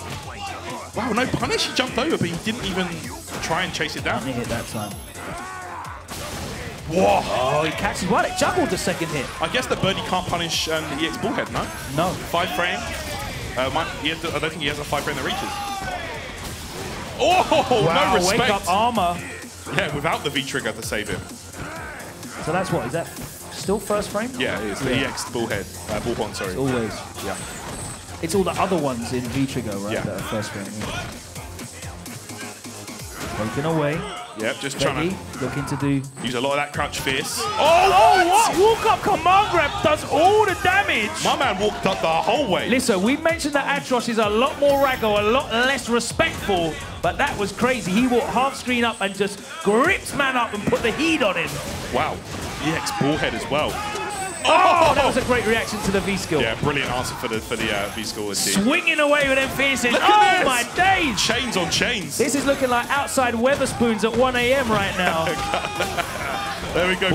Dashes up the EX command grab. You can see, you can smell it. This is very chaotic games right now.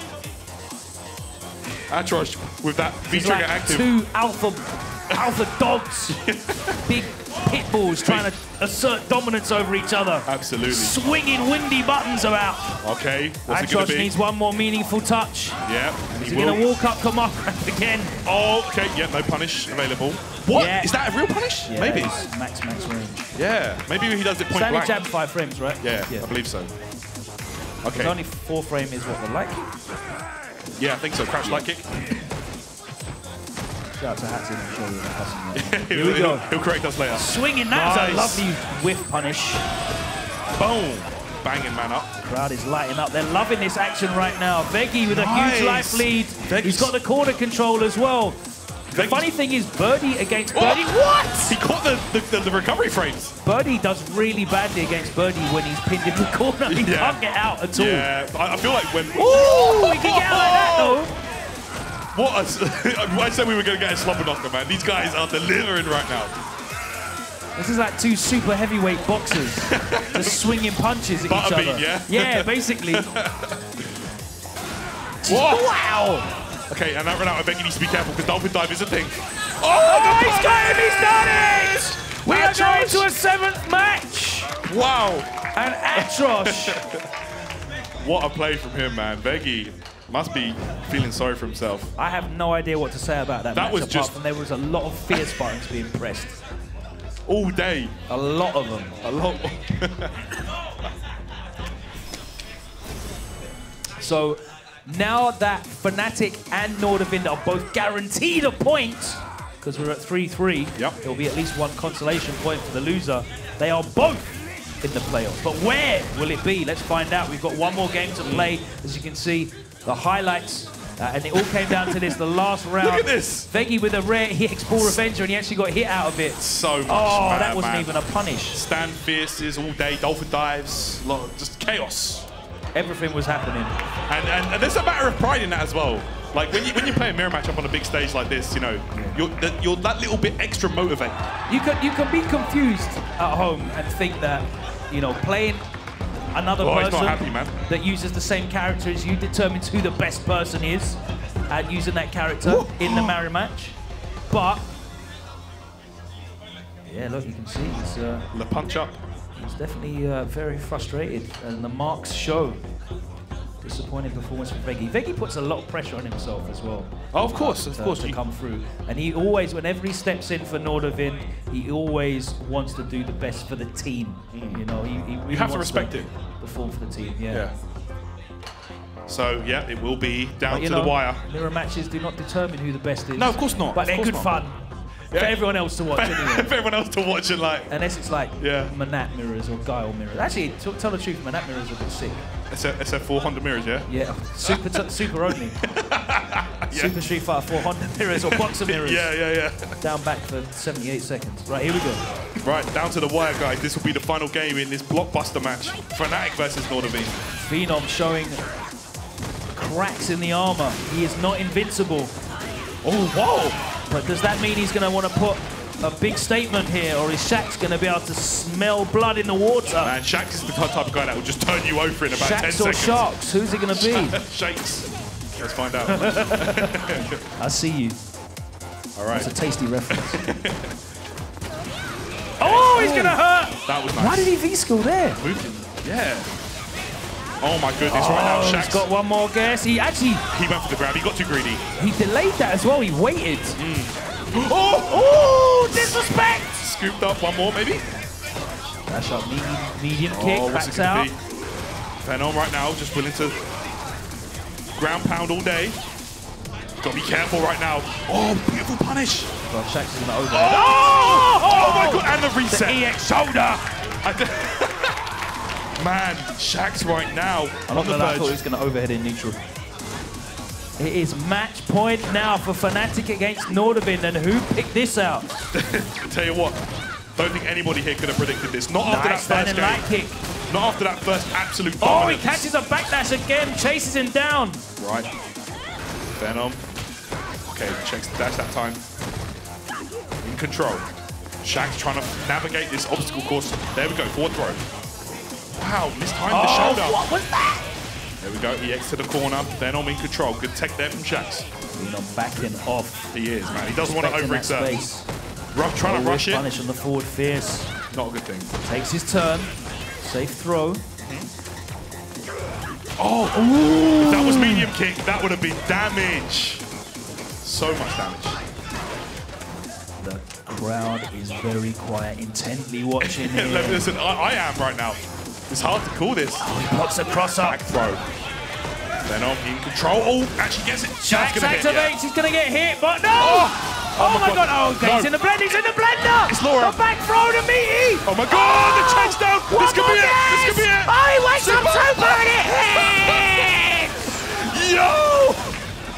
Wake up super. Phenom not phased in the slightest. Wow. Oh. Listen, man, that was hard to watch. They're still in it. Listen, Phenom knows once Laura gets will do going. anything to avoid defeat. Absolutely, he's willing to do the unthinkable. Final round in this crazy set between Fnatic and Nordavind. Jump back in the corner has been so effective all day for everybody. It really has. Bad overhead gets blocked and we are level. Command grab into the corner. How do you like it, Laura? Get scooped up. Tight strings, backs off. Shax right now looking intently, wants that one opportunity, but interrupted. Oh, he just walked out. What's it gonna be? Phenom with a sizable life lead. Looking bad for Shax right now, but V-Trigger is still a thing with Laura. Oh, he's looking for the activation, he's got it! This could be and he's gonna be in the corner as well! Okay, oh my goodness, looking for a command grab right there. Oh. Overhead V-reversal, he doesn't want. Wow, it's not often you see and the that's gonna be it!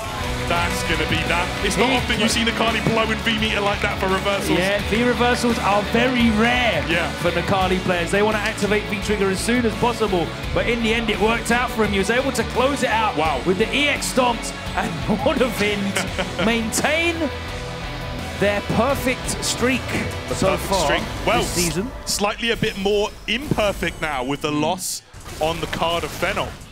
The first loss, in fact. Let's take a look at this. The first round for Shax, and we would thought This was nuts. Like this near comeback. Yeah, he activates, puts him in the blender. This whole sequence. That's Wait up, CA. Oh man, he couldn't get out of that. He already committed to the dash. There was no command, there was no counter hit, so I don't know what he did. He must have been in the middle of the dash. Yeah, middle of the dash. Maybe. Actually punished the dash. Must have been. But if that was blocked, that's a bad dash then. Yeah. The stomps right there, closing it out. Phenom. What a play. And in the end, Nordovin closed it out. Look at that salty kid. Popping off. Veggie very happy. Phenom definitely not happy though to lose his perfect record here. Of course not. The Elite Series. That was, I think that's the most shaken up we've seen Nordovin this season so far. Well, they've come close a few times. They have, but not like that. Did they lose last season as well? They lost once, right? I think they lost the game. Some of their players off. Yeah, they lost the game at Setsery, but like they haven't been, you know, so close like that. That was crazy. Well, when Phenom loses, it's definitely a shaky sign for them. But an incredible performance from them in the end, and Phenom proving his worth there. Exciting. Shaq's coming so close. Heartbreaking for him. Fnatic, both these teams, though, are in the playoffs. They're both guaranteed bonus point. They're a vital bonus point for Fnatic, so they have booked their place in a week early. Let's find out what the guys have to say across there on the analyst desk. Yep. Yes, they're back. They are back. They got that bonus point. However, they will feel like they wanted those 3 points and they were that close. It was so close, wasn't it, gentlemen? I can't believe it, man. Phenom is so clutch. I was really believing in Shaq's just doing the job, but Phenom, even under Laura's pressure, which is one of the scariest to deal with in the game with V-Trigger, he just stays calm. He's happy to play his game, and the way he just clutched it in the end, that's just the mark of a great player. Yeah, I just love that little sneaky, like, evil grin he put on. Just as he clutched out with that wake-up critical art. I'd love to see that again. That was kind of like, okay, I've got you, man. You're dead. You know? Yeah. And then it came true. Yeah. Well, listen, one of the best matchups was Birdie versus Birdie. That was just ludicrous. Let's welcome one of those competitors. Let's welcome Veggie to the desk. I know this guy's going to be very hard on himself. Welcome to the desk, Veggie. A familiar face here at the desk. Brought in last minute to replace Momi, the big talk Momi. He was a little bit shook, couldn't make it. You were definitely not shook. You got the job done. But I see on your face, I can read it, you're not quite happy with that. It was too close for comfort. The match, which one? The first or the second? The whole set. The whole thing. I feel a bit unlucky in the first match. That command throw was out of range, but I just pressed standing medium punch and it happened to work. Yeah, so that was a very questionable decision. But it worked, but that's not something you can do in a long set. I was very far out of range. So that was very unlucky, and I was a bit tilted. And in the last round, that was my bad. I don't know why I did medium punch bullhorn. I guess sometimes you just fail. I don't want to do that, but I did it. I can't say it wasn't on purpose because it was on purpose, but I didn't want it, but I did it anyway. So. How do you feel like, at least the fact that, you know, yeah, you lost your 2 games, you had a very close one with Atros, but you guys still top the group at the moment. I don't think you're straight through to the semi-final because they get a point. Yeah. So, you know, if you guys lose and they win the next one, they top the group. But you're in pole position to go straight through to the semi-finals. I mean, does that eradicate a bit of the guilt and disappointment at all, or you can't stop thinking about it now? No, I can't stop thinking about it because I was already confident that the team, even if I lost, they will win because I think they're better players. But when you, if I didn't, like, we could have been to semifinals. That was my game, so that was my bad. So now it's not guaranteed until next week. If we need 3 games, if we get 3 games, we're in semifinals. So. But for the neutral, Veggie, it was incredibly entertaining. Oh, yeah. I'm just putting it out there because when Birdie, mirror match against Birdie, yes, you didn't win it, but for the neutral, it was ludicrous. How did you find it? Because whiffs left, right, and centre because you're just learning the range of each character. Yeah, it's a lot of guessing because after you see these stand fierces, they're really hard to punish on reaction. But after they're blocked, there's a mix-up. If I press standing medium punch, I'll beat his standing hard punch. And if he presses standing medium punch to beat my standing medium punch, and I press standing hard kick, there's a crush counter. So that's why you often see us do a heavy punch on block, and we don't dare to do anything more, because there is a true mix-up for both characters, and no one wants to be in that position. It was like snakes and ladders. That's what it was. It was like a live puzzle of snakes or ladders. Make the wrong move, you go down a snake. Otherwise, you back up the ladder, get some points against your opponent. But listen, you got that win. Phenom, losing a game, the crowd went nuts because we know how good he is. What was going on in your mind when you were up there? You thought, have they broken Phenom? No, he's not broken. I think playing against Guile in general is extremely hard. Yeah. And being so consistent against Guile as he's been is, I think, is remarkable because the character is like, you can only win if the human player does something wrong. Because he is impenetrable if you just look at like the facts. I mean, like the sign of the character. Yeah. So to not being able to be 100% against Guile, I think it's just too hard to do in the long run. So when he came back to Shax, he collected himself and he did what Phenom does. He always comes back, and he always comes back. You say that, but you must. I totally understand, and I agree. But just tell me how you felt when Shax took that first game. Not only that, but also when Shax was at match point and started doing all that Laura mayhem, and the health was coming off, and he charged towards Phenom for the kill. What was going through your mind in that moment, really? I was thinking, Phenom, please do wake up super if you see him move towards you.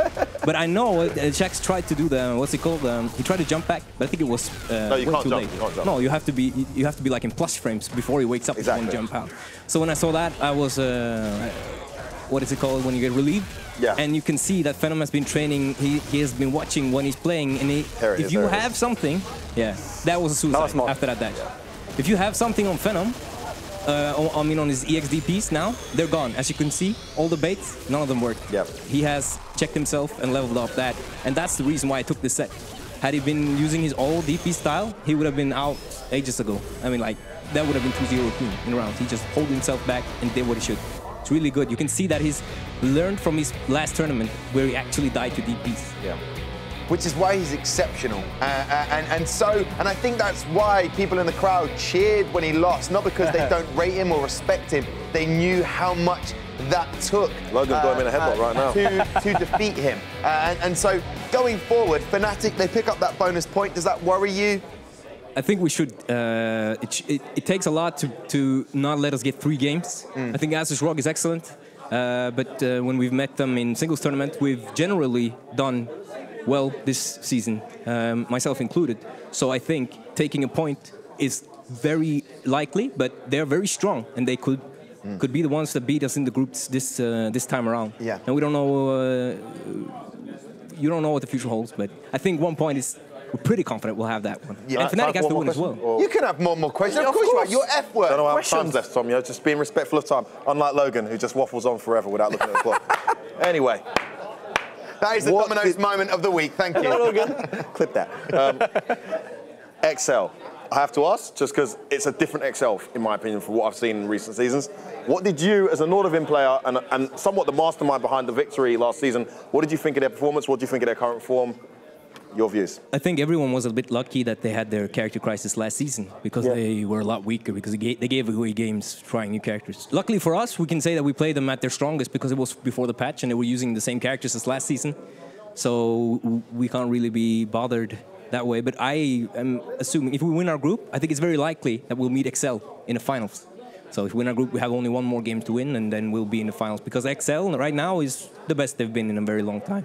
And they got better characters. Yeah. Maybe even than they... I mean, Infection has 2 characters now. He can play Nekali and Zeku. He could also play Elders, but those 2 would actually be a threat. Yeah. And I've seen Infectious beat Salty Kid a lot in tournament. So there's something to think about strategy-wise there. Yeah. So it is the biggest threat of the season. We didn't play A squad and we still won the hardest match in our group. That should give you confidence going forward. Yeah, it should give all the players confidence that we could still, like, we don't have to top every match and can still come ahead because the foundation of the team, the base players are so incredibly strong that even if they have to have someone who's still trying to like get there completely, it's so hard to beat 2 of them 2 times. Yeah. You might beat 1 of them 1 time, but it's extremely hard to like stop them. So you'll get that tiebreaker and you'll have to get through the tiebreaker, which is always going to be Phenom. Yeah. Always. The way you look at me like you're smiling about it, and I think that I just feel the fear that someone is going to have to take on Phenom at some point. Army next week, strongest squad back? Depends on how the health status is. Yeah. And so we'll see. But I like to play a stronger squad, so that's the best for the team and for the franchise standings, which is also important to us. So winning every match, even when you're guaranteed, even if we were guaranteed semifinals, you would have seen a really strong squad. Okay. You have compliments of Gal and how tough it is to play against him. You guys have an up-and-coming Gal in your squad. I mean, next time you're in a tight situation for players, is there any chance he might actually be featured, or is he just not ready yet? No, I'd like to use the Colonel. I've seen him do really well, but at the same time, when you are the one making the picks, you kind of feel like you can't just, even though I think he's very good and that he's played really well, you need to keep that thought about what's the best for the organization. And the best for the organization is dominating as much as you can. And then even when I play, it's mostly because we have some, it's not because I want to prioritize myself, it's because it's the way it fits. Okay. Damascus, F-word, Veggie, thank you very much. I was slowing down but speeding up because we're going to go up to Lottie right now. Congratulations on getting that job done. Right then, up there, up in the touchscreen area, there's a man I recognise. He goes by the name of Jammers, and I also recognise my sister. Lottie, what's happening? What's up, bro? You're looking around like, what is it? What is it right now? Jammers, welcome back.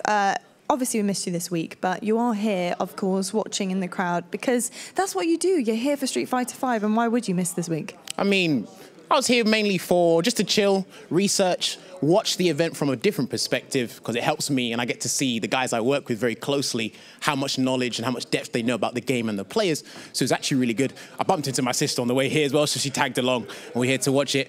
But I thoroughly enjoyed this week. I was completely engrossed in the last game, which I did hurt my sister as well, because I actually thought Fnatic would win that. But it was interesting because I personally think, no disrespect to any player, Phenom lost today, which makes Femi abundantly happy, because he was very disrespectful.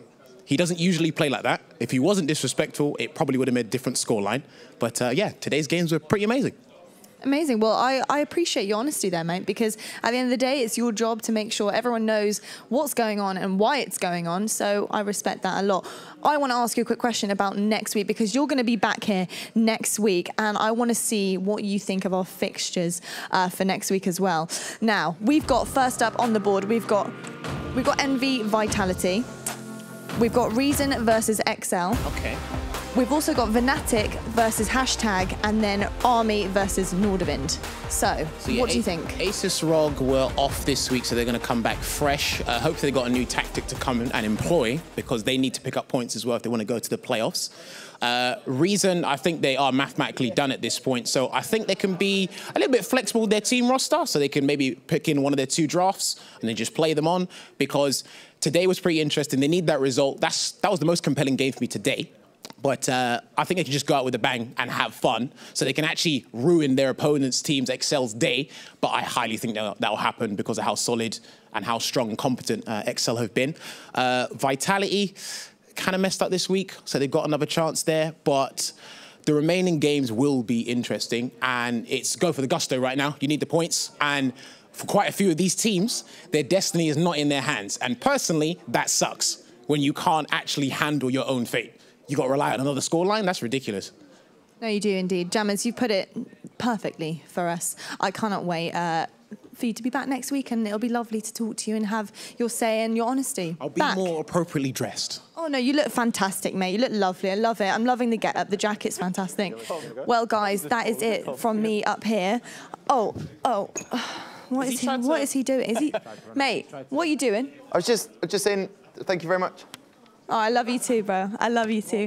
Guys, I'll be back next week. I am so excited to get ready for next week and all the incredible games that we're going to have. Tom, finally, you can have it back. There you go. Thank you very much, Lottie. I'm just concerned that you've been obviously jet-setting, international jet-setter, esports entrepreneur. She's incredible. We're not worthy. We're not worthy. Thank you very much, Lottie. She'll be back next week, travelling around the world. Got some jet lag right now. Veggie, thank you very much to you. Gentlemen, and I'm going to ask this question to you. Looking at the groups right now as they stand, you got Group A, Group B.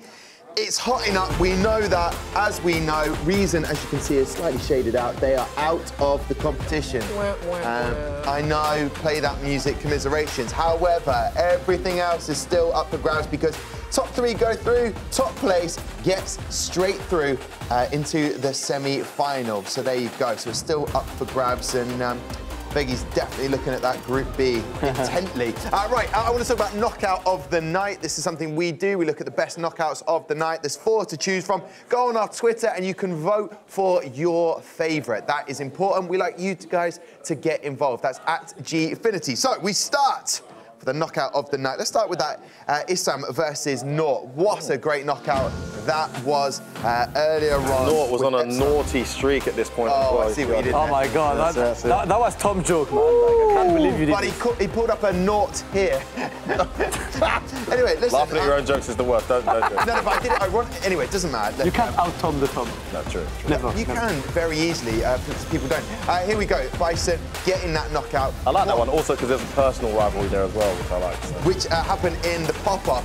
So, knockout number 2 is Vega Patch against Broski. Broski not really feeling the form at the moment or the confidence. Method still getting that win. But what did you make of this knockout? Well, last time these guys played, I actually did a wonderful analysis of a setup that Broski did to Vega. Sorry, to Vega Patch, and it was very, very impressive. But on this occasion, Vega Patch brings it back, which makes me feel like that win, that knockout, stands out just that bit more. Yeah, and it was a perfect. So there you go. Moving on to the third one, Infectious taking on Junior Leia. This was for the 4-0 sweep. It is. I think this is the kind of game that's like genuinely disheartening to watch and even like to play at Junior Leo, because you're facing a guy who does no mistake, who punishes every single thing you do. You end up thinking, can I even win? And that's just how good Infectious was. Yeah, very annoying to play against Infectious when he's playing like that. Oh, and this is a salty kid. He's so good. The number 4. Can we tell Atrosh he has a command grab? Yeah, he has the command grab. You can use it. Yeah. Please, he would have won. How many times did you anti? Come on, grab. He was always taking it. What a comeback it was for Salty. Listen, man, that wasn't a confirm, man. That's not. That was a commitment. Mate. No. That was a confirm. He does that all the time. I know he's capable of confirming, but in that moment, he was like, holy crap, oh my God. Femi, I'll tell you why it was not a confirm. Even if you block, it's the same thing, you lost. So it's not a confirm. There's no reason to confirm this one at this point. It's just a risk. I'm going to ask you, gentlemen, which one is your knockout of the night out of those 4? I'm going to go with Issam, just because it's such a big win for Epsilon. It was. And Nort was on that naughty win streak. Oh my God, stop. Did I not say it the first time? Yeah. So I think it was an important win. I'm going to go with number 1, Issam Shambhala. I'm going to go with Infectious because he was just showing that, hey, there is no beating me today. That was a big statement, and I'm just looking forward to see. I mean, you have a perfect setup for potential XL Nordovin finals, and I want to see these two teams facing each other. Okay, and what about yourself, Veggie, out of those? And in that fashion, I say the knockout against Atrosh was amazing. Yeah, because that was so clutch. Did not see that was so clutch, and What it sets do you up the guys stage think? for XL finals, as you said. It is up to you on our Twitter, at Gfinity. Get involved and vote, and then prove these guys wrong or right. Takeaway moment. Now, I know someone on this desk is not going to enjoy this, but tonight, it has to be that moment where Phenom looked mortal. It happened. Oh my God, this is brilliant. 13-1, it happened, yes. Finally lost the game, eh? Hey, Femi, do you know who has the most wins here at the Gfinity? Longest active win streak. It ended tonight. Surprising, just unexpected, wasn't it? Because I kind of had to come back into it. Well, yeah, exactly as it was going so wrong. But I think Veggie made a really good point earlier. Guile is so hard to play, consistently good against. I mean, he had a critical out there. He didn't use it, seriously. But yeah, in the end, just too solid. I kind of didn't even play optimally. Like, he missed a few even on the first game. He could have won the first game, but missed a critical V-trigger activation. He could have played better, but that's how hard it is to face Guile consistently. And well, the streak is Yeah, dead, this is a guy who wasn't even playing still, optimally and still was able to take a game off the most consistent player in the Elite Series. Guile. I'll tell you what, it's not that big a blow to Phenom. I mean, he's now 13-1. So. Yeah. I mean, yeah. Veggie, my personal one was obviously F-word having a pop at Logan. That was my favourite. That was my favourite moment too. We're still friends. Okay, cool. Listen, let's have a look at what's happening next week in the world of the Gfinity Elite Series delivered by Domino's. We'll be back at 6 p.m. for FIFA 19. Make sure you join us for that. It's a 2v2 format. Even if you like it a little bit, join us. It's important. Next Saturday, 11 a.m. we'll be back for Rocket League. And then, of course, Saturday, 6 p.m. for Street Fighter 5. If you want to come down and join us, get some pizza in you as well. Free tickets. Go online to the Gfinity esports.com/tickets. Right then, thank you very much to Damascus, to F-Word, to my main man Veggie. You can go and enjoy the celebrations now. Thank you. To Logan, to my main man Tyron, to Lottie, of course, to everybody who's made this happen, and thank you very much. So that's it. The penultimate round of group games is over, and we're a step closer to filling out that playoff bracket with the 6 teams that will compete for the crown. We'll be back at the same time next week when it is a last chance saloon for some of our teams, whilst others will have the chance to send a message to their rivals and grab that all-important top spot in the group. Thank you very much to everyone watching at home and here in the arena. You've been great, like really great. I'll see you again in a week. See you then. Take care.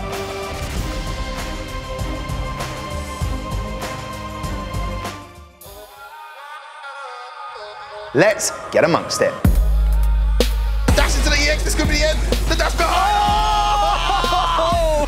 He ends the streak. What's it going to be? Oh!